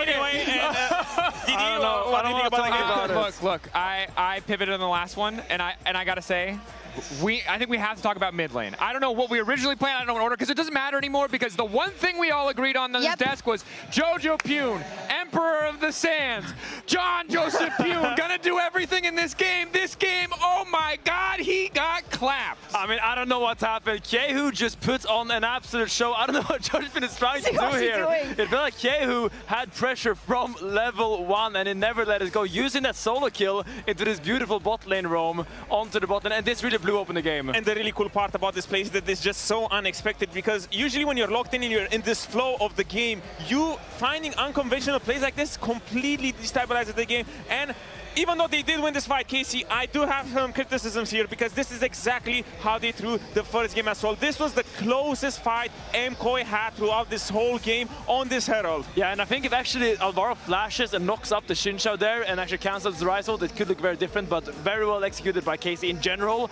I think they really never really put their feet off the pedals. That's the same. Correct. Yeah. And I do like, you gotta give them their flowers. Yehu, what an absolute performance. Look at those stats. He ran the map. He ran the map, honestly. And this is really not where I expected a sudden change in the series to come from again. But I think the other thing that's so important to highlight is it puts game 1 in a new context. This is why it's dangerous to be a game 1, Andy. As much as me and Finn were both ready, I was ready to abandon ship, is because look, Game 1, MKOI also lost early game. It was KC who couldn't get over the line, and I felt like we might be coping, talking too much about the blue buff, but now Game 2 kind of changes that perspective. It's a Game 2, Andy, now. It's just an absolute flip-flopper, no integrity. Not at all. It does show that KC is kind of unwavering, right? In what was a really crushing defeat in Game 1 after a gambit in that top lane. Now they try and stabilize. They pull out the Sion. I was watching a game with you guys. You said, Kana's washed. Kana's washed, but it didn't matter. I mean, to be honest, if you pick Sion against Zahen and you go Ignite and you just get pushed in, it's not a great look. Because you really want that TP for the team fights. In the end, it didn't really matter because I think the rest of the team just stepped up massively. And the man in the jungle, the one with the hysterics was alluding to, the monkey in the jungle, I think Yike had an absolute great showing as well. Some really crucial counter ganks every single time MKOI falls behind. Their way to come back is by just playing faster. And I feel like Yike really noticed that, and he just kept sitting behind those bushes where he had pressure. If Kalist and Busio wanted to play aggressive, Yike was there. Exactly, it was total domination in both of these early games because the main difference between Game 1 and 2 was also that MKOI had ways to come back. The draft facility that they had a lot of champions to play with, while this game, it was all on Elyoya to find a lead with the Xin Zhao, but at the same time, it felt like he didn't really have tools to play with, especially after Jojo fell behind so early. And this is one of the things that I think is important for us to track for MKOI is Alvaro on these range supports. We've been critical of it in the past. In this draft, you can see how the Lulu makes sense. You have these melee champions to empower, but the problem is when MKOI fall behind, a lot of the time, Alvaro needs to be the one making plays of his own, and when he's dependent on someone else to get that done, MKOI have struggled a lot. Okay, a little bit too much Casey glazing here. Like, let's be real. MKOI just wants to play a few more games in their home. Like, it's so nice for them to be back. They want to pull this game to 5 games for sure. Getting extra practice on stage for tomorrow against G2 will be crucial for them, and they're just dragging it out a little bit. So Finn, as the MKOI fanboy, you know, not trying a fanboy, to I'm an analyst. No, I mean when you say you're playing extra games for fun, that's fanboy also, territory. Also, when G2 has content games, it's all good in the hood, but like, yeah, because they win, bro. I don't know what to tell you. They keep winning. Yeah. But the thing here is, I want to know what are you worried about? We just watched this game. I know you don't want to waver in your support, but as the MKOI homer, I gotta know what did you see here? was supposed to play a great game here. Look, I think Mirwin actually played decent this game. I am a little bit worried when my mid laner, okay, not my mid laner, their mid laner gets solo killed, level 6 on a crazy all-in. Their bot laner is getting 2v2 kills. They need to stabilize these lanes. They are just giving advantages for no reason to KC, and if they actually want to have any mid game where they're even and they don't have to do like Sisyphus and just push the boulder and try to get up that uphill battle, I think they have to just stabilize. And even though Alvaro has been playing these range supports, if it comes down to it, if there is one lane where I'm looking for the bloodbath to start happening again, is that bot lane again. Yeah. Because don't forget, because even though you're a glazer of MKOI, you somehow forget, but Supa was a monster in Game 1, right? Kali just traded blows, but that's what happens when you have 2 evenly skilled players with a great rivalry. That action will happen in the bowling because it is Supa right now who is the catalyst as we go deeper into the draft. It's true, but it's, for me, 2 games where KC runs the early game through their jungler and through their support. I think we saw it again, and this is a constant, whereas the rest and the mid game and the late game has been changing from Game 1 to 2. I think MKOI needs to start there. They need to stop the bleeding, or Elyoya and Alvaro need to have a better early game. And I just don't like putting Alvaro in their shoulders. I said this as well in the last series. I feel like MKOI's fundamental strength is when Elyoya and Alvaro can hold their hands, walk around in the jungle, and make some magic happen. But it's really difficult when you play that Lulu, especially if you are not comfortable in these matchups, as I think Alvaro looks that he is. He is not that comfortable in these range matchups, and I want him to really unlock himself a little bit more together with Elyoya. And I will say, as we go deeper into this draft, I have a lot of faith in MKOI Champions Pool, but I'm nervous for Yehu in the mid lane. Next game, he's probably fine, but when we get to a Game 4 territory, which we're guaranteed, I start to worry about what he's actually going to pull out, because the picks that he's excelled on have been, it's not a big number. Yeah, and we do know about the Jojo Kassadin, it's always in the bag. So, I mean, I do think that MKOI has a lot of deep pockets, and without Mirwin, we've barely seen Mirwin play as champions yet. And I mean, the Zahan, I think it looked decent this game. It did. We'll see. It is Fearless, of course, so we're going to see if those champion pools can get eroded from both sides. But yeah, I think our KC faithful are feeling a little bit more faithful. Oh, I'm feeling a lot more faithful because Game 1 was just, a bad. I need to stick to my prediction to go 3-1. It was just like, a comfort game, get into the flow of things. But yeah, going into Game 3, 4, and 5, I do expect a lot of things to change because I think this was a one-off again, right? With the Unite, you get the Unite, you get the Ash Seraphine, but now it's kind of be a traditional, just like clashing heads. You have, the melee supports are back on track for a little bit. I don't expect you know, to go the Enchanter route that we pretty much hate on both sides, because I just wanted to see them fist fight a lot. Oh, a Bard, Nico. Yeah, I mean, the thing is, the Bard is still available, the Rumble is still available. A lot of these bans have been constant, and I wonder if we're going to eventually get the point of Fearless that if you committed to ban game 1, you got to commit for that for all series, and that makes the drafting really predictable. It's so interesting. Games 1 and 2 are only warm-ups. We're going to see 4 at least between Movistar Koi and between KC, and we couldn't be happier. Let's see who takes us to match point after this.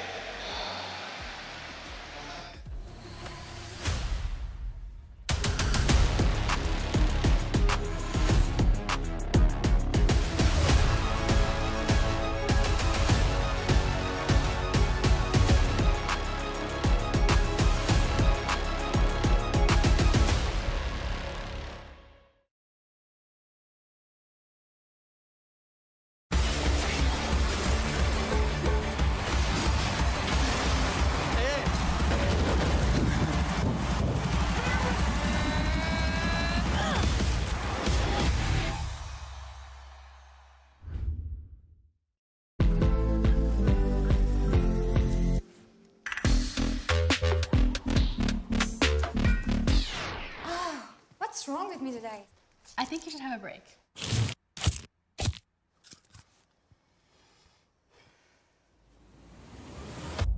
Have a break. Have a Kit Kat.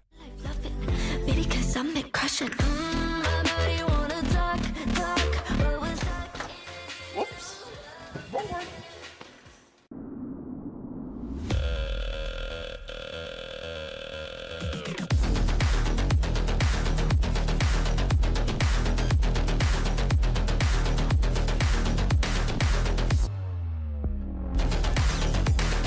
Wait, is he switching lanes?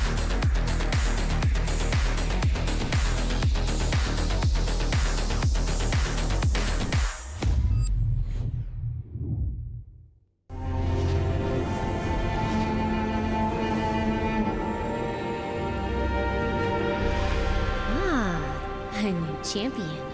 Welcome to my shop. You'll need the right build. Choose wisely, because every upgrade brings you closer to the next level.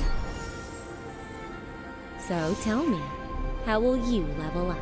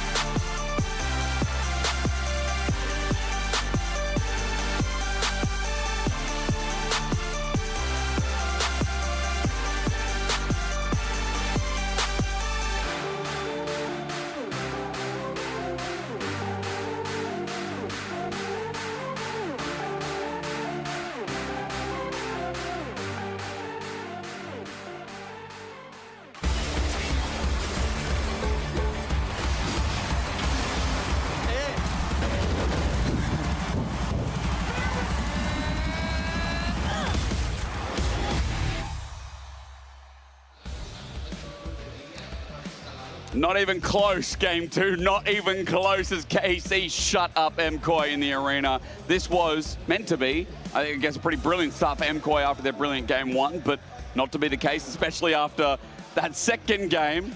Well, our kiss cam is going on. No. Forget everything I said. We got a kiss cam holder. Hey, well done. Okay. I mean, I think that we all wanted to see more games between these two teams, and based on historical evidence, it goes to 5 every time.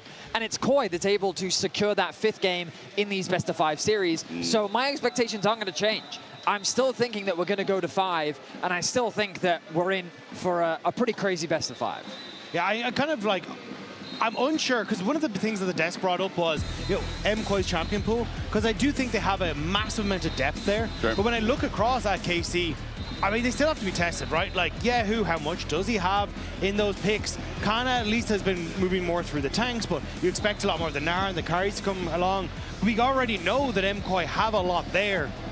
And even the fact they can fall back onto last year's plans of like 1-3-1s with things like Talia and Miran going back towards what was his more bread and butter, at least when you look at 2025, I think it's still all up in the air. There's just so many questions now for me. I mean, I'm just happy that we're finally going to get to see Fearless in action here in Europe, because we didn't get to see that many 3-game series in the best ofs. Yep. The best of that we watched yesterday was 3-0. The best of before that was 3-0. And so I'm hoping for a little bit more flexibility now, and we will get to see some of these drafts really pushed and tested to the limit. And right now, we've seen the potential of both these teams today. They both seem like they're in form.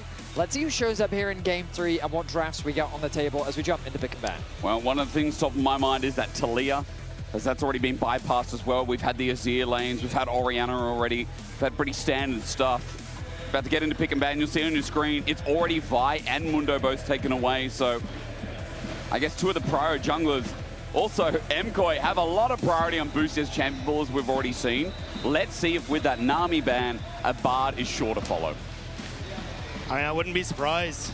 Nico as well, quite high priority coming into this one.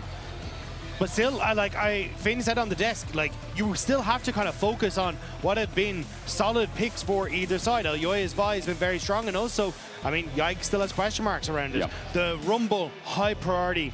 There are so many picks that are still incredibly strong that you just don't want to give across. Well, I'm wondering what this ban is going to be.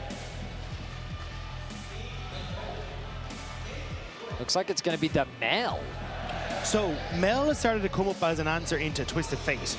And we've started to see Twisted Fate rise up a little bit more and more. And the idea being that when he throws that gold card, you use the immediate shield, send it back, and then you're able to actually turn around that player into Twisted Fate.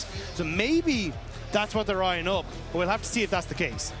I mean, I'm going to be honest, like I personally haven't seen the Mel. I know that after the rework, I've had some question marks about how strong she actually is. But the Ahri response ban coming through from KC, that seems to be what they were worried about having to deal with. But Bussio's Bard is open. Yes. We know that Alvaro plays it a bunch. The question is, will they prioritize it? It looks like that they're going to go for the Talia instead. So we're getting Jojo on a champion that, in my opinion, I think is one of his best champions. It's something that he's incredibly comfortable on. He loves to play super aggressive in the mid lane matchup as well. And it sets up really nicely for a lot of the traditional jungle picks that Elyoya likes to play. And with this deep cooking that KC seem to be thinking about right now, I wonder if they're like, oh, we take Galio, further games, we get something like the Rumble. For now, adding range Jin Bard, instead. I think. Yeah? Jin Bard is the direction that they seem to be going in anyway. Because I was also going to say, like, Galio, most of the time, I kind of prefer him when he's got, you know, dive to enable him to be proactive with that ultimate. But with Vi taking away Pantheon, Jarvan, Zinza, and Wukong gone, you know, the dive potential coming from your jungle isn't exactly at an all-time high. So I'm curious if they may end up flipping that script and not going for the Galio for Yahoo. Now, gentlemen, I just need to float this by you both, but last night in the LCS, we did get to see an Ornn jungle from Inspired. And now we both know that these junglers are happy to play a wide variety. Ooh, Syndra. I was expecting the Bard to come through, just grab that early. But Yahoo, I believe this is his first Syndra of the split, from what I remember. Yep. It's also something that leaves you very wanting when it comes towards damage if you're able to go for some sort of tank. So suddenly things like the Ornn video looking a lot more high priority. So I think this is where for Kana, you have to take some sort of carry. Like, there is a lot of upfront burst in both the Jhin and the Syndra. A lot of those enabling tools in the CC they can provide. but utility isn't enough to get you across the line. They need some of that more DPS focus. Well, Spain seemed to like that one. The lock-in of the Kaiser from Super. We've got a bit more dino. We talked about the lack of dive. I like that you're starting to cook a little bit with jungle matchups here, Vetty, as we go down the pool. I will also raise that we've had the Aatrox pop up throughout the split as we go on and draft. Another dive champ to add in the mix. Lucio, one of the few people who's brought out the Leona as well, which could work relatively well here if he wants to go into it too. The Nautilus. The Rel Hover, though, seems like that might be the call he wants to go for. I mean, KC have been hovering a bunch of different champions today in their draft, so I'm going to wait to see what they end up locking in, but it looks like that will be the answer. Your ability to remove that shield on the Nautilus W is always a valuable tool. Of course, you can use the hook to interrupt her ability to engage, which is always something to bear in mind. But Jinrel into Kaiser Nautilus, I mean, we wanted to see engaged supports, and we're definitely going to get it from both Alvaro and Lucio here in this game 3. Do you think the Yike Jace is too much for a core? Have we got too much poke? Do we need more frontline now? How are you guys feeling with damage? All questions I'm asking as Lee Sin is the first to go. I think that picking tanks into Syndra and Kaiser, sorry, Syndra and Jin is a good choice. From MKOI side, because 4 bullets, not very good at killing tanks. Yes. And Syndra's burst, once her burst is gone, that's kind of a lot of her damage gone. I wouldn't say it's all of her damage gone. She can still do a lot in fights, especially like Faker's very famous for throwing out the ult first and then using it as an AoE stun, for example. So it's not that Syndra will fall off immediately, but yeah, I think tanks are super effective into this matchup. And the fact that they banned away Trundle immediately leads towards... Seems like Koi agree with us in the direction of junglers for sure. The Poppy ban as well, I was kind of curious because I think there is a world where Yike maybe could have taken that to try and prevent something like an Ornn from being the pickup here for MKOI. You know, you get some value from the W on Ornn engages and setup. But now I'm just curious what the plan is, because I think there's also where Yike can fall back in towards things like the MKOI and try and provide more of that tank jungler role to enable Kana to be the top laner that he needs to as in a carry performance. Treads get a lot of value if they decide to go for the Maokai. Yeah. I mean, Sejuani I don't love. I'm thinking about other jungle options. Not Ivan, like that's silly. Neferi from Yike could be a possibility. I don't love it here. Okay, but so we just talked extensively about that Jace option, and it looks like that's going to be the direction that they go. For Koi, I'm expecting tanks. Ornn top lane we've seen from Mirwin a bunch. Usually it's his answer into the Rumble, but I'm expecting Rumble to be permabanned throughout this series. Yeah, I think you take the Ornn and you just go, look, this is all poke on KC. We just need to find engage. We need to find setup. You've already got a flash Nautilus engage, trying to set for more, and okay, Elyoya. I love that. I mean, we've seen this Kiana come through from Elyoya before. I think, if I remember correctly, kind of mixed success. He's had some very good Kiana games. Some high highs. And I definitely know that he's good at the Kiana, but on the competitive stage, I don't think it's always worked out for Elyoya. Ultimately, though, like, it's a great skirmisher into the Jace. Your ability in wombo combo is definitely very lethal. Guys. But now the thing about the Jace is it is a flex pick. You've got to remember that. And I think that Mirwin is trying to play around that by picking the Renekton in the top lane. A topside bruiser that can go into many matchups relatively safe. But what will KC end up throwing into it? I'm a little worried that MKOI have over-indexed into trying to play for matchups, though. Because the Renekton, if you end up going with this long-range poke composition, has a miserable time. I'd actually like the Sejuani now, because you're not, like... This Kiana is going to struggle to get into positions if you can hold vision. You've got really good engage between both the Sejuani and the Rel. Especially Sejuani's being non-committal, just allows you to continue with this long-range DPS. And MKOI need to get ahead early, it feels like, or they will just be at the mercy of this poke composition. I just love that MKOI have thrown in the mallet and been like, we're all in, baby. You know, we talked about, like, what's the dive we can build with this? And they show us a complete out-of-the-water fearless composition that can only be described in words of amazement, especially since Elyoya in his career, 11-2 on this Kiana, 86% win rate, 85 rather. So I was very wrong. I was to be fair though, like, when we looked back last year, he had like one game where he got off to like a 4-kill start that he couldn't actually capitalize on. That's the one and I then was they lost. Yes. Yeah. And then he had another game later on where he actually did end up winning and having a spectacular performance. But I do think with KC, like, trying to play Renekton into Syndra is not a fun time. Into Sejuani, not a fun time. And you've still got a ton of long range. it is really going to be on Jojo Pyun to have a great game. Find the tools that he needs to access side lanes and make the plays happen. I think you make valid points. My counter-argument, basically, is I think that this is a perfect juxtaposition of styles. When I think of KC, they demonstrate to me consistency. Every time I watch them play, I feel like I get the same thing out of their players. But KOI, to me, have always had that star potential in every single member of their roster. Any player can, at any point, make that game-changing play. And I think they've given themselves a draft that enable that playmaking potential. They have a lot of agency to flip the game, effectively. Whether it be supers, finding Kaiser's angle to dive onto the backline, whether it be Elyoya finding that clutch ult or finding a big pick. While I think that KC's composition holistically makes sense with its poke, with its range, with its front-to-back style, I think KOI has so much agency for these KOI players to play how they like to play and make things happen using their own ability and skill. I mean, I do also love as our chat messages coming in. I just love that the Hail Mary there that you're talking about, Vedius, is thrown by all members. And again, that star potential has to step up big. Doug, you talked about Jojo's input and what he has to bring in this game. So far, the lane has started off nicely. And of course, in a game like this that is so volatile through lanes, we have to look at junglers, their pathing. It leads us to the bottom lane where double engage is there, solid engage out of Alvaro and both Busio. Jojo, of course, is level 2 first. Yehu takes all the damage. This threaded volley at its max. Also connects. Scout of the week, though. Yehu has a bit of range himself. You're seeing exactly why, though. Jojo on Talia is just one of his best picks. Already, he's building up a CS lead in the 1v1, and he knows exactly how to trade on the champion. He takes full advantage of the low cooldown Q. He bullies out his lane opponent. He's happy to trade HP because he knows he's going to go for the early back. All of the pots are already burnt, and it's about asserting that early control into that first base for a nice 400 gold spend. Well, Busio getting the worst side of the trade, but Yike going for traditional coming in, Scout of the week, perfect as well. Yike's going to Arctic Assault in, waiting for the Winter's Flail, and it lands. Permafrost auto. Well done, KC. Great gank from Yike. All he wanted to do was move to his bot side jungle. He goes, well, I'll walk through mid and see what happens. Not only does he get Jojo's flash, but he gets his life as well. I mean, Jojo wasn't expecting that early gank. Like, it doesn't happen very often in the meta. It was a top side clear into mid lane gank. Alvaro connects a hook. Barrier comes in as well. So just looking for that second skin passive just to layer on down.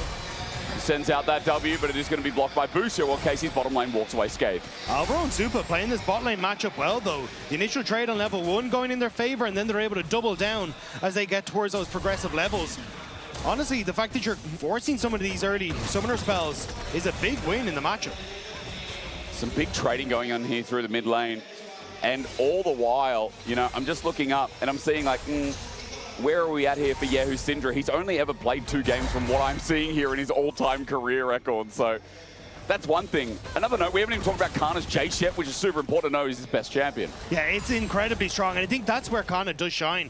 We're able to put those resources onto him so he can have isolated lanes, carry the matchup, and just play through his own lane prowess. Mirren, though, not a pushover on the Renekton, has been doing a relatively good job at the moment of keeping himself in check. The wave is pushing in, so we'll be slightly behind. But Yike in mid again. Oh, Jojo's confident in his junglers here. He thinks he can walk up Arctic Assault, but he's got no flash again.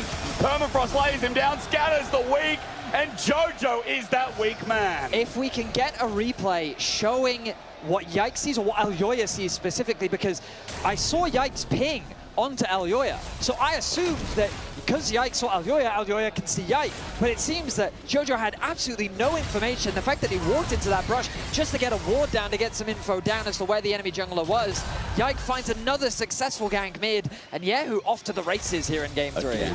Yeah, I mean, we'll get to see it now here. So yeah, I mean, Yike just squeezes past. Wow, oh my goodness, well played there by Yike. So just taking full advantage of that pocket of vision to catch Jojo out. He feels safe because his jungler's in the river too. It's that small path up to finish the scuttle, and the vision just cuts out because he didn't Arctic Assault over the wall, he walked it. And the thing that you said earlier, Betty, is still true. Like, there is incredible Merc Threads value in this mid lane, but it's so delayed now for Jojo. You had to stop off for the tier already, which was going to delay it enough regardless. But even then now, Jojo, further behind, has only now gone back for the No Magic Mantle. This man is going to be bullied, well, I was going to say a lot, as Kalist Nearly gets caught. Shield going to be shattered though. Busio gets a good engage, but there's backup here. Elyoya on the way, even on a wall. But Yike again, always here when he needs to be. 3 vs 3 in the bottom lane, interrupted by a weird pig. Setting up for Busio, double shattering strike. Treads on no hits into the minion, and Yike has taken no damage. Permafrost again, flash away from Alvaro, but the Winter's Flail. It turns into a fight, almost a double. Yike on the board. Now that the damage is erupted and Super's in lethal tempo, MKOI try to fight it back, but KC walk away without a death in their pocket. Super played very far up and actually got a good amount of damage onto Kalista and Busio, which I think prevented that from going significantly worse than it did. Still though, Yike on this Sejuani is everywhere so far. I mean, Yike came into the league as a carry player, but then playing on G2 for 2 years, he became a Sejuani Maokai player. Yeah. And like, that's what I remember him so much for when he was on that G2 the roster. Jankos effect. Yeah, the Jankos effect indeed. And now seeing him back on the Sejuani and him just running the rift. 2 ganks in the mid lane, covering for the gank in bot lane. He is reading Elyoya like a book. And Yike has just been on a cliff since that second game. Even in the first game, there was an individual lead brewing. But that last game was clinical on the Wukong. Here on the Sejuani, the reason that Yehu has a lead is because of those well-timed ganks. He then counter-ganks bot, and Elyoya can't do a damn thing in that 3v3 matchup. We look towards top. Mirwin, did he just press W on a minute? He's going all in. I don't know about that. Dominance going to be used. Bopped on back. Kana going to space it. Acceleration gate there, waiting for the shock blast. Combo hits, but Mirwin able to survive and tank it out. Yeah, Mirwin hoping to go for the aggressive trade because he can see that, look where Elyoya is, but once again, Yike has beat him to the punch. Yike is here. No slice and dice. Yike's going to walk on up level 6. He's got himself a nice glacial prison. Mirwin's getting knowing Helvin, going into Permafrost again. Yike used the ulti in reverse onto Jojo. Now KC have to get on out. Yike's going to go down while Kana walks it out. Flashes away from the ulti. Supreme player talent doesn't mean anything, but Elyoya comes back, gets a shutdown on another well-timed game. Koi finally gets on the board. They commit 4 members to the top side of the rift, and they're looking for a play onto Kana. Javishchal has himself a nice little buff up here with the Earth Elemental. MKOI have 3 members. Kana against the wall. Turns into Hammer. He's trying to kite it out, but there's too much damage. Elyoya sets it up, but under turret it's a trade. Kana holds strong and takes one down too. Kana gets one back. Jojo couldn't continue tanking it up. But KC, they can't really make the play on the bottom side of the map that they were hoping for. We're eyeing up a dive, but they take the Dragon instead. I love that Koi is not backing down, though. They're willing to scrap, they're willing to fight, because they know they need to fight their way back into this game. Koi have just short of a 1k gold lead. They're going to get the first Dragon of the game. But Koi, they're not going to give it up that easily. No, they're not. Jojo from over the wall. He has his flash available. No wall to lay down the path. Mirwin's here to help out, but Dragon's already gone. Scatter the weak. Oh, the flash. Interrupt the deadly flourish as well. Seismic shot doesn't connect. Oh, you hate to see it, but Jojo thought he could pull the angle. KC wanted none of it, and that's exactly what we were talking about in the draft. The ability to close the gap is difficult into things like the Syndra when she can just push you back. Flash invested, nothing gained, and KC will get terror plates on top side. The downside for Koi is exactly that, Dagda. You've left Kana isolated in the top lane. You've allowed him to push in that top wave, get 2 plates for himself, and remember that because he traded 1-for-1, sure, the goal difference between the junglers now equalized, but the goal difference between the top laners has only gotten bigger. And also, while that play was happening topside, Busio got some great vision in the bottom side jungle. You can see the pings onto where Elyoya is, because there's a ward on Raptors. There's a ward that's spotted on Krugs as well. They have full information on where Elyoya is going to be on the map, which is going to enable Yike even more to keep pace and make sure that his lanes don't feel the brunt of this Elyoya power. Well, now Elyoya setting his sights on these grubs. Is he going to start them off, or is his priority? It looks like it's just the Scuttle Crab for now. Yike is in the vicinity, though. Busio Roman as well. So a lot of members of KC on this top side of the map. Kana sees that as well. He's playing super safe. He doesn't want to fall to a trap. Set up for the grubs. Let's keep eye on Mirwin, how he holds this wave for now. Needs to neutralize here as both junglers are in top. But if Busio is spot on bot, Kalista is very dead. No level 6 for Alvaro. Oh, perfect. Alvaro, nicely done. On a trap, you'd say that's good, but it is Kalista after all. Super can't get much damage down. An early game Kai'Sa, and that's all it is. Now, though, you have to kind of back away as Kalista, because Alvaro, I think, hits level 6 off this wave, which makes it way more vulnerable. Still, Yike looks like he's going to be able to get these grubs, though. And Busio very quickly started to retreat to this bottom side. You can see that he's getting zoned off.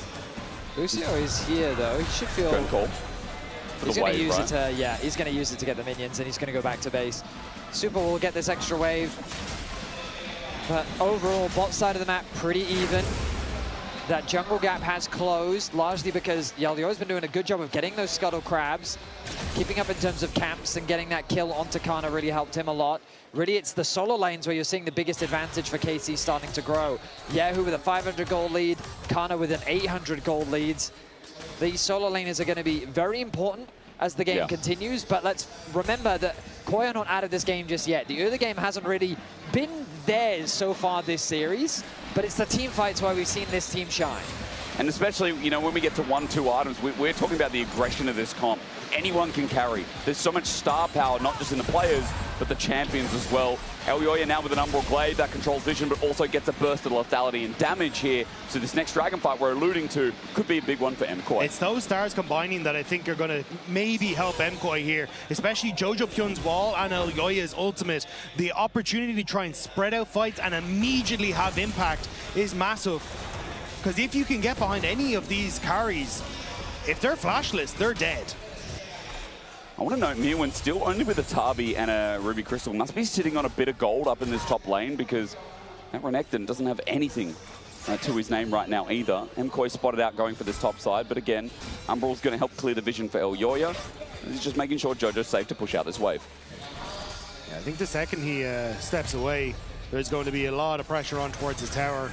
But again, Elyoya moving up towards the top side. The ward just died, so I don't know if it did spot Elyoya, but he's still going to make his way top. Jojo in the vicinity as well. Camps to take as well. Yikes nowhere nearby. This is a free red buff, possibly into Krugs, possibly into top dive. So a bit of gold really nicely done here from Elyoya, but Dredgeline connecting is trouble. MKOI have found a play in the 2v2. Magnustorm comes out late, but a killer instinct.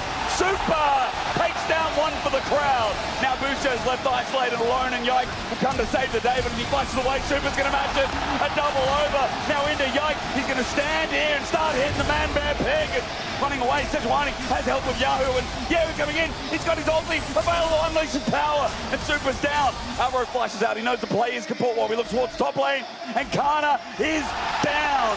MKOI still fighting big across the map. Kana was in a heap of trouble the second Yike showed in that bot lane play.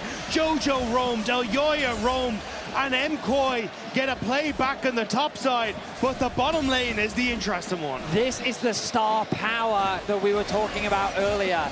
A single hook from Alvaro created this cascading domino effect where they got 2 kills on the bot side, they got a kill on the top side, they only traded it for Super, but it is a huge gold swing, and it all starts with Alvaro landing this hook. And Kalist greeting for that extra shot on the tower. There is so much damage and setup. The cleanse from Super is perfect with the killer instinct to set things right. And Busio knows he's going down. It's just Yike seeing how much he can help out. But now we're back to live, and KC setting up for the Dragon. And Mirren's MKOI the one choosing this fight, so Dredgeline pulls in Busio, he's caught out, he can't move, and he crashes down, but over the wall the damage is enough.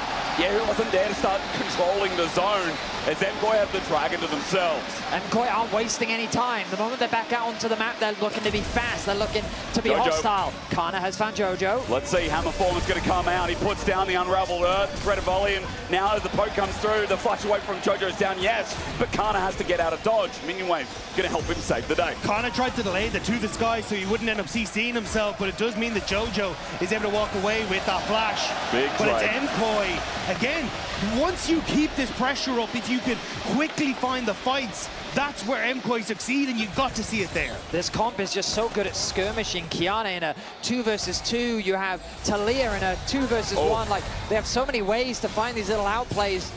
And they're doing it. They're keeping the pace of the game up. Yike ran the early game, but as we get closer to the mid game, it's Elyoya that's taking over. He's been farming up a storm in the jungle, stealing away camps when he can. And look at how strong this Kiana is becoming. And I feel like as well to pair up, if Alvaro is hitting these hooks like he's been doing, that support jungle that we highlighted many splits ago and have for many splits since their inception will step up to the plate in game 3 again.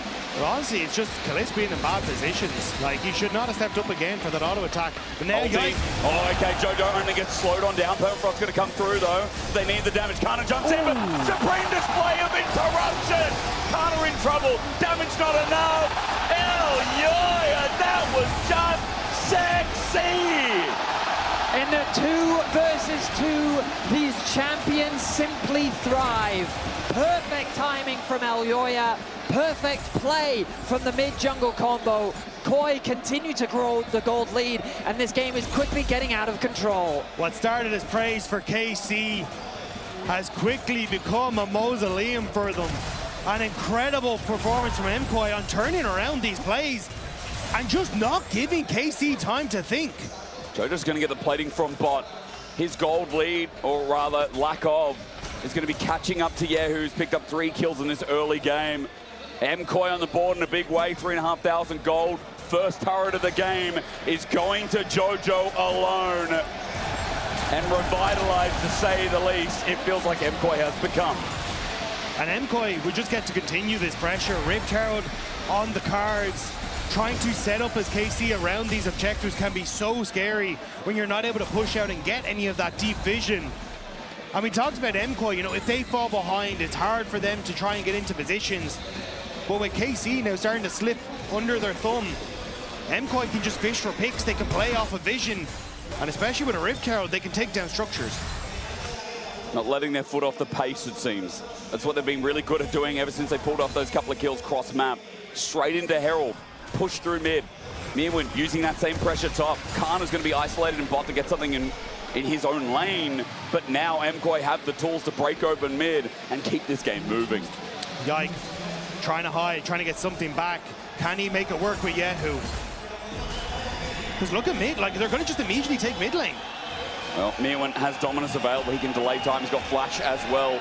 Yike's been here for a while now, and mid is still just exposed. They're going to make the play. Mirwin goes into the dominance. He's looking to slice and dice, but he won't get out, so still a good play. Yehu gets the gold, but KC now want to bridge open to an open turret. KC needs to be finding picks like this, but KOI, they aren't wasting any time on the map as they have been doing for the last 5 minutes, dropping the Herald mid to open up that tower, continuing to extend the gold lead even further, side waves being pushed out. This will be something back in the pockets of KC. For this Dragon, a minute and a half, this is going to be a pivotal moment for both sides. As we get closer to these 5v5s, is what we'll have to see if KC can keep this game even, or whether KOI will cement their authority here in Game 3. As KC, it has to be slow. It has to be poke. It has to be denying MKOI the engage. If you can keep the pace up, if you can stop KC from taking a breather, that's where MKOI can thrive. And that's why Elyoya is hiding in the wings. He's looking for Yehu. He can terror shape over the wall. He'll have the audacity for supreme display of talent. It doesn't do too much, though. KC's still getting out, but Yike is caught on the wing. He flashes into Super, but Super's already out. Straight line, flick black, and that's perfect. That's all MKOI need. A good scatter of the week, yes, but Yehu's unleashed power is down. KC are in the ground again. If only Busio, MKOI make the play work. Elyoya and Jojo, I think we're trying to go for a combo with Elyoya's ult and Jojo's. Go Mirwin on towards Kana. In melee range, though, it's okay. Mirwin can use the slice and dice through the body. He's got everything up and available with Stride Break, and Jojo's going to get yet another turret. Those 4 kills are mitigated because Jojo keeps getting solo gold. I mean, KOI, they're just snowballing this game out of control. And I really love the way that they're doing it. Because again, when we talked about the matchup coming into this series, it really felt like consistency. Oh, he's on a ward. On a ward, the flick back. Jojo's trying to feint it. He gets the seismic shot back, and there's Elyoya waiting, delivered. Oh, it's dinner time for MKOI again. And the Dragon spawns as well. The pings come down from KOI. They're going to quickly run towards the objective. Alvaro in tow as well. KOI have relied on their outplay potential. This draft is all about giving their players agency, giving them the tools to make stuff happen. And boy, oh boy, have they made stuff happen here in Game 3. And it's doing it from that deficit. Yike had a good start, but it's not saying, all right, you know what, we don't have these tools anymore. We can't find that success. Instead, MKOI have said, nah, screw that. We're going to take fights. We're going to find every little opportunity we can. And Kana might be the next one. Steps up, steps back. But MKOI step away with a blue buff. And it's not just, again, the highlighting of Yike's early game is the fact that, like, Kalista and Busio were in a fine position. You're still getting out-traded, but they were holding the lane. Yehu gets the kills. Kana's doing fine. but the map fell apart in different pieces thanks to MKOI's tenacity.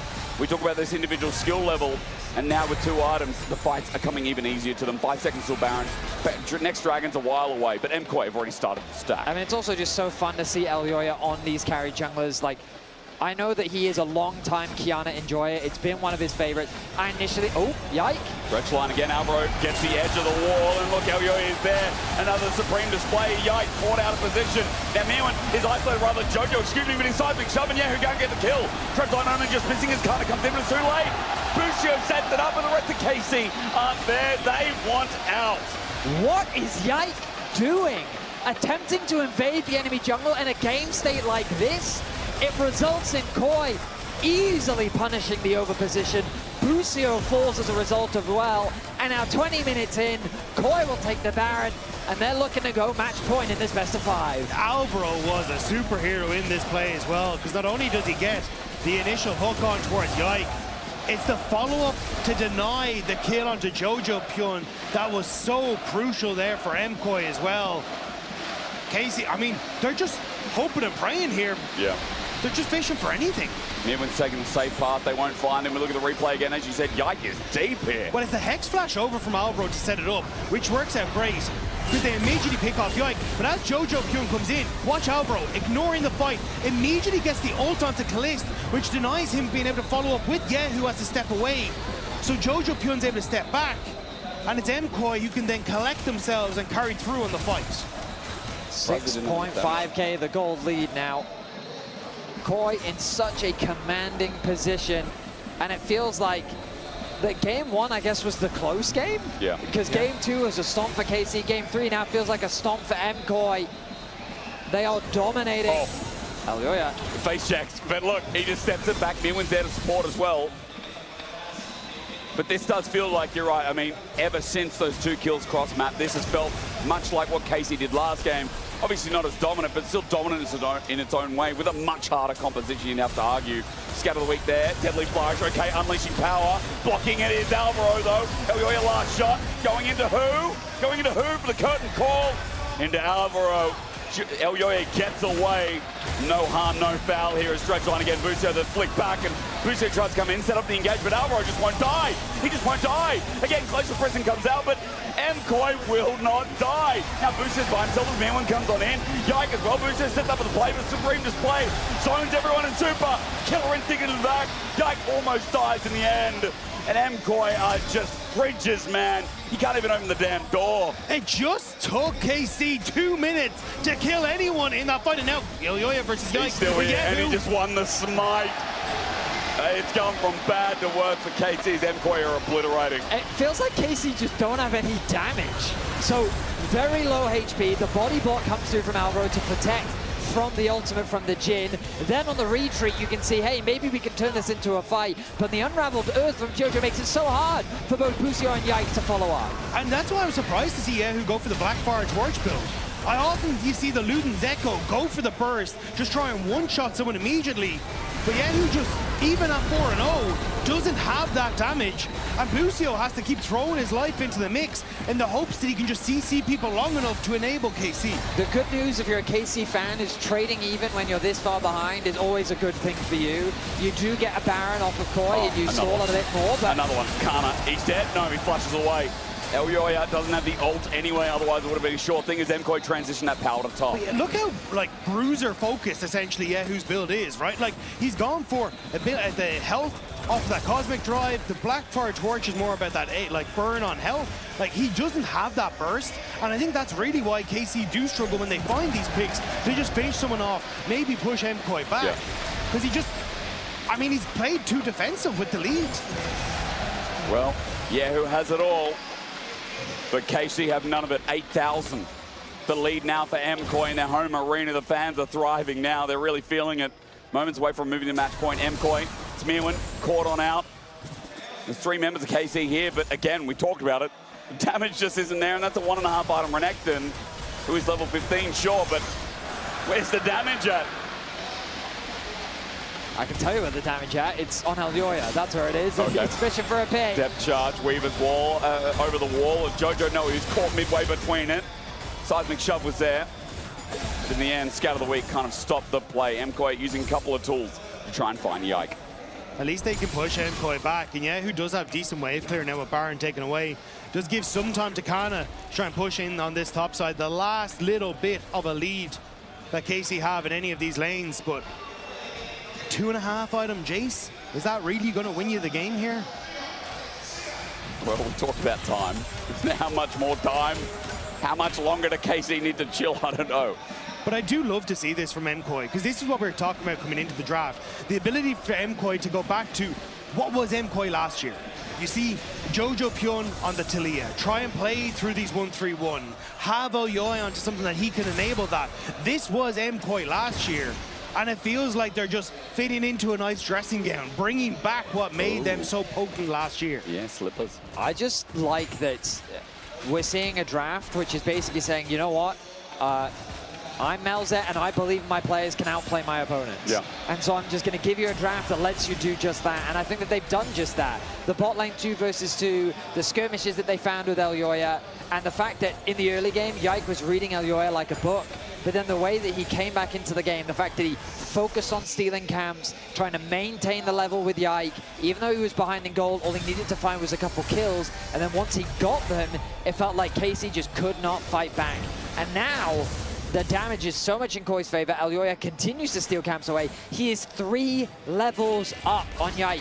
He is 80 CS ahead of his jungle opponent, and he is making it impossible for Yike to get any farm at all. Elyoya has been pivotal, and this Kiana pick has snowballed out of control, and we are now just waiting for the next Baron to come up. 15 seconds. That Dragon Soul is there for 3 minutes for leverage as well. When Alvaro hook, it's landed. I know what you're saying. He lands the hooks, and when it does land, it's kind of over. This engaged support has been unreal. 9 out of 13 KP, but you just look at the hooks rather that have landed, and I think they've been exceptional to say the least. Baron is now up. MKOI shrinking down the KC vision that they're only just struggling to get up in this topside jungle. Elyoya is still fishing, and as long as MKOI can play in the darkness, this is a nightmare for KC. This comp does not want to face check, and oh, Busio felt the wind off that one. Well, MKOI are just waiting. I mean, all they have to do is wait for KC to make a simple misstep. Elyoya is going to clear out that top ward, and that feels like the safety ward. There's none towards Baron, as you can see on your minimap in the bottom right. No wards whatsoever. Yike has to face check. He arced his salts. I think I'll use it with a bit of tempo. Good Scout of the Week, but KC even grouped up as all 3, all 4. There's no way they're stepping near that brush. That's how the game will end. Baron, MKOI going to begin in that same darkness, and now how KC get towards it is anyone's guess. Yeah, I don't think they're getting anywhere near this objective. Mewin making sure that they can't get close. The vision's out. I mean, just fantastic Baron. Textbook play, completely suffocate their vision, keep control over the waves, and the moment that KC are given a moment to breathe, they realize, oh, the Baron's already gone. Excellently done.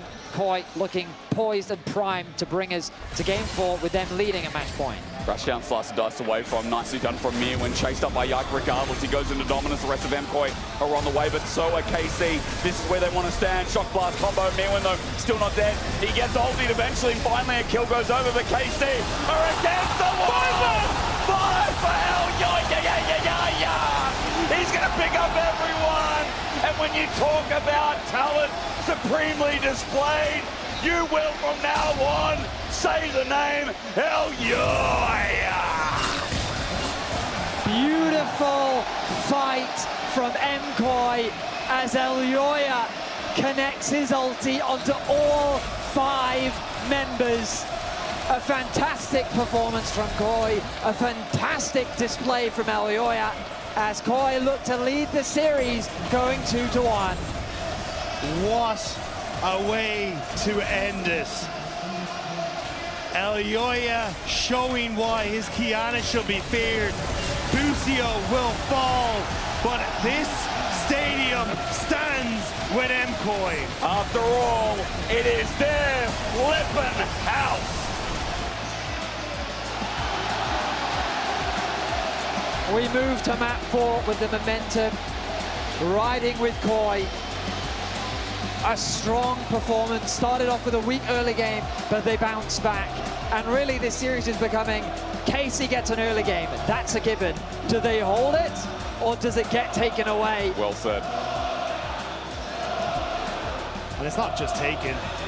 It has been ripped, it has been kicked away, it has been absolutely rinsed out by MKOI in this. Because this game started exceptionally well for KC. It did. Yike had a 2 baller. kills in mid, Yike taking over. It felt like all the tools were there. And then immediately LEC just bonks them on the head. I love as well, it was a multi-punish bot lane as well. I know that Law is standing by with LEC because that man is just sensational.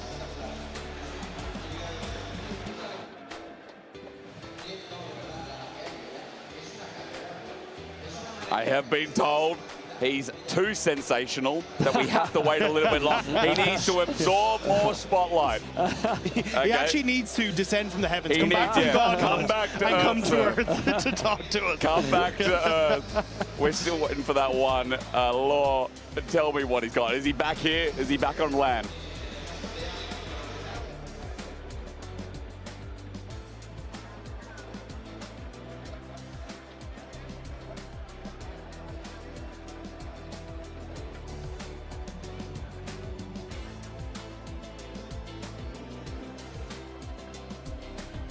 Yeah, I want to hear from El Capitan, especially after this masterclass game on Qiyana. I know how much you love the champion. You wanted to take matters into your own hand here. Why was it a good Qiyana angle, Yoya? I mean, I don't think it was that good of a Qiyana angle, but I made it work, so... Confidence? Yeah, I think that made a big fact. Also, the team was also playing around me, so they made it way easier. So, yeah, I think also in front of the crowd it's easier to have a good Qiyana game. They were chanting your name, and you can hear them right now when you came up the stage. Is there anything you want to tell them ahead of last game, potentially, if you can take it? Un poco de ruido, que igual es la última partida. A decision your team, gracias. That's all for us here. Let's see if MKOI can wrap it up in game 4. Thank you. Just cheekily, he said a little bit of noise, please, for us, if we want to bring it home in that next game. Well, El Capitan, what can we say? I think we should dive in immediately, or in R, rather. Euronix's play of the day, that last Qiyana play. It was so beautiful to see the whole game, honestly. I mean, it's what you dream of when you play this Qiyana. Finding these crazy jungle fights with his angle, hiding in the Krog pit. And here, KC, you had to back out. But when he sees these moments, he commits beautifully, and it's just frame it, put it on your bathroom wall, and just look at it, because it's beautiful. Bathroom wall, okay. Look, you got a lot of time there sometimes. Well, there's not much more to say. Yeah. You're right. This is the captain. This is the man you want to see step up, have that little performance. And for KC, he's the nightmare. He's El Travieso. He's the menace. This man shutting everyone down. And again, it's so important for the context of the series, because remember what we showed you after the last game. Yike in the early game. Elyoya bouncing back, hope springing anew in the arena. And what do you think about what he said? It wasn't actually the best Qiyana angle, but I felt I had to go for it. What does that say about him? In these high pressure moments, comfort means so much more, because we always said it on the desk as well. He is the captain. He needs to take matters into his own hands. And when you feel the trust of your teammates, you know, when you walk into a game and you're saying, hey, is Qiyana good here? Everyone's like, yeah, let's pick it for you. We're going to play around you. We're going to empower you. And we're going to make you do great things. And we actually saw him deliver that. And that's one of his signature picks, I think, because I feel like every single time when it comes to comfort pick, when it comes to individual playmaking, Qiyana's a champ for him. Actually, Odo, he played it at Worlds 2 times and won. Don't ask me against who. Just 2 games and he won. No other context needed. Look, I mean, we said it at the beginning of the day, this jungle matchup would be crucial. We talked about their history of their dark ages playing the tanks and how it kind of culminates here today. Yike, you locked the tank. You brought this upon yourself. You gotta lock in something next game. We gotta see an Aatrox and a Fury. It was an angle for it, but the confidence by Elyoya. Hey, don't interrupt. No, hold on. The early game was good from Yike. That's what makes it so impressive. For the second time in a row in the series, both MKOI losses, wins. They fall behind in the early game. They make missteps. Jojo died again. It felt like Yahoo was about to have the craziest montage reel ever. But then it's Elyoya taking control and Supa as well. And that is so important for the series. I mean, it's a common theme about the early game that it seems to falter for MKOI, but the man that stepped up and the play that kind of shifted the game came from Supa and Alvaro in the 2v2. And coming into today, we kind of painted the story that Supa is a volatile player. Sometimes he makes mistakes. Sometimes he goes for plays like this that are one. a little bit silly, like this. But also, when it's good, it's exceptional. And the fact that he had such a chokehold on this 2v2 bot lane this game, finding these 2v2 kills together with Alvaro just made the game so much easier, because at this point it was looking dire. At this point it was looking like there was nothing for them to do, but he pulls it out of the hat. A beautiful rabbit. It's lovely to see. You talked about the historical narratives between Elyoya and Yike. I want to call out Supa and Kalist, right? Supa watched Kalist achieve everything he wanted to achieve before him. Supa has been on that track where he wanted to show, I am actually him. And it's really cool to see these games, but I have to see more. I have to see it consistently, because what you said there, what you showed there, that does happen. And we're not home yet. We're not home yet. I'm still a little bit nervous. Although talk to me about this top lane matchup, because we saw Kana's Jace, and I expected Kana Jace to pop off. This was feared. This was permabanned the moment he joined this league. But the Kana that we saw today is not really popping off on the range champions. This is so cursed. Look at the effort into the winning Sion and the absolute lack of effort into the losing Varus and the losing tank top laners. Look, if you want to play Varus, you want to play Ambessa, you're going to get judged as such. So Sion, like. You did ask what Odo thought. I mean, I'm just saying, when I was playing this matchup versus Kana, I was losing a little bit harder, you know? So that's like, props to Merwin, right? Because it really feels like it's one of those series where top lane doesn't really have a lot of impact on the side of Merwin. But man, he has been absorbing pressure so well for all of these 3 games. And you can easily be like, oh yeah, he's been losing, he should do better, he should go even in lane. But sometimes they're just these games, so all you need to do is survive and exist. Because the pressure was on Kana. He needed to take this Jace. He had Sejuani with him. He needed to take control of that lead and drive it home, but he didn't.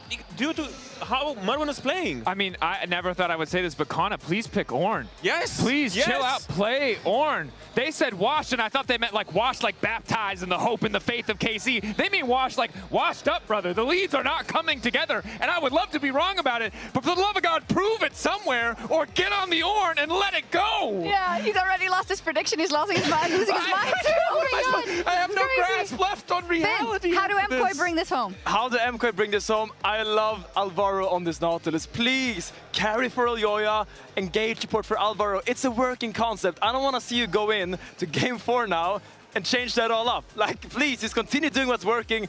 Jojo, like, I love you guys, man, but like, chill, early game. Like, you're dying way too much.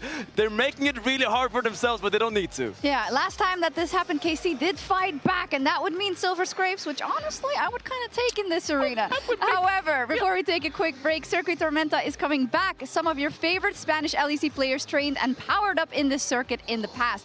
The doors are open for anyone to join and start their journey. The circuit is coming back March 4th, a unique chance for any Spanish team to show what they're worth in the world of LoL esports. And isn't that also the case for Movistar KOI? Are they worthy of that final? We'll find out right after this. Las leyendas no empiezan siendo leyendas.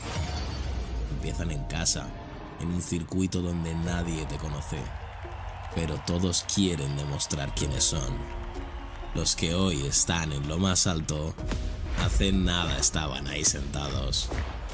El camino a la cima no ha cambiado, solo que ahora las puertas vuelven a abrirse.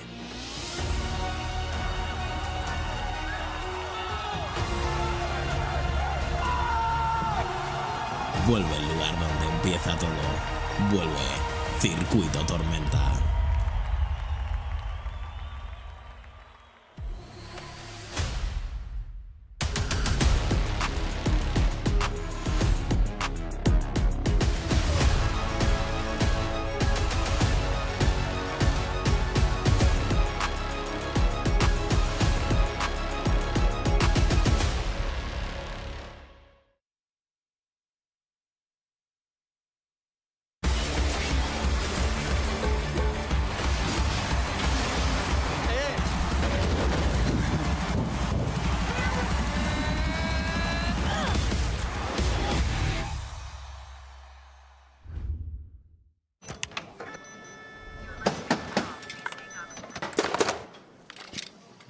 Brother, let me try. Wait. Brother, Let us break this instead, brother.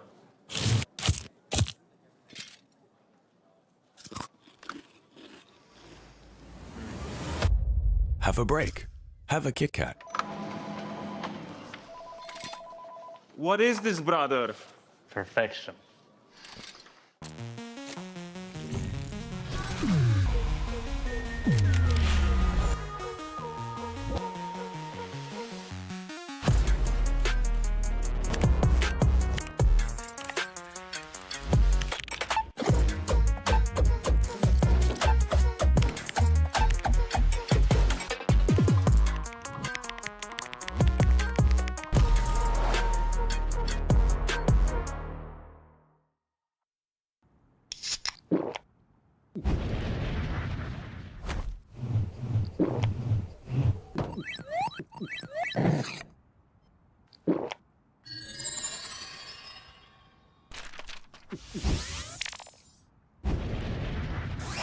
Red Bull gives you wings.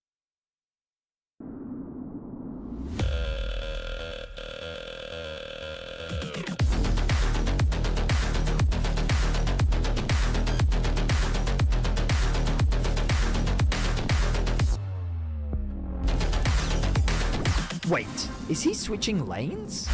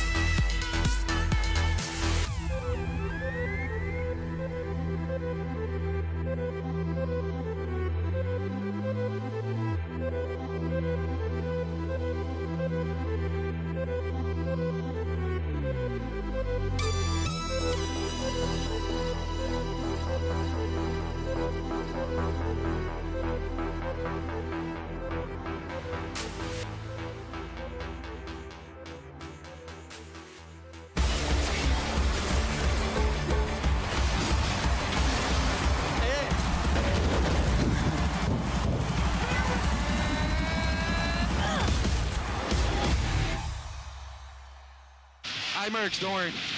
No flash, Jace. I'm moving. I'm not there, okay? Make time and reach. Upstairs. Make time. I still upstairs. I'm coming. Good job, guys. Still not dead. He gets ulted eventually. Finally, a kill goes over, but KC are against the Wyvern. 5 for hell. He's going to pick up everyone.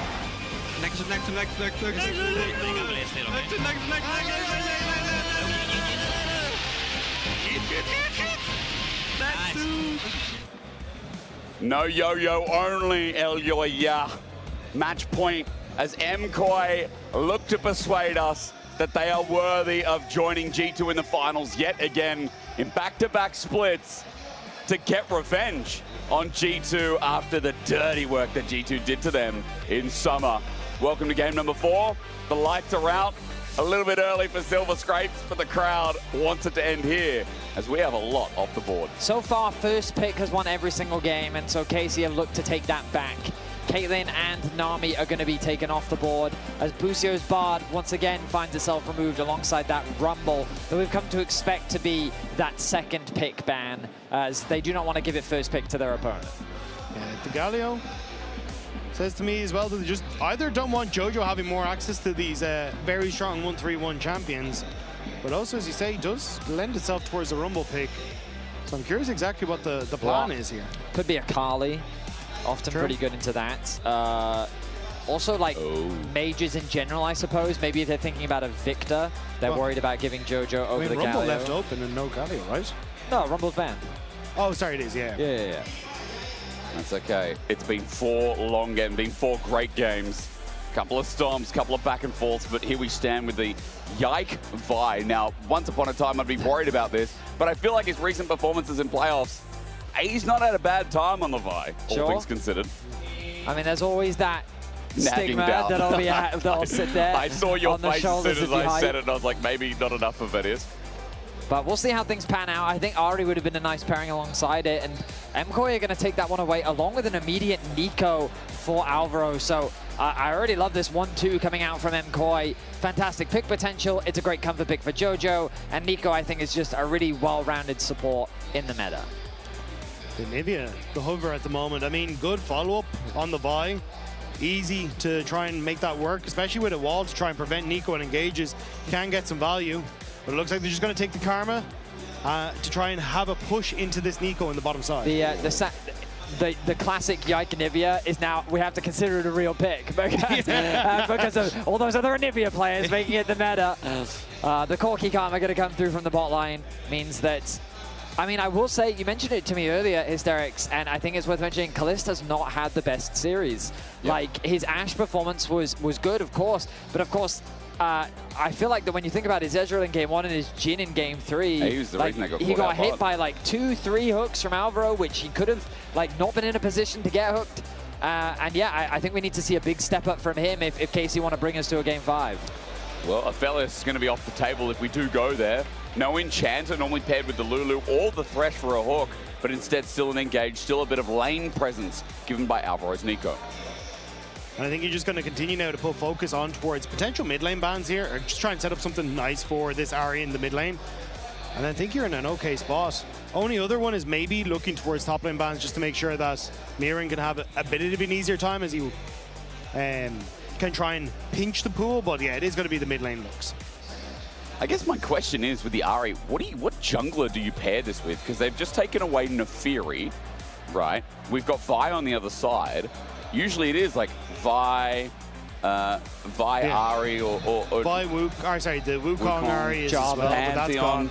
Jarvan, I mean, Lee Sin honestly isn't the worst pick in the world here, which could be something. I like you, Dagda. You're not a bad Why guy. does Lee Sin make me think of 1647? I don't. There's something there.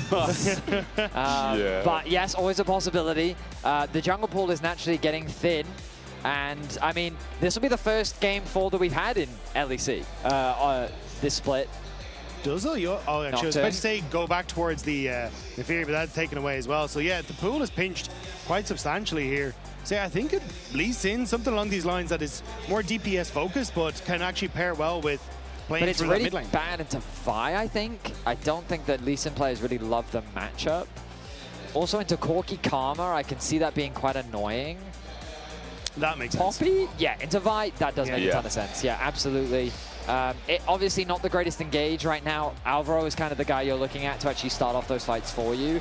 But when you've got dash on the Corky, dash on the Vi, and potential other dashes that KC could want to get, Poppy's going to be great against those. Poppy also still a flex here. Can be shoved up towards Mirren in the top lane. Very great point. At least keeping that open for the moment, which does make it a little bit more difficult as to exactly what the plan is here for Kana. I like it. I like that flexibility because, yeah, both Mirren and Elyoya. He could just do a blind pick Gnar if he wanted to. True. Oh, actually, I was going to say, because we saw it over in the LCS, Olaf maybe could have been a pick here, because a lot of moments that you can chase down things like the Aphelios, but instead, just going to go for the Gnar. And again, I think it's just have a strong lane matchup for Kana here and make sure that he's in a decent spot to follow up on these engages from the Vi. See, the funny thing is you'd want the Syndra now. Because the Syndra, not only is it a really good... That'd be so good, Well, hang on a minute. Don't tease us like that. All right, okay. So that seems very much up Yahoo's wheelhouse. So not really a winning matchup. It's just a farm matchup, pretty much. Ari isn't too scared about it. Victor can get a lot of really good trades early on. But it just kind of fits into this very poke-style comp that KC have decided to go for. KOI now need to round out their draft. Where is this Poppy going? My expectation is jungle, but then what do you actually bring? Do you cook out the Irelia? Cannon. Malphite? Okay. So does that mean Poppy top or Malphite top? I mean, it could be either. Or Malphite jungle. I think this is Malphite jungle. I think Malphite into Gnar is horrible. So I think that they're going to avoid that and they're going to put it in the jungle. You can see the smile on Elyoya's face.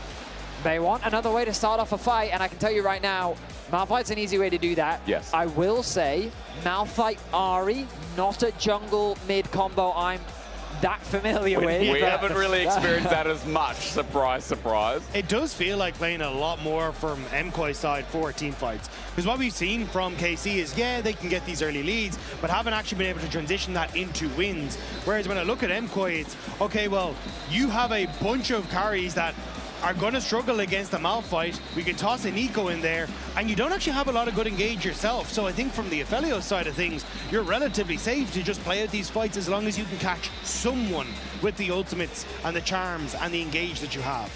Yeah, I think KC have a decent amount of poke, which is the main thing that they need to play around. I don't think KOI have a huge amount of range, which could be problematic for them when setting up around these neutrals.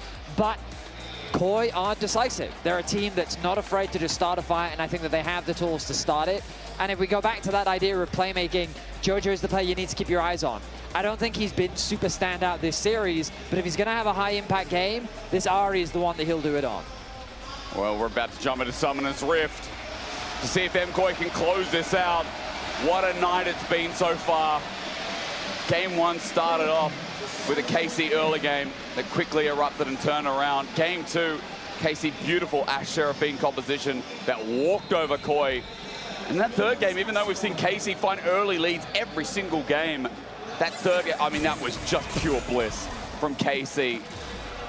From MKOI rather. You know what I'm saying? It was a sight to behold as we get in this one, and yeah, we can listen to that person. I mean, they're good when they have their ultis, but early game, that Malphite is just going to be a walking cool shrunk, you know? So I'll remind the viewers at home, in terms of the straight-up head-to-head between these two teams, KC have the upper hand.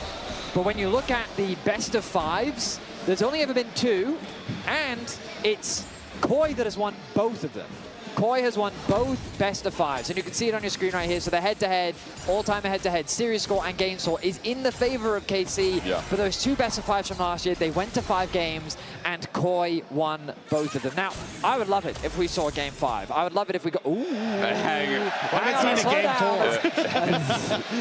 4. Yeah, I would love it if we got to a game 5. I think that this rivalry deserves one. I feel like that the fact that we've only had 2 best of 5s between this organization is quite shocking to me. It's insane. It really feels like that there should have been more. Especially after, what, 3 years now, right? Yeah, it's also because I think every time we see them in the studio in Berlin, it feels like a finals. It does, feels right? like a playoff game. There is so much fans. There's so many fans. There's so much energy in the studio. I mean, for both these it is squads. the biggest, like, the nationalism competition, right? Yep. Like that you often feel in traditional sports. You know, I mean, like me and Medic, we joke all the time in the rugby when it's Wales versus England, and like Ireland. And Wales is the joke. Yeah, exactly. Oh, absolutely. Absolutely they are.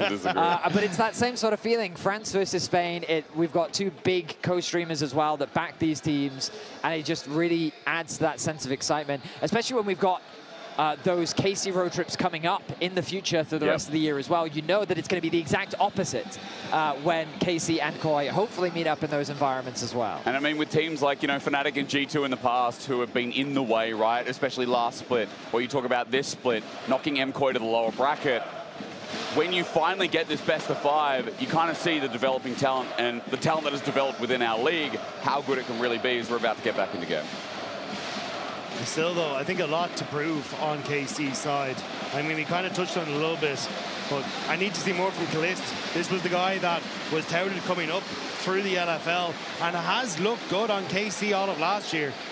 But everyone's kind of looking at him going, once you put Busio beside this guy, it's a done deal. Best bot lane in the league. Yeah. But this series, Calist has got caught out on multiple occasions. Hasn't really done much. And now it's Supa and Alvaro who are taking over in so many of these, and especially on the Aphelios. You cannot let Supa get the lead here. So much of the DPS on MKOI's side hinges on this Aphelios. Well, we'll see how things pan out. I'm super interested in Alvioya on Malphite. How do you go from playing Kiana into Malphite? That's quite the shift. I do have an update on this pause, by the way, just to interrupt. Coming Core Pause reporting a potential bug relating to rune selection. That's what this bug was about. Due to game of record, league officials have determined that we will play on. I'll see if we get more information about that. Obviously, right now, we're just speculating, seeing what the runes are across the board. There is an electrocute on Alvioya. Yeah, that's not like, that's kind of standard, so it's all right. So I think, that's why I was trying to run through it. But most junglers on the Malphite will take the electrocute and still go for a tank just to get the burst. So I'll have to see exactly what the game plan is going to be. I mean, it's probably a secondary, unless he doesn't want to run Conquer on the Corki. But yeah, so we will play on from KC's side. And we'll find out more information and pass that on to you. But for now, we do play on. Welcome back to game. Now, as a good Orbit Deception from Jojo comes through, just note, he is playing the Faker skin. So I always love to see it. I mean, I do feel like Jojo, on this Ahri, this game we already talked about, is going to have a big job to do, I guess, following up on Alvioya's engage, on Alvaro's engage, because early, we're just expecting him to play through the lane and not much more. Absolutely. I mean, Victor has the ability to get really effective short burst trades just because you get a shield off your Q. Yep. And so it's very difficult for your opponent to trade back. And also his E is so fast and difficult to react to that it's almost like guaranteed damage, with which Ahri can't do a lot about. What Ahri can do is just play for fast pushes very early on and do kind of what Jojo's doing right now, where you take advantage of the fact that Victor has very high cooldowns early on, and you just push the wave in quickly, forcing him to choose between, are you going to use your E on the wave, or are you going to use the E on me? And if he uses it on you, then you just do more damage to the wave, and you get this push, which is exactly what Jojo is showing us. And look at the CS discrepancy they've already got. So really good awareness from Jojo, just basically doing what he often does, happy to concede his HP. You get 2 pots at the start of every laning phase, and Jojo will always use them. He does not, he's like, no, this is a resource that I need to take advantage of, and so he's going to throw them out, and it helps to get control of the lane, and already he's got a bit of a nice CS lead. I think that's what we've been complimenting about Jojo ever since he came into the league. Like, Jojo's ability to, I wouldn't say flip the lane, but be so aggressive that sometimes it can backfire. But against worse players than him, he always finds a way through. It's huge. Now, it's not the only lane finding a CS lead. Of course, bot lane, Supa and Alvaro pushing Calist and Busio up against the turret. They're doing pretty well themselves. As we eyes back towards the mid lane for now with Yehu with the lower HP. It is a bit of a goal lead for MKOI, just based off the bottom side of the map. Yeah, I mean, the fact that you're getting this much push from Supa and Alvaro is kind of insane. Like, Busio should be able to use that ORQ to kind of help push out the wave. And you got the Phosphorus bomb. But Calist being forced back early with some good trades means that now he's already missing out. So again, like, eyes on Supa, an early call for him. You'd match the tier, like, he's off to a really good start in this bottom lane. So I have to see if he's going to be able to keep it up. Alvaro, sneaky, looking for a tangle barb through the wave. Yehu too far back, though. Immediately. I mean, look, hang on, who gave that relic stack? Yeah, Alvaro's out of there, okay. Yeah, I think that many teams have rituals, and when there's a Nico in the game, someone on that roster, whether it's the coach or one of the players, say, hey, you got to count those minions. Yeah. So, especially when the Nico is missing on the map. It feels like abuse because, you know, the new patch with all the wave changes, like, you got to do extra math. You got to go to advanced mathematics now. But at least good math done there from Yehu. He pulls back and Alvaro goes back to lane. Lane pressure going to continue down the bot lane, but yeah, mid is still looking fantastic. Yehu dodging that orb of deception, which is important because we're cresting towards level 6 for Jojo. Kill threat on the way. Super going for a big trade. And barrier already comes out. Corki with the Gatling gun. Kalist just has to auto him down. Super getting close, but as he walks on out, pops an out pot. Let's keep my eyes on both junglers though, because as you already alluded to, they're moving down towards this bottom side. No resets coming through, so both of them want to try and go for Skull Crab immediately as it spawns. Unless Elyoya trying to find a window to get down to this bottom lane. Level Good 5. ward though. All in, potentially, walking into the lane, flash tangle barb, and as well pressing the Q, Kalist gets autoed to death! Super did a fade away auto, and first blood goes to the support. Once again, it's MKOI finding the lead in the 2v2, and Yike finds Elyoya, but that's a brick wall you ain't getting through. He can just send out the Q, the seismic shard gives movement speed autos for a bit and walks away. Alvaro happy to step up to the wave as Boostier's trying to deflect the wave. He doesn't want Kalist to lose any more in this lane, but unfortunately he can't step up too much more. The wave's going to crash, and it ain't a cannon minion wave. I mean, we talked about the misplays that we've been seeing from Kalist today, and you can understand how close that trade was. It was by margins. It could have been so different. It could have been a one-for-one. They want the kill that badly. It's going to be flash forward. Boostia goes past the tangle path, but Kalist also went past the wave. The CS discrepancy going to be there. Back now going to be taken in.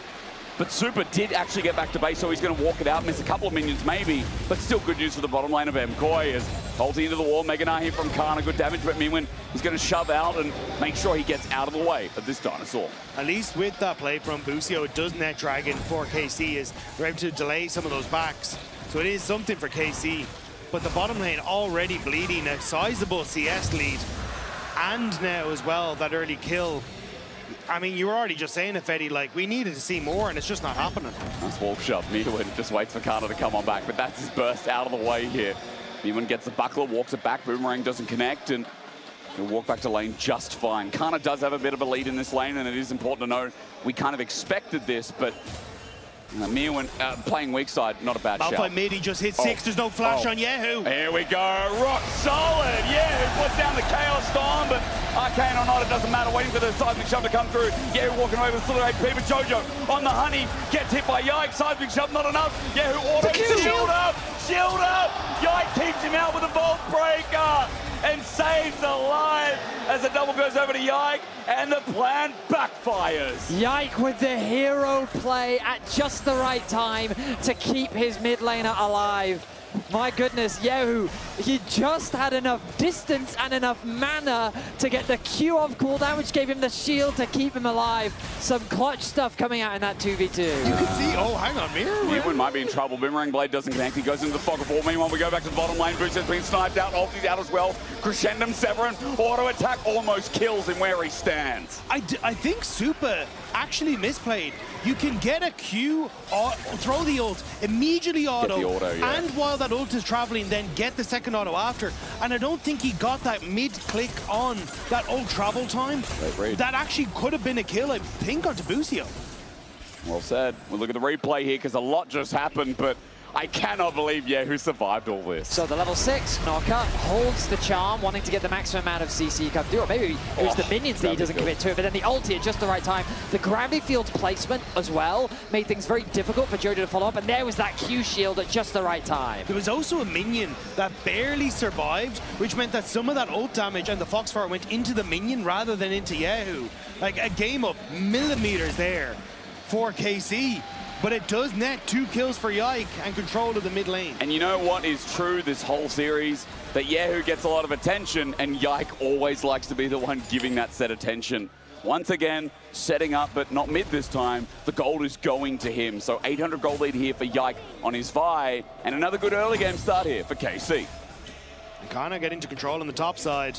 This is pretty much what we saw in the last game, though. These early plays coming through from Yike, controlling this top side of the map. But slowly but surely, Elyoya was able to find the plays, and he is once again on a playmaker. It looks very different to, you know, the playmaker we got in the last game. Yeah. But still, the ability to influence these lanes, especially bot lane, when these flashes aren't up, cannot be understated. Sorry, that is a silly pun. Well, someone in the chat said KC need winning lanes. Right now, mid and top is looking pretty good. Of course, bot lane didn't quite go the way that Kalista and Busio would have wanted based on the early game. Storm. Ulti mainly dropped to get that push. Yehu in a bit of danger, but Busio matching the roam. Alvaro matching as well. I mean, look, the biggest thing is Busio, in their really strong early games, has been here to help facilitate Yehu. And just saying, the fact he's once again here also leads us into potentially set up for the Dragon. 1 minute 30 till it spawns. KC got the first one, and their early Dragon stacking has been good.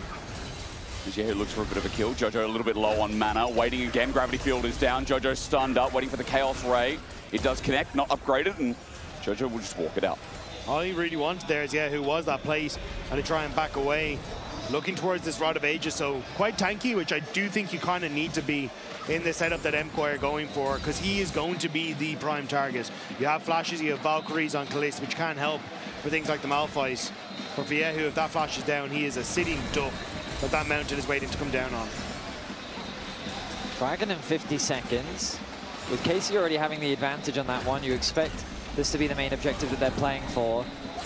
Jojo's build, it looks like he's going for a Rod of Ages as well, which means that this Ahri's gonna, his spike is gonna be, his spike is gonna be pretty significantly delayed. Yeah, we did walk away from Rod of Ages Ahri for a little bit. Yeah, because once the grasp changes came through, we kind of shifted away from it. Well, I think Ahri players do it into other Rod of Ages champs. Yeah. Number one, to try and keep up in terms of the experience. They want to be like the cool kids. Yeah, but also HP Jealousy. is just a valuable thing against thirsty champions for sure. Yike. It's Mirwin. Can't do much. Vault Breaker in. Steadfast presence in the way. Kalista's back in his bottom lane as Kana's going to be caught out. Tangle Barbs connects, but remember, 5 seconds till this Drake. It is all about the bot side of the map right now as Jojo gets tagged out, gets the charm, but an unstoppable force in the way again. Yehu, is he going to survive this time? Yike! No, Busio, sorry, came in, and he does. I can answer the question for you that Yehu just refuses to die. You just don't have enough damage in the combo. That's why you see damaged junglers with this Ahri. Busio with the shield. Kana forcing MKOI back. Jojo. As Dragon taken by Yike. I was waiting to see if Jojo wanted to force the flash. Charm does come out. He looks for Busio, but it doesn't connect. KC burning the TPs. Yehu now back in position, but MKOI, they're the ones getting forced out of river. Busio's going to do it by himself, and Yehu's going to push the wave. Also, Kalista's getting pushed on bottom lane and starting to be able to actually chip away at this tower into Mirwin, which is helping him to try and close the gold lead that had opened up in this bottom lane. He's trying. I don't think he's succeeding right now. He's trying real hard. 750 gold is the gap right now, and the Cole's about to cash in very soon as well. But yeah, to go back on your point earlier, that the biggest problem with Roa Ahri is that you just don't do damage for ages, like really a long time. And so the fact that they haven't killed Yehu actually didn't surprise me the second time round, because when you have a Roa yourself, again, like the HP just makes all the difference, and a Malphite, like this ain't a solo queue Malphite, so there's no Malignance rush from the side of Elyoya. Valkyrie burned. I was waiting to see if Kalista had any damage. But yeah, it always disappoints me on that note. Like, you see the Ahri Rod of Ages, like, yeah, not really any damage, not yet. A lot of people out there don't like it, but regardless, past that point, we are putting a big focus here on Kalista in the bottom lane. Doesn't really have that much mana, but Booster is going to help him push the turret, get some plating. Mirwin just playing weak side right now. Well, the next focus needs to be on Herald up in the top side, and MKOI are getting pushed here for the time being. Sakana's doing the same here, but it's enough. Yeah, but it's not as capable here because you've got 2 members of MKOI pushing up, whereas just Kalista kind of being solo on that bottom side. So Supa actually getting way more out of this. And it's going to be able to take the tower unless Yike can make some play on the top end. It looks like they're just moving Alvaro into this top side drive rush to get some vision and spot exactly where Yike is. Under the cover, Supa is going to get a bit of help here forward. Tangle Barbs almost connecting after the Protobelt. Early Protobelt here from Alvaro, but he did get an earlier kill, so makes sense here as Mikhail's bell for Busio needs to be noted for this next play in a minute. Yike navigated his way into a pocket of vision. Will be spotted now. Alvaro going to use the heal. Cease and desist onto Alvaro as well, but double tangle bar. Bubizio uses the belt on himself, and now with the Pop Blossom down, Alvaro's down an ulti, but he's looking for the escape, and he has found it. No ulti for jungle versus support as Jojo gets tagged in the mid lane. Things still looking good for KC, as Yike did just get their big engage tool out. Kalist backed away on the bottom side as well. Meant that Oyoya was fishing for that ultimate play on the bottom side. Doesn't find anything. Still got hit. Chaos Storm is down. Rather arcane, and Jojo just on the edge of it for now. He's going to walk back. He wants the minions. With Foxfire, he movement speeds past it. There was a world where Yehu could get a kill there, but he'd have to flash in order to consider that as a possibility, so he decides against it. Instead, he'll just choose to go back to base, as both mid laners look to do that. Kalist right now is the target. Busio in a good position, though, getting ready to cover. Herald is 5 seconds, but everyone's on the bot side of the map. They're interested in this blue buff. Well, it's also just one place on that bottom side, so if you can keep Mirren pushing on this bottom lane, you have a chance to take that. And KC have to make a choice, protect the tower or protect the blue buff, and the tower will stay standing. Gold is dead even. Those first items are there. Obviously, Zeke's convergence to the Malphiters build we've seen many times before. Super happy to push the mid wave now with Alvaro shadowing. Elyoya, he is nearby, ready to press the button. Now, Dragon's up in 130. MKOI still hold control. That Herald is also a counter thought, as Jojo is getting pushed top by himself. That is going to be reciprocated by Yehu, but he's going to be there in a little bit. It's just rotations at the moment. And it's crazy because the last couple of games have been explosive. Oh, absolutely. Both sides just constantly fist fighting, doing whatever they can to get a small advantage. This game, though, much more calculated. Both teams sizing each other up, trying to see what they can achieve. Looks like they're just giving this one over. Casey saying, you know what, we don't really care about it right now. We care more about focusing on our farm. They don't have that top tower. Yehu doesn't want to overextend. He's playing relatively safe, getting very close to that level 12, but he knows Herald has just died and he has no vision. This is very risky stepping up. Oh, he does have that one control ward, so he is actually fine. My apologies. Yeah, you don't Dragon, though, that'll be Yike. Having first push on that objective, clearing out the vision. Kana with a nice base timing will be making his way down as well. And the final role quest now completed for Mirwin, as he secures that in the bottom lane. And the Dragon, third one of the game, sole point for KC if they can grab it. It's hard for MKOI to fight, though. Triforce complete onto Kalist is incredibly strong. You've got Yike with the Sunder Sky and the Triforce on Kana. This feels like a great item spike for KC. So MKOI fishing for the play instead. Kalist is trying to bait him in so he can Valkyrie, but Super just steps up instead. He's auto-attacking him. Barrier comes out, but Kalist, his health bar is now the issue. As Dragon started, but KC quickly pull off. KC are split. MKOI stand in the middle, and they can turn on either side with Elyoya. So Kana trying to manage this bar. But going into Mega, as you said, Dagger is big. Mirwin slow though. Cease and desist, he's popped backward. Set up as the Battle Herald instead. Mirwin gets over the wall. Yike, he's going to match it, keep his verdict, interrupted. And Mirwin goes down. Big play from Yike. Meanwhile, on the top side of our screens, MKOI looking for the 5. The Chaos Storm already down. KC gets soul point and get away. They have erupted, and the flow of MKOI is trodden on as the Herald is going to get the charge towards mid. Yes, it will go down, but Soul Point is a powerful position. Decisive play from Yike, recognizing that he can work with Kana to get that pick onto Mirwin, and they can use the numbers advantage to convert it into a secure Drake. But KOI, they didn't want to go down without a fight. They were forcing a fight on the top side of the river, trying to catch a few other KC members out. You'll see that the flash was burnt by Yehu, but he was successfully able to get away with his life. So this is a net win for KC. Yeah. 3 dragons secured. They don't lose any members. They do get a kill. Yike, they're doing a lot in this game to keep KC fighting. Busio looking for a tether, but Super's out of range. Kalist is going to get access to turret plating in the mid lane as well. I mean, I heard the crowd get excited for the charge towards mid, but as you said, Betty, great play from KC. It sets their comp up, their comp we talked about with Victor, with Corky, for a team fight for Sol. Kind of being pressured off this bot side turret, though, as Elyoya shows up in Jojo Pyun. So although you are getting some of these dragons, it's MKOI getting control of the map. It will be answered by Yehu. The ability for MKOI to continue to push in all these these waves now with these 3 towers down makes things significantly easier for them. Bit of gold. We wait 3.5 minutes. That's the next play. Baron up in a minute's time as well. KC on a ward right now that's deep from MKOI as Yike looks for the angle as well. Elyoya fishing. Super trying to find Kalisz. Maybe caught out. Spirit Fire comes in as well. Orb Deception ulti. Oh, yeah, a couple of whiffs and Kalisz won't be caught out this time. Now they feel confident to turn though. Yike setting on towards Elyoya. Busio to support. MKOI retreating as they actually have multiple members on this top side. And Kana is solo looking at that bot lane turret. I mean, this standing gold is going to be very nice for KC to grab. Kana level 14. And he's going to get a big injection as well, solo securing this tower. It's also now difficult for MKOI. You have just under 3 minutes to actually go for this dragon fight. Yep. But you're hitting 2 items, which is basically the strongest KC will be. Like a Corki with 2, Kana with 2, Yike just finishing that Black Cleaver. Like, you were in an exceptionally strong position as KC in this game.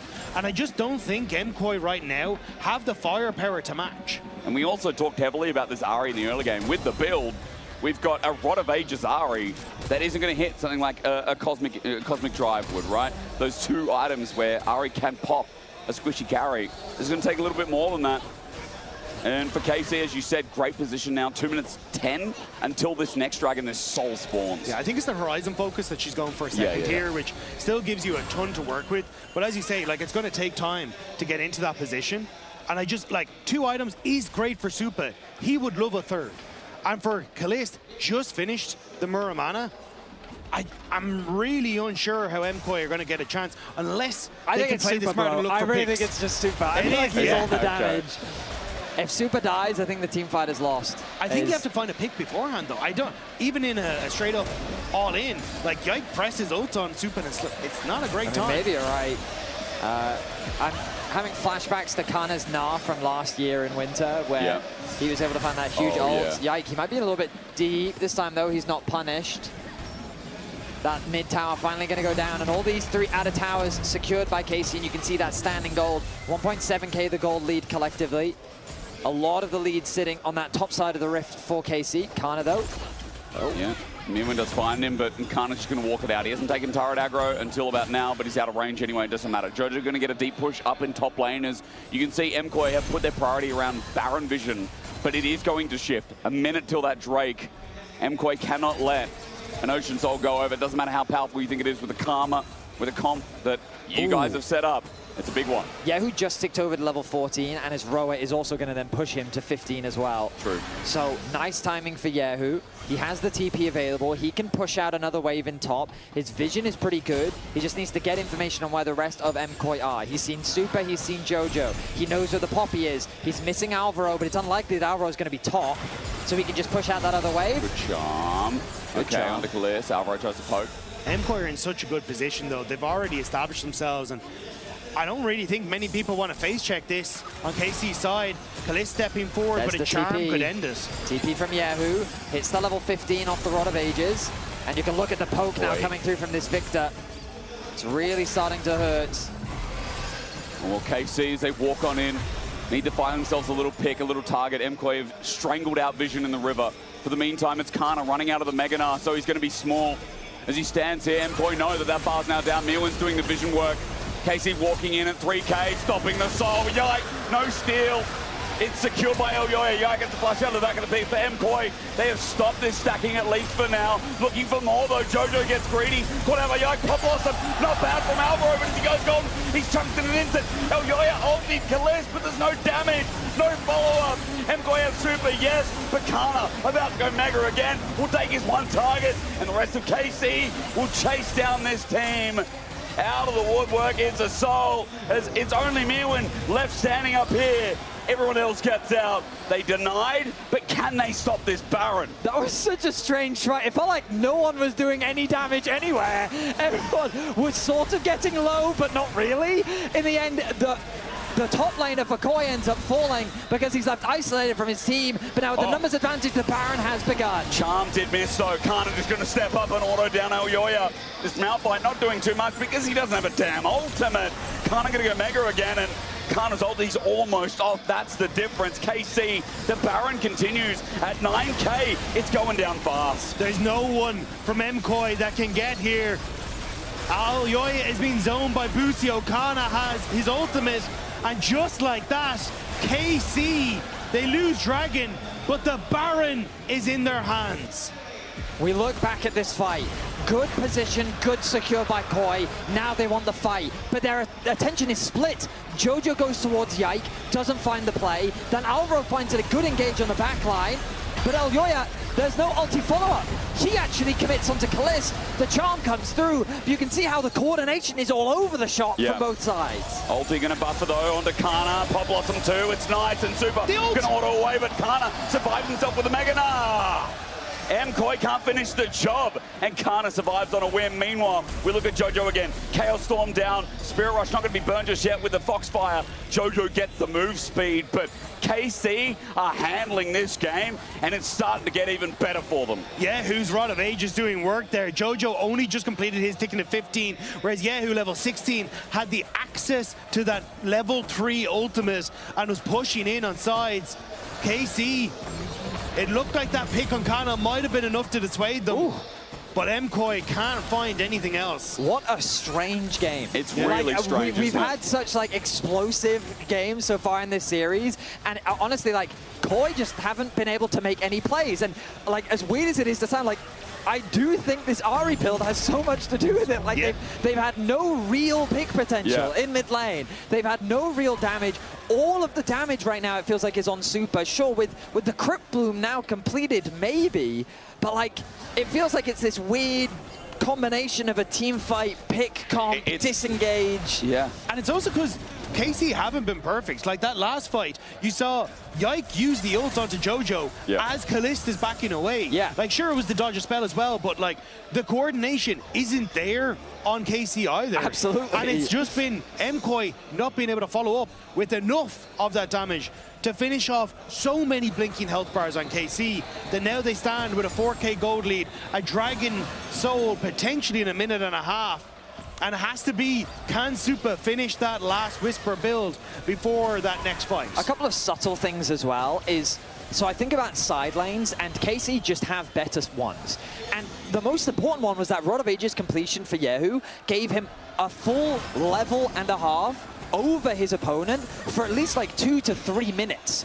And it's only now that Jojo's upgraded his Rod of Ages that is now fully completed, that he's now matching Yahoo, but he's still going to be about a level behind after everything is said and done. So the fact that KC could basically continue to control the side lanes, it made it easier for them to control the neutrals, and that's kind of what just put them in a better position. So while I would describe this game as awkward overall, at the end of the day, it's just KC that have just, because they got those early dragons, converted it towards the Baron, and now they're setting up for the Soul once more. First couple of gangs from Yike as well have to be noted. I just put that in the back of my mind. That's a great point. It's been early games that KC haven't converted, that now we come back and like, look, Grimy, you think so, but they're going to have to pull a rabbit out of the hat. 3 items is big. And if you can get through this, the green gun, I've forgotten the name of it, you should be able to actually get access to the Crescendum, and then this red-white, which you're in a good spot. Flashes available across the board for MKOI. Aim almost for KC, it's just who's lagging. And I mean, credit to Yike, big bounce back after game 3, level 16, GA completed. This Vi is going to be very difficult for this Aphelios to deal with in the upcoming fight. Jojo, angle, Yike found him, he's got a GA, he can dive in, no problem whatsoever. Jojo on this Ahri pick, we were criticizing it, but now in so much trouble. Kalist has a big one, lands it, Kana gets the auto, but Dragon's down, okay. MKOI, the side play stops the Soul, but now KC want to finish the job and take us to silver. Scrapes. Yike on the back end. Super's doing damage, but the keeper's verdict stops the play. Kalist was sent packing, but straight on towards Elyoya. So now it's KC. We're in an awkward spot. They don't have the numbers. And MKOI looking for the heist. It's all about Super. It's all about Super going into Mega Nah soon as Kana at half HP. He gets poked on out. Sterix Gage now down. Mega there, and he needs to get balled out. Super into the wall, but Pop Blossom saves it over Super still as he flashes away. He kites back. Yahoo can't finish the job. Walks in. Super. Damage there. Super gets the ulti, but it's not enough. KC ran them down, cornered them, squished them, and even though Alvaro found a beautiful ulti, KC just have more. damage. My goodness, what an awkward situation once again. Super came so close because Mirwin and Alvaro provided the space he needed to really pop off. But then again, once it wore off, the numbers was too great, the damage was too strong, and KC came out on top. But all they got was kills. The Dragon was secured by KOI. There's no Baron to secure. So KC, while they did get some gold, they're not really that much closer to ending the game. I mean, Yoyo's going to get caught out here. You're right. Flash, ulti, what is he going to burn? He might use it to get on out, but even if he ultis here, Kalista's on the right side to follow him down. Zeke's convergence there. I mean, yeah, they do get his ulti, though. Baron's up in 35. That is crucial, because if he died, as you say, Hysterics, that would have been Baron again for KC. But I agree with you, Vetty, like, these small mistakes, this over-index onto kills, did come back to bite them. They thought they got Jojo Pyun, but the entire time this is happening, Dragon is being taken. So Jojo ends up buying a ton of space here. But while on the top side, this fight ends up happening, it's as MKOI try to escape. Mirwin, I thought that KC were going to outweigh for Mirwin with the ultimate, but they don't. And as MKOI go through, KC chasing. Watch this Venn diagram of save Supa for the love of God. Because it's the setup from Alvaro on one side. Mir with the flash W to prevent the engage from Vi. And I thought maybe that could be enough. But Yahoo, he just tanks it all. Yeah, the arm guard was so important for Yahoo to stay alive. But so the funny thing is, that's the point of the Rod of Ages build on the Ahri, right? When that Vi dives into you, it makes the damage harder to execute. And so the build did buy him a lot of time. KOI still very much in this game. The Baron now alive, and all eyes remain on Supa. He is 2 levels behind Kalist. Kind of just pop Mega Gnar in bot lane. Okay. He's going to be Mini Gnar moving up. I don't know if MKOI spotted it. This would be a timing for them to try and make something happen. Now Kana in Mini Gnar 4 will be spotted. He can use the next wave to start building that one up. Yeah, I think he has to. But can MKOI find the engage while he's still in that position? They don't have any clue where Yike is, which is, I think, what MKOI are worried about. They see the TP. They see it. They're pinging it. I mean, Kana still on nothing, though. It's a good point you raised. Yike finds him. Great TP interruption. Mirwin came in to keep his verdict, and even though he's a tank, look at the burst damage. KC have done a good job so far. Everyone disengages, though, and the weirdness shall continue. But that was the Vial committed. The cooldown isn't the longest, but all 5 ultis are still available for KOI. Because they can't convert that pick, it looks like that not much is going to come off the back of it. And like, there's just so much limited crowd control that it's really so hard for either side to get a kill. We're 31.5 minutes in. There's only been 8 kills total. I know. The damage dealt is probably very high, because there's a lot of damage being traded between the two teams, but the number of actual kills is not converting. The AD carries are pretty much even in terms of itemization. The Zhonya's now finished. Deathcap being worked on for Jojo. A big damage increase for him. The moment he gets it, that Ahri will become a lot scarier. And that's what I was going to say. The fact that MKOI keep holding on, they keep delaying, is buying items for this Aphelios, is giving time to Jojo. And suddenly it's not so much of, hey, you've got 2 great item spikes for KC, they should get soul. Now you're kind of fighting for your life. As this third dragon, a potential third dragon for MKOI, is going to spawn. But waves pushing in KC's favor. They establish themselves around the objective. They're getting the vision, denying the multiple angles of attack. So MKOI trying to bait Baron's turn. All right, and Supa's got the perfect gun for it as well. He's going to separate with the crescendo. The TP for Jojo in front of Kana. Oh, okay. Well, he's going to get autoed down, so Jojo in a bad spot. He's going to Spirit Rush at the start of the fight. Keep his verdict. Gets silenced. So Mirwin just stands there. Baron is going down. Supa does damage. But Yike! He's the king of smite! We've told you time and time again. He ball breakers out. Pop Blossom's a 4-man though. Wait. Kana. Oh, he saves the play. Yike goes back in. Supa's been hit. Yike is trying to get down this AD carry, but he can't until Jojo fixes the kill. Now Kana just autos through. And KC somehow find a way, but that's what happens when you have Yike on your damn team. That is some damn League of Legends right there. Holy. The fight looked so close. It could have gone either way, but it is KC that comes out triumphant. 4 members fall on the side of KOI. 33 minutes in with the Baron secured as well. KC, for the 3rd time in this rivalry, will bring us to a Game 5. KC manage it. Yike with his dying breath takes down Supa, but with that breath, He will roar Silver Scrapes as KC look to take the Nexus. The Nexus now bear KC on it. We are going to Silver Scrapes. Winter may be in the finals, but KC want to relive it right here. My goodness, what a performance from Yike. The Smite Master showing his colors once again. It's so insane, man. How is it every single time he does it? Yike is king of the jungle, at least in Smite's desk. Over to you. He sure is. He's looking at Skewmon tomorrow saying, I want to beat G2 on this stage. What a game once again from Yike, and he's honestly had Elyoya's number in most of these early games. It's just that the team could not always back it up as we went on, Finn, but I know that you were very inspired, no pun intended, by the way he played this game. I mean, I think Yike has had an absolutely exceptional series. I think the way he's been piloting these early to mid games is just that he knows where his people are strong.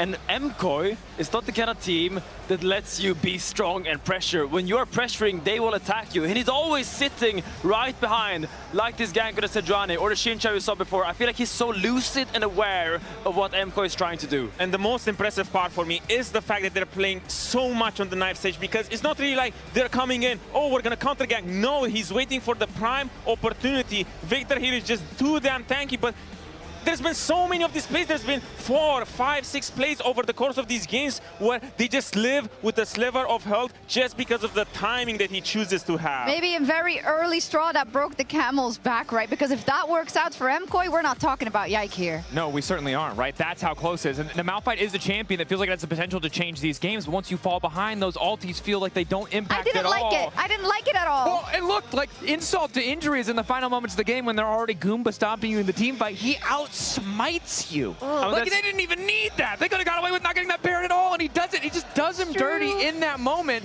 And for Elyoya, look, we saw it, the Kiana, it was heroic. But moments like this, where Yike is steadfast, where KC are favored in the fight, but he gets the smite anyway, is, it inspires faith for KC in game 5. It's just insult to injury, salt in the wound. The way he's always so clutch in these Baron fights always like baffles me, how he always seems to get out on top. It's like he has plot armor in his anime arc. There's just no way he's ever going to lose. It's true. He's so good at those smites also. Like, better. I think he's the best smiter of all the junglers. I'm going to say that. That's true. Yep. That's true. There's a lot of data to back that flame up. What else went wrong here for MKOI? What else went well here for KC, Odo? Well, for MKOI, I mean, you identified it well, is the Malphite in the jungle that made it a little bit too messy for me, because it just slows the game down so much, because they had the option to put Poppy over there and keep this whole team of the series of just play early game, be proactive, try to outsmart each other and have more opportunities. But it just seemed like it was just a gamble that didn't really pay off, because if they do manage to stabilize the early game and not make it so volatile, if that play on mid again goes well, then it's a completely different game. But on the side of KC, I mean, what went well is just Yike controlling the early game every single damn game. I mean, it's just mid. It's just mid. I think Yehu versus Georgipun in this series was not what we expected. We all put Georgipun We're going to bring it up after. Come here. all the We way have to the 20 left. I seconds, was on the nose on him, but in the end, it's Yehu that just completely popped off and is so clutch. And I feel really bad for Supa, because he had the Aphelios, he had the items, he had the guns, but his team was too far behind. So many team fights where if they're even slightly closer in gold, Aphelios gets to take over, but KC are so tanky, it does not matter whatsoever. And that's a situation where, again, if this was game 1, MKOI weathered the storm. They punished KC, they managed to find those leads again, but it feels like it's getting harder and harder for them to do that as the day goes on, because KC just continue to win early game after early game after early game, whether it's better planning or better execution or punishing MKOI in the setup, they always find a way to make it happen. I mean, I will say, this game, Supa and Alvaro in that 2v2 got the better part of Bucio and Calist. I think that early 2v2 kill they found was the sole reason why this game felt close. Yeah, but it wasn't. In the end, it's KC every time that MKOI knock him down. They stand back up and they win the game there after. Yike is on an absolute tear. It's the captain, Elyoya, that's going to have to do it in game 5. We'll talk all about that game 5 after this and after Silver Scrapes.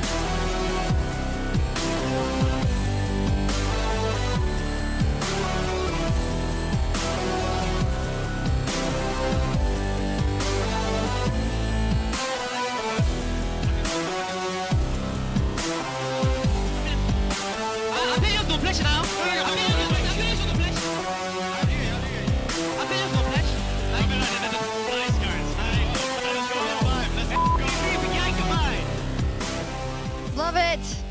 Yehu, Aphelios, no flash, kill him. So nice. I mean, look, Yehu's been popping off. I love the confidence from this guy. And again, Finn, you said it before. Let's bring the board back. We've been wrong all day. Every prediction wrong. And everything now the board is wrong. wrong too. We're missing a piece of the board, so I will hold it up. We had blocks back there. Where are we going to start? Where are we going to start? Here, mid lane. We're getting in the mid lane. We've never been more wrong. Finn was inside of Jojo Pune. That's how excited he was about him. We're on the other side. Is anyone not? Are we? We're flip-flopping. You guys look ahead. I represent all three of us. We're over here now. We're over there. We're coming up, baby. We're coming up. We're all in on this man in the mid lane. Why? I don't know if it's the mullet or the mid lane performance, but they're both doing it for me. But the mid lane performance has been what's winning the game. This guy's generating advantages out of nothing, working well with Yike. Like, the language barrier fear is non-existent. All of the concerns we had around this guy coming into the roster, adapting to the team, have disappeared in this series. The question I asked at the top of the day, right? I can see the influence that JoJo has on every single game of MKOI, sometimes to their detriment. I don't know if they find the upgrade that they wanted in the mid lane. I'm seeing it now, I have to say. But you're staying on JoJo. Keep it. I think JoJo was just a little bit bored. Game 2, 3, 4. I feel like he was just kind of zoned out. Game 5 clutcher? I mean, he's the kind of a clutch mode. He needs that pressure on his back to really step up. There's another one. Look, wait, which other one? Which Jungle. one? Oh, okay. Okay. All right. Well, Odo predicted it correctly. I was there. We'll bump you over. Finn, I guess we'll just move us all over. We're all over here I mean, he's Swedish. That was on me, to be fair. That was on you. You betrayed your countrymen there. Yes, you most certainly did. Yeah. And the captained one game, but it's getting cooked in every single other one. Yeah, the early games, the smites, just the overall impact, I feel like. All I'm seeing is, we talked about it in the beginning of the day, the dark days of tanks, the revitalization of carries. You just lost on Malphite, you lost on Sejuani. You see the stars are aligning for a carry versus carry jungle matchup in Game 5. It's fearless, baby. Show me your best. Listen. and that's the fun. Is that good or bad? No, I'm not sure. It's bad. We don't like Lee Sin. We don't like Lee Sin. I don't know. But anyway, Ivern actually slaps in the game 5. Yeah. He's terrifying. Yeah. So here's the thing, because now we're in game 5. Okay, I'm gonna put this down just because I have to hold yes, it. My put it arm down, hurts. put it I'm a down, weak put it boy. down. So we are in game 5 right now. There's a lot of crazy things that can happen. As you said, Finn, we really want to see carries on either side of these teams. But at the same time, there are a lot of critical champions that are in that will save a draft and make it super exciting, so that we have, you know, our favorite players, Jojo, Yehu in the mid lane, Yike and Elyoya, to be able to play these champions. And there's champions like Tanks, Ornn, Cassante somehow made it all the way here, and these champions will make these guys be able to pop off. Right of first selection, MKOI first pick. Shocker. KC Red. First pick has won every single game today so far, so it's not surprising. I sat here backstage trying to cook up something to kind of predict what was going to happen in the draft. Okay. But I feel like I lost myself in the sauce a little bit, because this is what the coaches is going through backstage right now. Show it, Dracos. Show it to the audience. This is a mess of champion names. And so just so you understand, coaches have a lot more preparation than Finn, but it's the same thing. You're grasping at straws. Suddenly, Lucian Nami, and I never want to see it in EU, but in game 5, I'm considering Busio it. Getting Nami? a power Yes. combo for Busio after yesterday. There's so many little things you have to remember. The Silas, the Akali that can come in mid lane, and a lot of this stuff outside of top lane, where you mentioned the Ornn and Cassante, is so volatile. So this could be a game 5 where 1 or 2 kills in the early game, which has always gone KC's way, could just decide the game right away. One thing we know, though, as talked about a lot in Fearless, is that engage falls off the longer you play in Fearless. So engage in game 5 becomes really hard to find. Not that it falls off in terms of usability, just that it becomes really difficult to find good engage champions. Odamne, you said that you think Ornn might even be first pick. That's how dire it is. He's that guy, no? That's just how it goes in game 5. If you want power picks, if you want lane powerful picks, if you want scaling, you do need to get engage on other sides of the map, and that's why top lane will get sacrificed, because at the same time we talked about Jojo, right? We said that he's been having a poor series, and we look at Supersol in the bot lane to carry.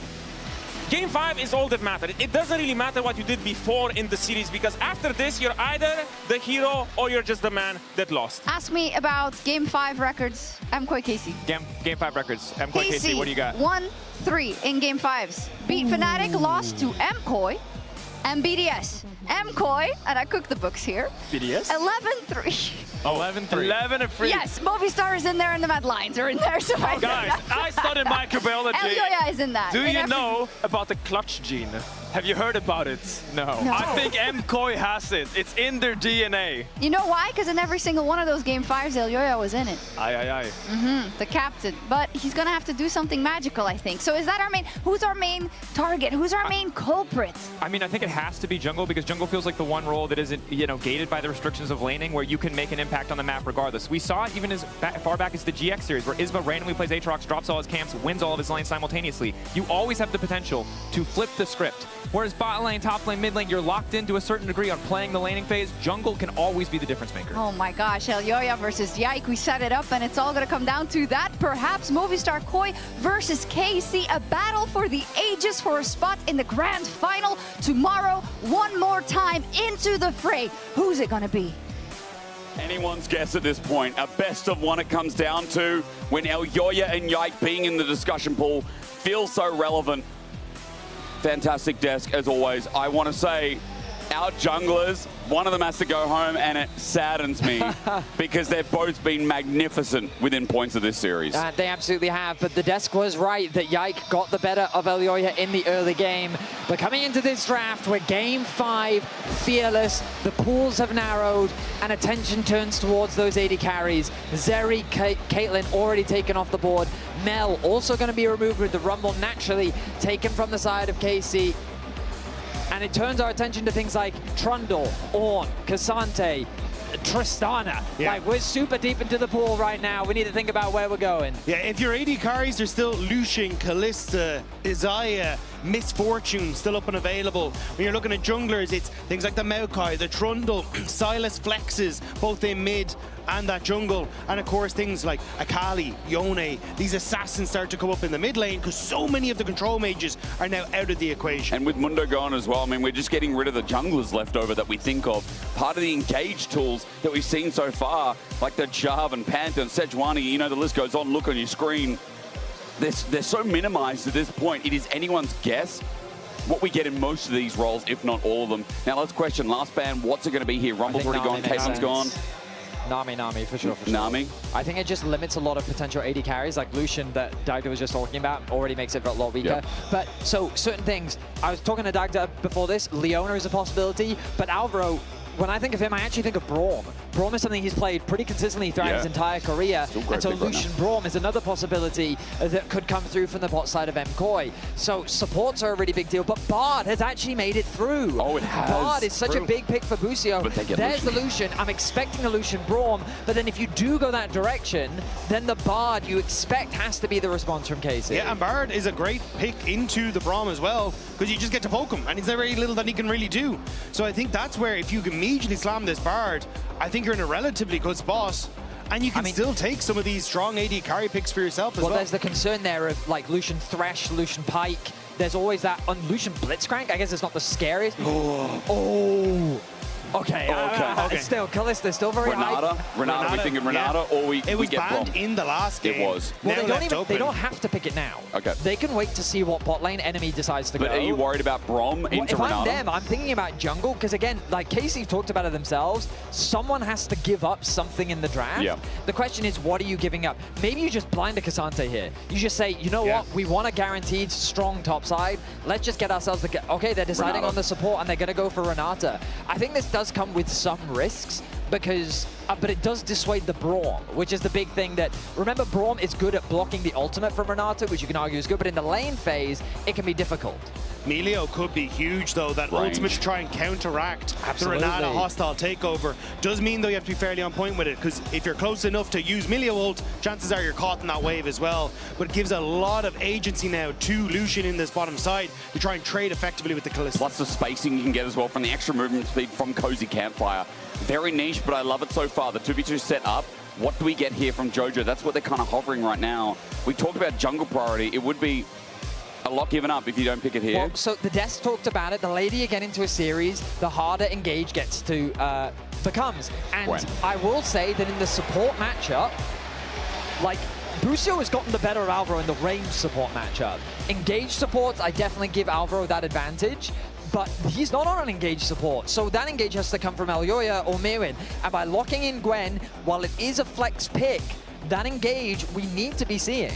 But it also denies the potential for that to go top lane. If you take an Ornn into the top lane, if you take the Cassante, you're in a miserable time.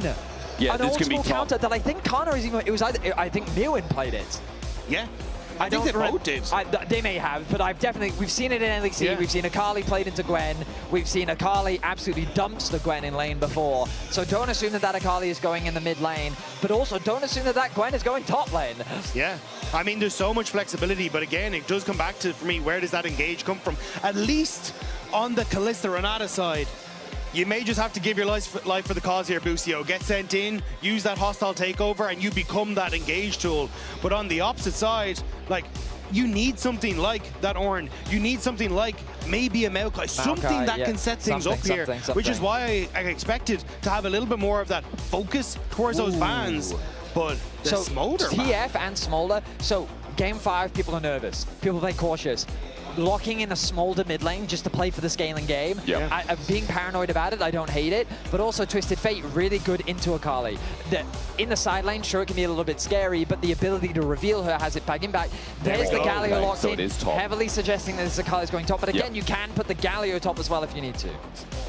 Both good alternatives, so double flex. For the meantime, though, I mean, Kana has played 9 games in his career, not super successful, but we can move on for that, wait for the swap. But now... They could do Yone Maokai, no? Yone Maokai, Vedius wants to see.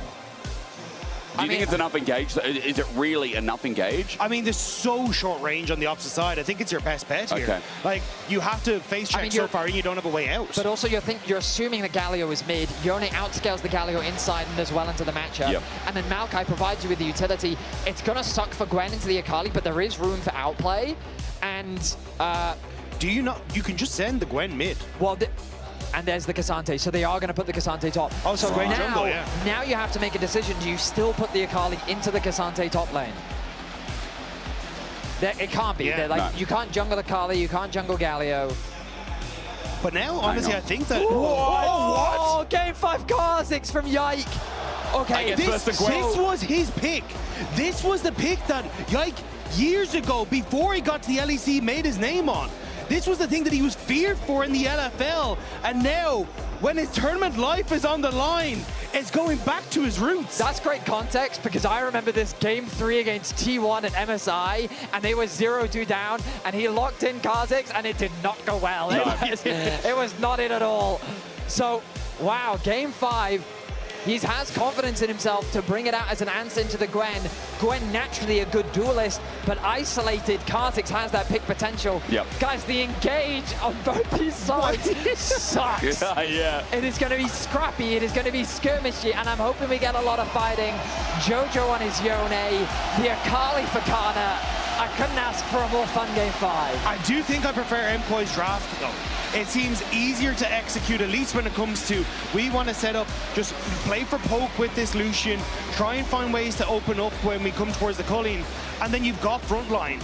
Because when I look at KC, sure, yeah, who can provide something, but there is so much dive, so many things that have to go well in a fight if you want to get access and value from these double assassin-style composition. And how symbolic that both junglers are picking something here that relies on them to be the power. Yike versus Elyoya, MKOI versus KC, a best of one between the Spaniards and the French. The winner versus G2 tomorrow, and the loser goes home exhausted. We just ask how far they have to go. As for MKOI, a loss in this arena with the fans coming out in the thousands would be devastating. But KC, what a smack in the face it would be to get their first ever best of 5 win in the history of the LEC against MKOI. I love that. It's either stomp, either disaster. Let's go indeed. I mean, they've delivered a super entertaining series for us. Game 5, let's see who can show up. Yeah, a little late to the wave. So giving Jojo that opportunity to push in was over getting a ward to see if there was any sort of invade that was going on, or at least setting up to cover for an invade on that bottom side. Right, because what Gwen can do is dash over the wall at the Dragon Pit, threaten their bot side invade, and so they really wanted to get that early information. Those minions going to be lost underneath the tower, so it's 2 CS to 5. Good pressure and push coming out from Jojo early on. Akali running the Ignite TP in the top lane matchup. Into Gwen, this is kind of standard, you get great. But into Cassante, well, I mean, he's going to itemize early magic resistance, and Akali early on, the problem is, energy is a nice resource because obviously it doesn't run out, but the Q cost at level 1 is like 130, if I remember my Akali correctly. And so it's very difficult for you to exert that much pressure onto Mirwin, even if you can get a bit of an early advantage in this matchup. Now, as we're into this early game, I just want to share some fun stats before we get into the potential chaos. No, the chaos that's going to happen with these comps. Did you know Lucian is on a 12-game loss streak right now in the LEC? I did know that, yes. Okay, not the greatest stat, but Super maybe can change that here. Yike's Kha'Zix is 17-3 in his career. What? Which is insane. It's 4-1 in Tier 1. So obviously, play that in his upcoming, but in Tier 1, that's still an impressive I now feel like I need to get my T1 thing fact-checked. Yeah. Because now I feel like my memory can't be trusted. I seem to remember at MSI that was the game 3 that he brought it out, but maybe I'm confusing it for a different champion. But maybe it was the Belveth, a different purple void creature. I'm almost certain, though, when he was on LDLC, this was his pick. He would bring it out in clutch moments and hard carry on it. Back before he joined the LEC, right before he joined G2. Only lost against T1, by the way. Yeah, also was only, okay. Well, there you go. So then, he is very comfortable on this pick. It has been a pocket pick for a while.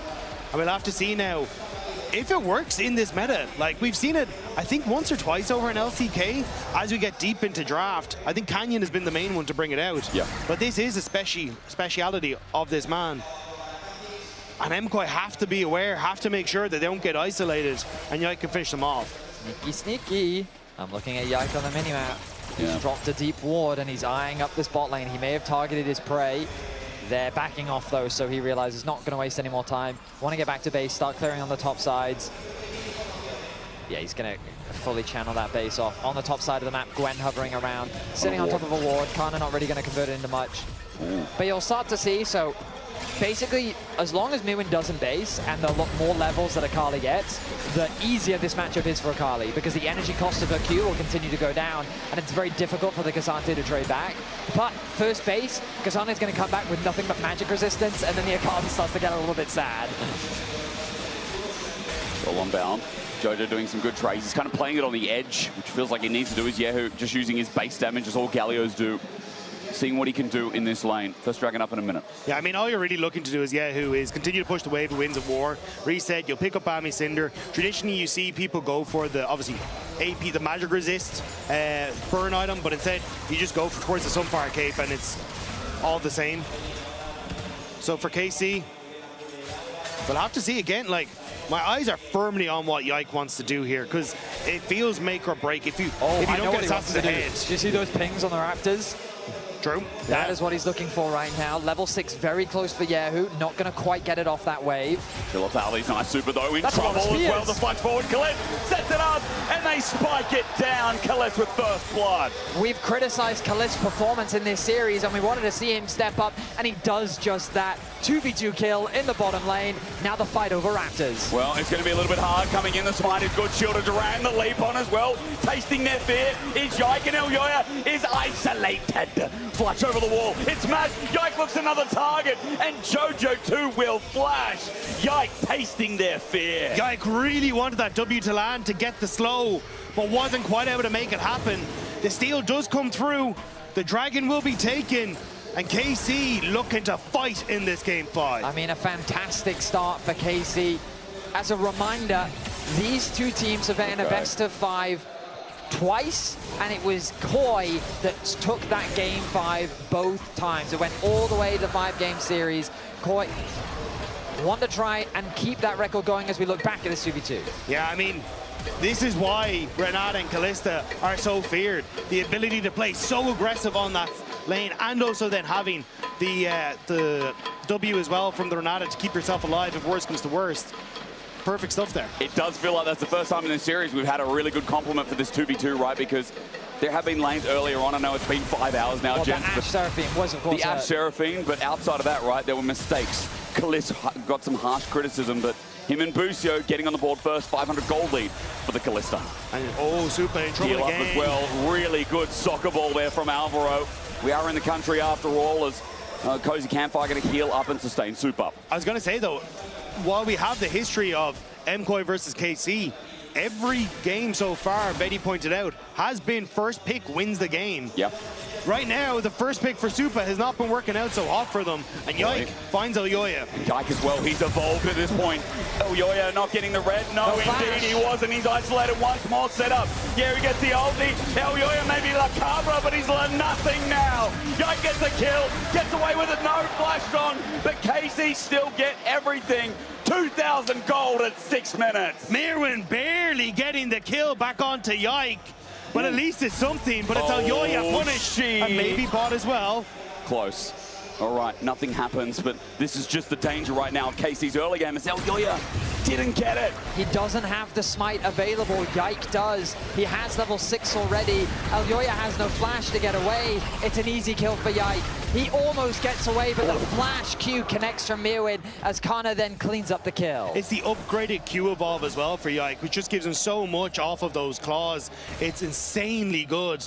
And in that sort of situation, where Elyoya starts isolated, it's perfect. And look at the experience between Elyoya and Yike. Yike's having a great time. I mean, this is why you pick the Kha'Zix, because in the 1v1, you can beat the Gwen. Yeah. She's a scary duelist, but Kha'Zix, he can be just as scary, and it's why you see him picked into things like the Xin Zhao, like the Gwen, because of his ability to outduel. Those forceful spikes, you jump into the fun ring of Gwen, and you will stay with her for the duration. The fun ring. What? The hallowed mist. But 700 gold, Yike's lead astounding. KC's early game, brilliant. But this time, at 8 minutes with 2,500 gold, they have Dragon. Yike is taking everything, and Elyoya cannot breathe. I want to give the shout out to Yehu, though, because this man has been like following Yike wherever he goes, and this is kind of a we heard the Des talk about a little bit about how KC kind of played towards Yike, but this is on a different level. Yehu's constantly feeding in towards his jungle and just zoning Elyoya every time. But set up, Shielded Ram blocked in the way. Jojo can't get out. Yike here once again, as you already said, from behind he almost finds a kill. Jojo lucky to be alive, but Yike again is accelerating the game. Oh, I thought Yehu was looking for the flash Winds of War there with no flash on Jojo, but still pushing people back, getting this control for KC. And this is what you need as KC. A double assassin comp needs very much to be in the lead. I mean, look at the Rift right now. Winning top, winning mid, winning bot. Everything for KC is winning. Kana, though, taking an unfavorable trade. Does have the lifesteal. Double Negatron cloak, by the way, starting from Mirwin, as you'd expect. That's what I mean. It starts to get a little bit harder as oh, hang on a minute. Do you think this is a dive? Hostile takeover comes in. Busio gets both, and Super just gets rendered. Next up, Alvaro, breath of life, but where are you gonna breathe when Kalis sits on you? 2 kills, 1.2k gold lead. MKOI are bleeding. Absolutely perfect dive. That was so cleanly executed. The fact that the Renata doesn't actually pop the resurrection until the second kill. He knows that Super is an easy kill. Then he knows that he can die here, tanks, gets the resurrection, and then the tower reset from the ulti. Just beautifully done. Okana, though. It's bleeding, and it's public execution. Perfect! No! Let me correct myself. Kana is perfect. Everything is going wrong for MKOI. They are struggling in the lanes. They are struggling to find anything. And KC, they're running away with this. It's a 4K gold lead, and we're 10 minutes into the game. You know, it's just like last winter. I said at the end of last game, winter is here. Rasmus sits there watching this game, but it is KC who are trying to relive what happened this time last year. And MKOI in front of their home crowd are disappointing the fans right now. I mean, we've seen KC in these Game 5 situations not be able to clutch things out. And you go back all the way to their very first series against BDS, an entirely different roster, but questions around, can this organization stand up when it matters most? And in this series, they are doing just that. Second Dragon about to fall, a 4K gold lead. KC are looking to meet G2 in the finals. And it's why KC made these changes, why KC brought in Busio, why they need him now to play around this mid lane, was to find the success in these clutch moments, try and push themselves again towards that international stardom. And I mean, with a draft like this working out so far, it's kind of just style points. It really is, and this feels to me similar as what MKOI did in Game 3. You know, that draft that was so hard, that needed to really push tempo. KC obviously in a very different state, and you can hear behind me, MKOI are getting riled up, or at least the fans are trying to rile up the arena. They're in desperate measures right now. The casters, obviously, from Spain are really trying to reinvigorate the crowd. We'll see if it does anything, because there is no control MKOI have in any part of this map. They're trying to link with bot. They're in trouble. Yike is back here. Soul unbound. Shielded Duran just out of range. Elyoya in the region, but the steal continues. Vorpal spikes from Yike. Take away more of the camp. He's got an Umbral Glaive, and he's got a CS lead out of this world over Elyoya, 30 in that. I mean, we saw it from that first comment that we got from one of the chats, which was, this will either be a stomp or it'll be a crazy game. And that's the nature of these type of comps, right? When you've got such squishy champions, when you've got such snowbally champions, the moment one of these sides got a lead, we felt like that snowball was going to start. And it was KC that started it. And look at the snowball. Yike, with a 1.4k gold lead in the jungle matchup. He's got a 35, a healthy CS lead in the jungle matchup, to say the least. And Yike is looking terrifying. And I think it's, again, just the way that KC are playing towards him. Like, Yehu pushing mid to lean in, to take the camps in Elyoya's face. Even though Kalista and Busio are kind of hard stomping this bottom lane, also helping out with Busio roaming there to make sure Yike can go aggressive, having things like the ability to revive.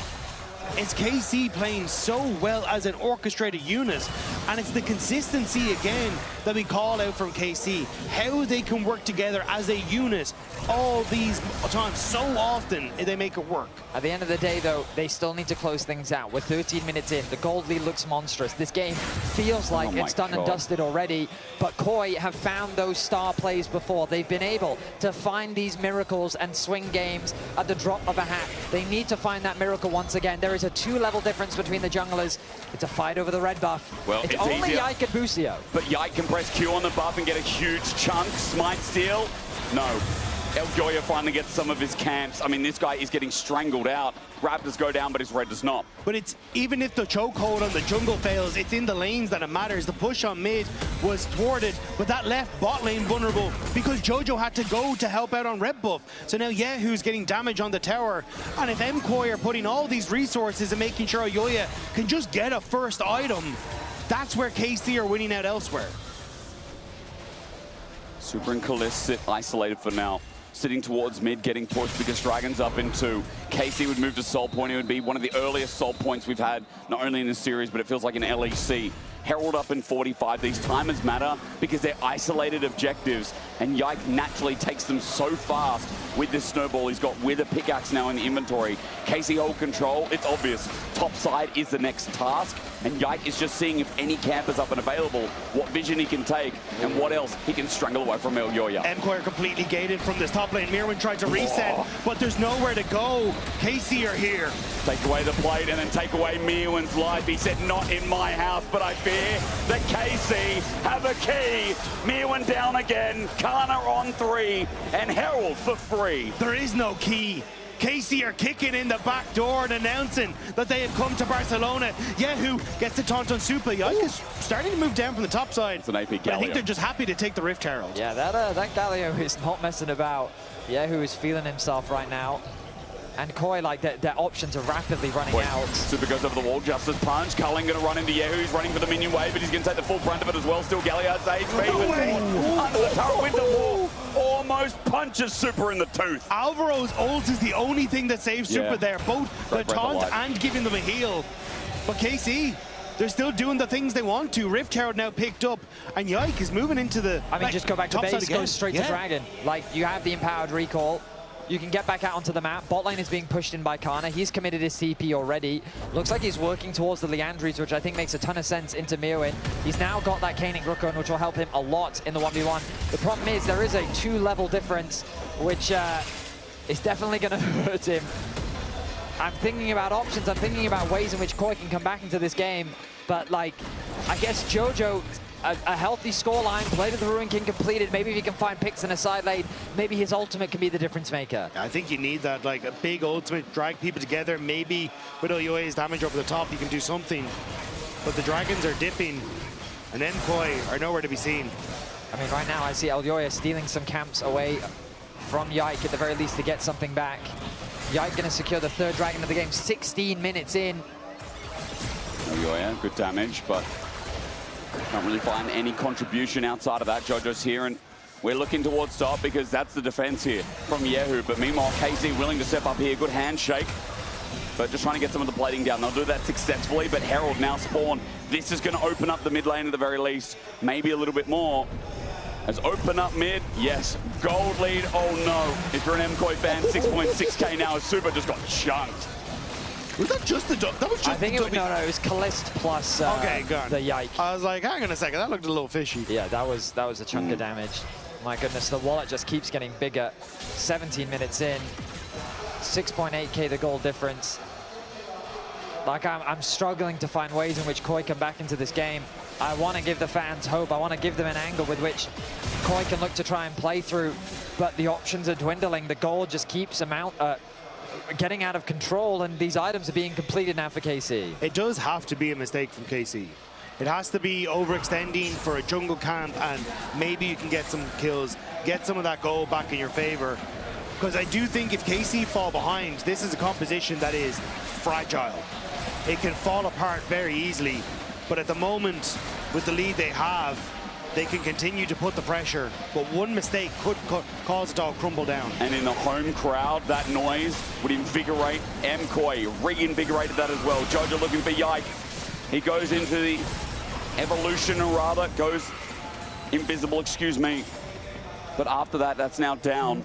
All the fight for the blue buff, Elyoya will get it in the end, but meanwhile, you can see that the Gundam Galio has his own time in the bottom lane. Yahoo picking up a bit of gold with the turret going down. Started stacking up a lot of armor on the Galio to help him match up against Jojo in the side lane. But KC, they're not wasting any time. Like, the amount of effort they've put into stealing camps away from Elyoya has been ridiculous. Similar to what we saw from him on the Kiana in Game 3. Like, Yike is just getting his full-on revenge against Elyoya and stealing absolutely everything he can. He's so confident as well. Will he get punished for it? Jojo gets over the wall. His soul unbound. Yike is looking for him. Going to find him isolated. Red buff. It was stolen, by the way. Oh, unfortunately, Busio gets it. Busio picks that one up. So Kalista isn't going to get the shared red buff, but another objective taken away. But Elyoya doesn't get it. Absolutely. That's the huge thing. Yike is putting on a show as to like what insane 1v1 jungling, what insane Kha'Zix jungling looks like right now. The world is going to be in solo queue tonight after this. And I think it's incredible to see kind of falling naturally back into this carry jungler style. Yeah. Because we kind of talked about on G2, it was, hey, he's going to play your MKOI, he's going to play your Sejuani, and you're going to be happy about it, lad. But now coming back onto KC, getting to go back on towards what he made his name on. And in a Game 5 here against MKOI, to push them towards finals in Barcelona, you just love to see it. And you've gotten all versions of Yike tonight. We got the Sejuani game, you know? We got the mixed bag, but here now as Kalista sends in the Fate's Call, Jojo in the way, the flash forward. No, you're not escaping. Kalista with another kill, and 8-1. KC keep the punish going. Yahoo committed his flash to prevent Jojo from getting away. There was the flash available for Jojo, but he realized there wasn't any point. There wasn't any way for him to get out of this situation. And the one potential win condition for Koi, the one savior in a sense, given that he hadn't fallen yet this game, will add a death to his toll. And KC will extend the gold lead even further. Dragon a minute 20 away. Baron is alive. Koi need a mistake from KC to stop them from snowballing this game any more than they already have. They're going to be found. Vorpal Spike's used again. Yike willing to step on up, look for the smite. You know what fears me the most, gents? That this guy is the smite king and he's playing Kha'Zix. There are many ways to steal many buffs and big objectives. It only gets scarier as Super's going to take the safe path. Yike is on the run. Once again, these Raptors. I don't think Elyoya has gotten these Raptors all game. No. I swear Yike has picked up 5 or 6 of them. He is just zooming. I mean, that CS difference between the two junglers just continues to grow. Elyoya, at least it's only a level and a half difference now. It was 2 earlier. 30 seconds until the Dragon. That's with catch-up XP. Yeah. Like, it's insane. Culling on the Busio, got a bit of a shield. Good damage, He's okay. very good damage. Loyalty program does that. Yike is the one being pinged out right now. MKOI see him, it's Mirwin. Face checking this. On bot tower, though. Already 2 turrets, plates taken. And again, like, as long as he's in this sort of position, threatening a flank, they have Mirwin on one side. Who's matching Yike? Shield of Duran used. MKOI getting sandwiched. Kana in, sets up.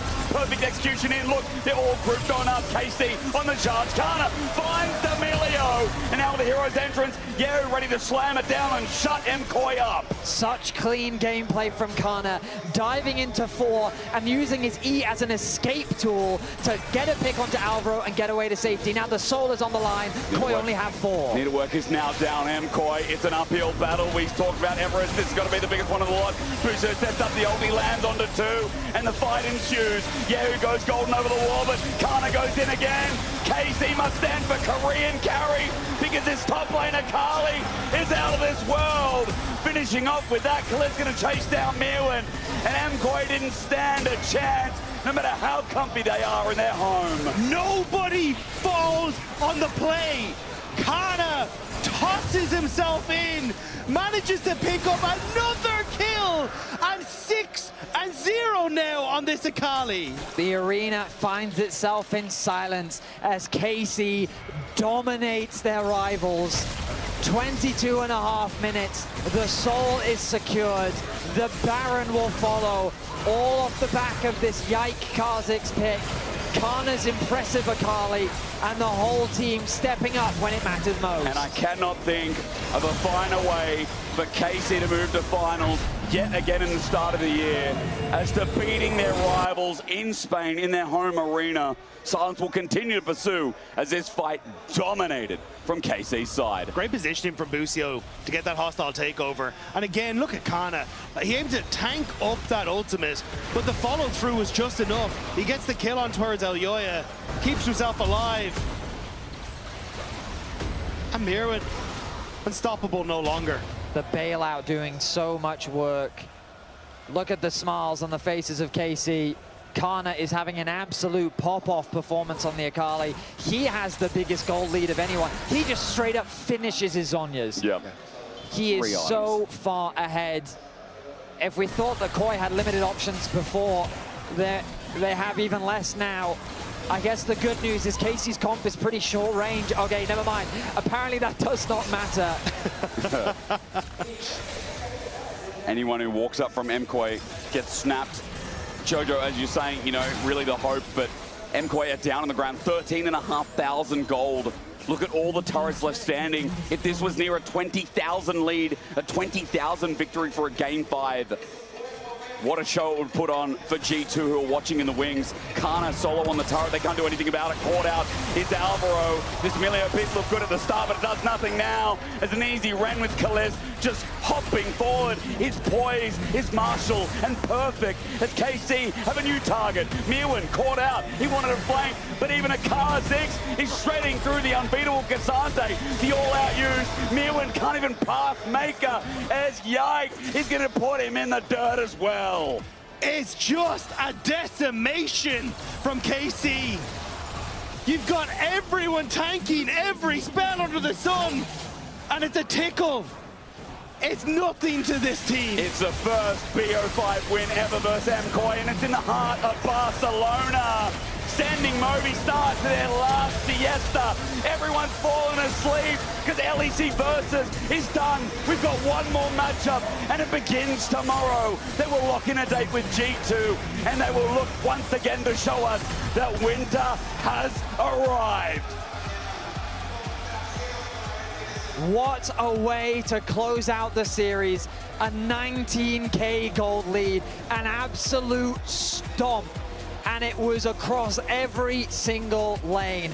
Bot lane 2v2 kills, top lane 1v1 kills, Yike punishing Elyoya, Yehu being everywhere on the map, KOI naturally devastated. They fought hard, they fought valiantly, but in Game 5, KC absolutely destroyed them. And everyone looked at KC in the regular season and thought, this might just be our best team. We got to playoffs, and the voices of MKOI and G2 started to put a little bit of doubt there. But now KC make it a reality. That was an insane game. Desk, I want to hear from you. Well, before we go to the desk, Yike, Yehu, and Busio, you can vote for your player of the game at LEC on X. Just a quick side note, I know they're really wanting to take this over, but commiserations to MKOI, who had a fantastic series. That was insane. It was a shame the last game was so one-sided, was so dominant, because we had some barn burners in games 1 to 3.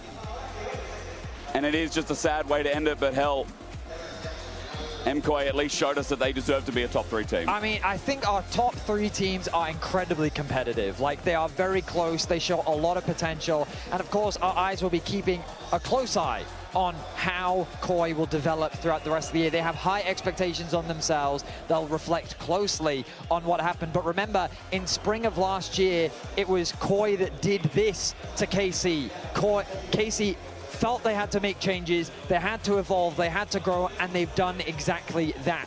And now the pressure will be on KOI to do the same thing, to bounce back, to find how they can evolve, to get their revenge on KC and further this already very intense rivalry. And I think it was some of those newer pieces that really did step up today. Busio, we've been harking on about all split long, but Yehu had a fantastic series. He looked great on the Victor. The Galio and the way he moved around and played with Yike really shows just how well this team has now started to gel together and why they are so terrifying.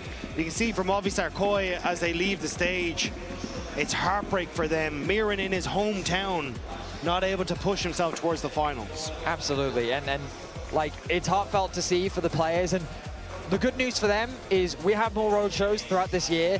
They can do the same thing to KC. They can. Okay, there will be opportunities for them to silence the French crowd in their home and do exactly what has happened to them today. And I hope that this fuels them forward, because we know that at the top of the table in the LEC, that Game 5, that draft had such a big impact. These individuals showed up so much. This series could have gone either way.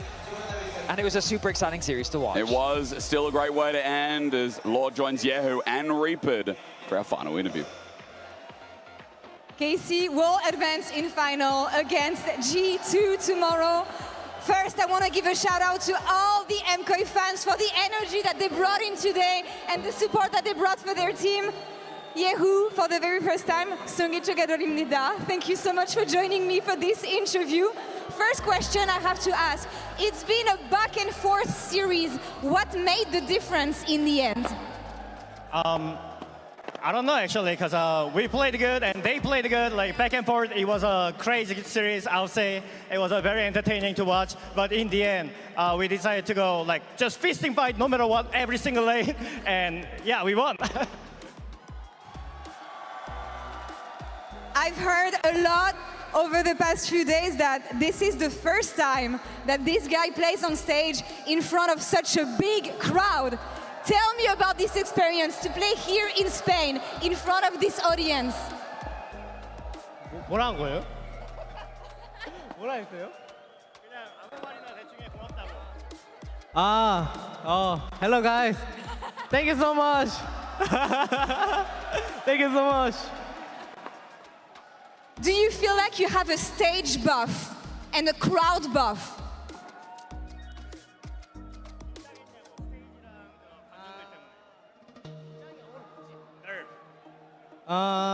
Today I'm not nervous, and then so exciting. I like this. I like it. Yeah, I like big match. Yeah. Yehu, Reaper, this must have been really special for you as well. KC versus MKOI, the biggest rivalry we have.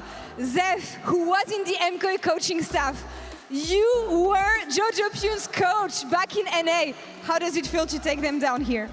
Obviously, I am very happy to able to win today, but also I'm very glad to the MKOI give us like really good series, and I love Jojo as a player, as a person, you know. So it was a good series. I will looking for next time, next world fight, you know. Shout out to the fans once again. Shout out to Las Carpas for everything they did today. Last question for you, Yehu. You're gonna play against Caps tomorrow. Do you have a message for Caps? Hey, Caps, let's go funny game. Woo! Yehu, thank you so much for the interview. Reaper, thank you for the interview as well. That's all for us here on this side of the stage tomorrow. KC versus G2 in the LEC versus finals. Oh, that was awesome. I want to listen to Yehu more, but I'm sure that Calist and Yike already knew that it was really, really funny and cracked Calist. Wait, Like, what is is this? he- Can we what is talk this? about What this about- what- reaction? Look at that pop-off. I need to know about this moment, because you're cool and collected now. I feel like the moment might have passed. But in that moment, that pop-off, talk to me about that moment for you. Just like nailing it, getting it across the finish line. I mean, obviously, it just feels really good to win on stage against like the team that has the crowd with them, right? Yeah. Also, like the Spanish community loves to have banter, booing, and stuff. And like as I said already, I don't care, but it just feels good to like show them that we win against their team and stuff. And yeah, I mean, it's just all of the stress of the series that just goes down, because obviously, like, we are humans, we are all stressing, right? Okay. How stressful was the series? Yike, I feel like you had one of your best of fives I've ever seen. Like, what the hell? Yeah, I mean, it was so stressful. I remember in the draft of Game 5 after I picked Kha'Zix, I was not stressed, but I felt like very bad, you know? Yeah. But then we got into the game, I felt good, and we played good, and yeah, it was easy.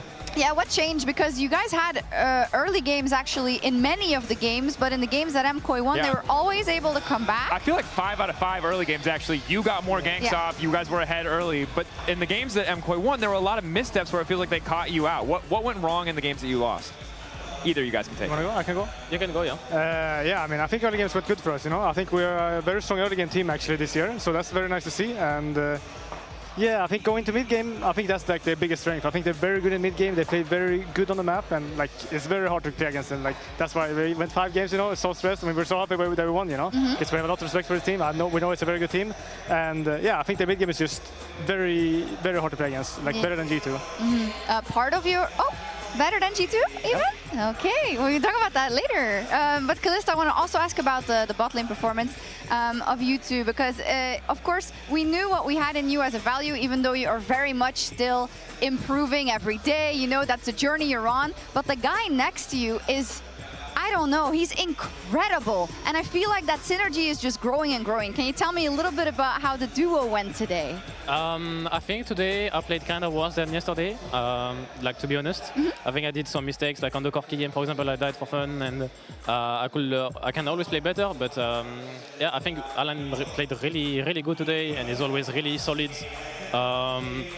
He's like, I don't really see him playing bad or anything, and then he's just a really nice human, really nice player. He's always really vocal, always trying to find ways to win the game.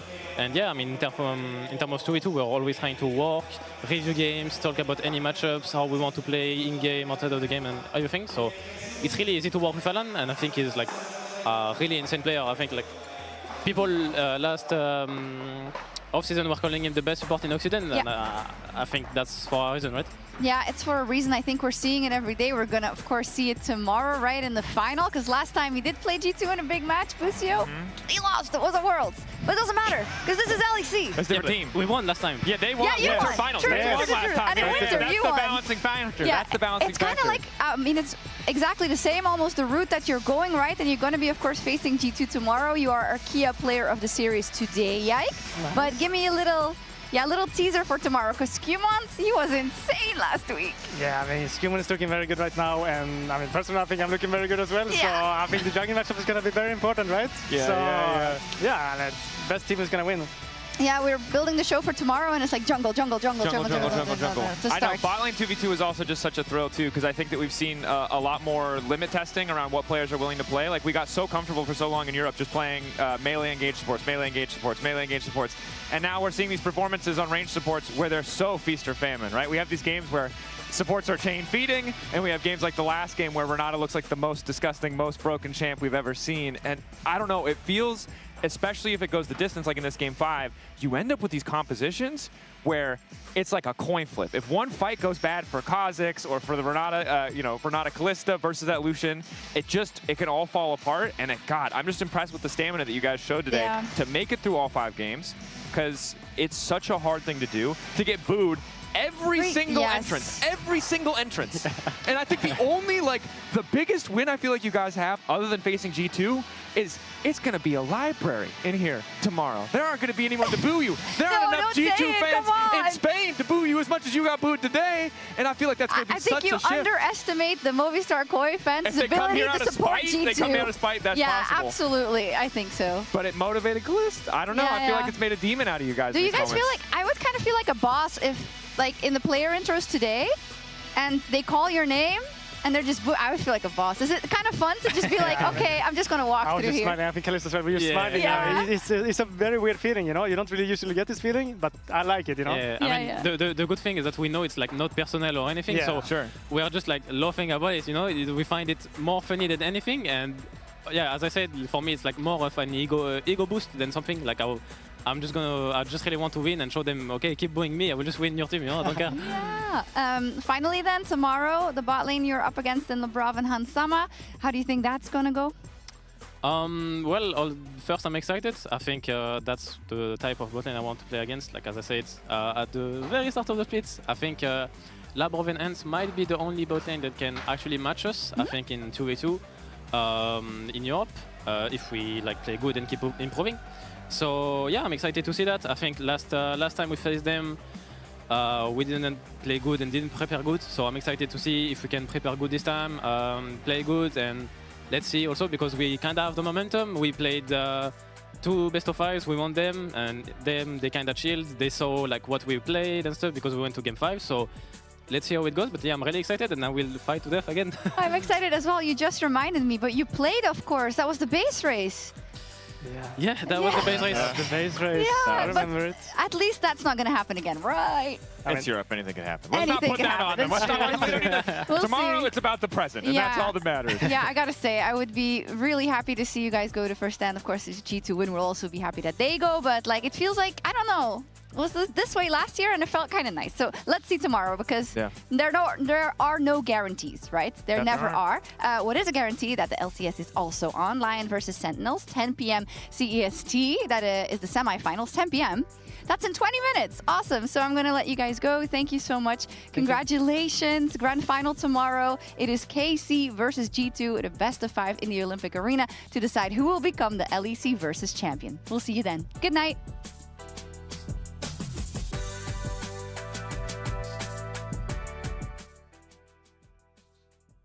Wow.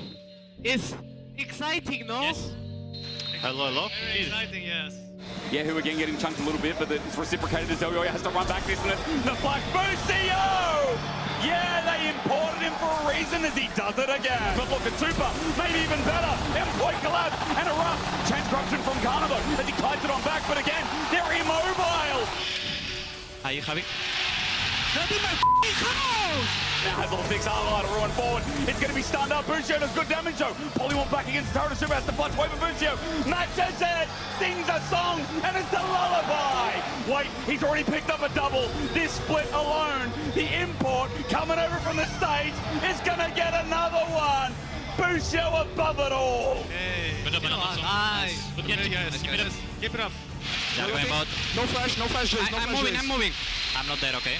Make time and I reach. I'm serious. Make time. I still serious. I'm coming. Good job, guys. Still not dead. He gets ulted eventually, and finally a kill goes over, but KC are against the woman! Fire for hell! He's gonna pick up everyone! Next.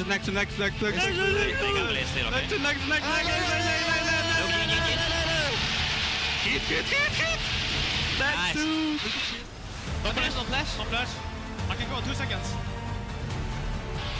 Apelios no flash now. Apelios no flash. I have GA. Apelios no flash. Nice, guys. Let's go. That's okay, because Context, let's go. I will destroy him. Let's go. Let's go, Context, guys. Yeah, makes sense. Let's go. Guys. They're all coming, okay? I can ult.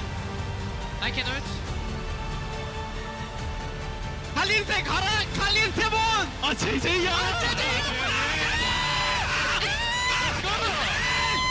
Nice. Good job, guys. Very good. Nice.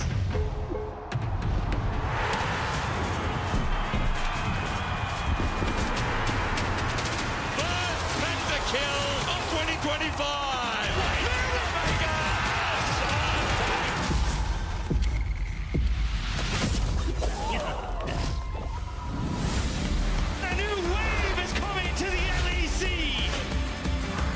Be one of the best LEC intros I've seen in years.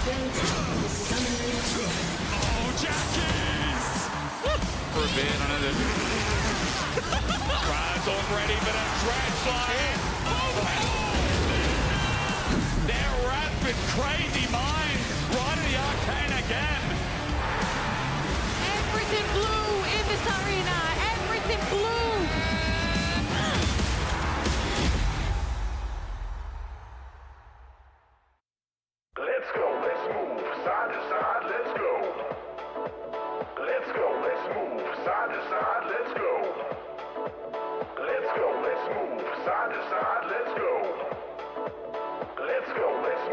Side to side.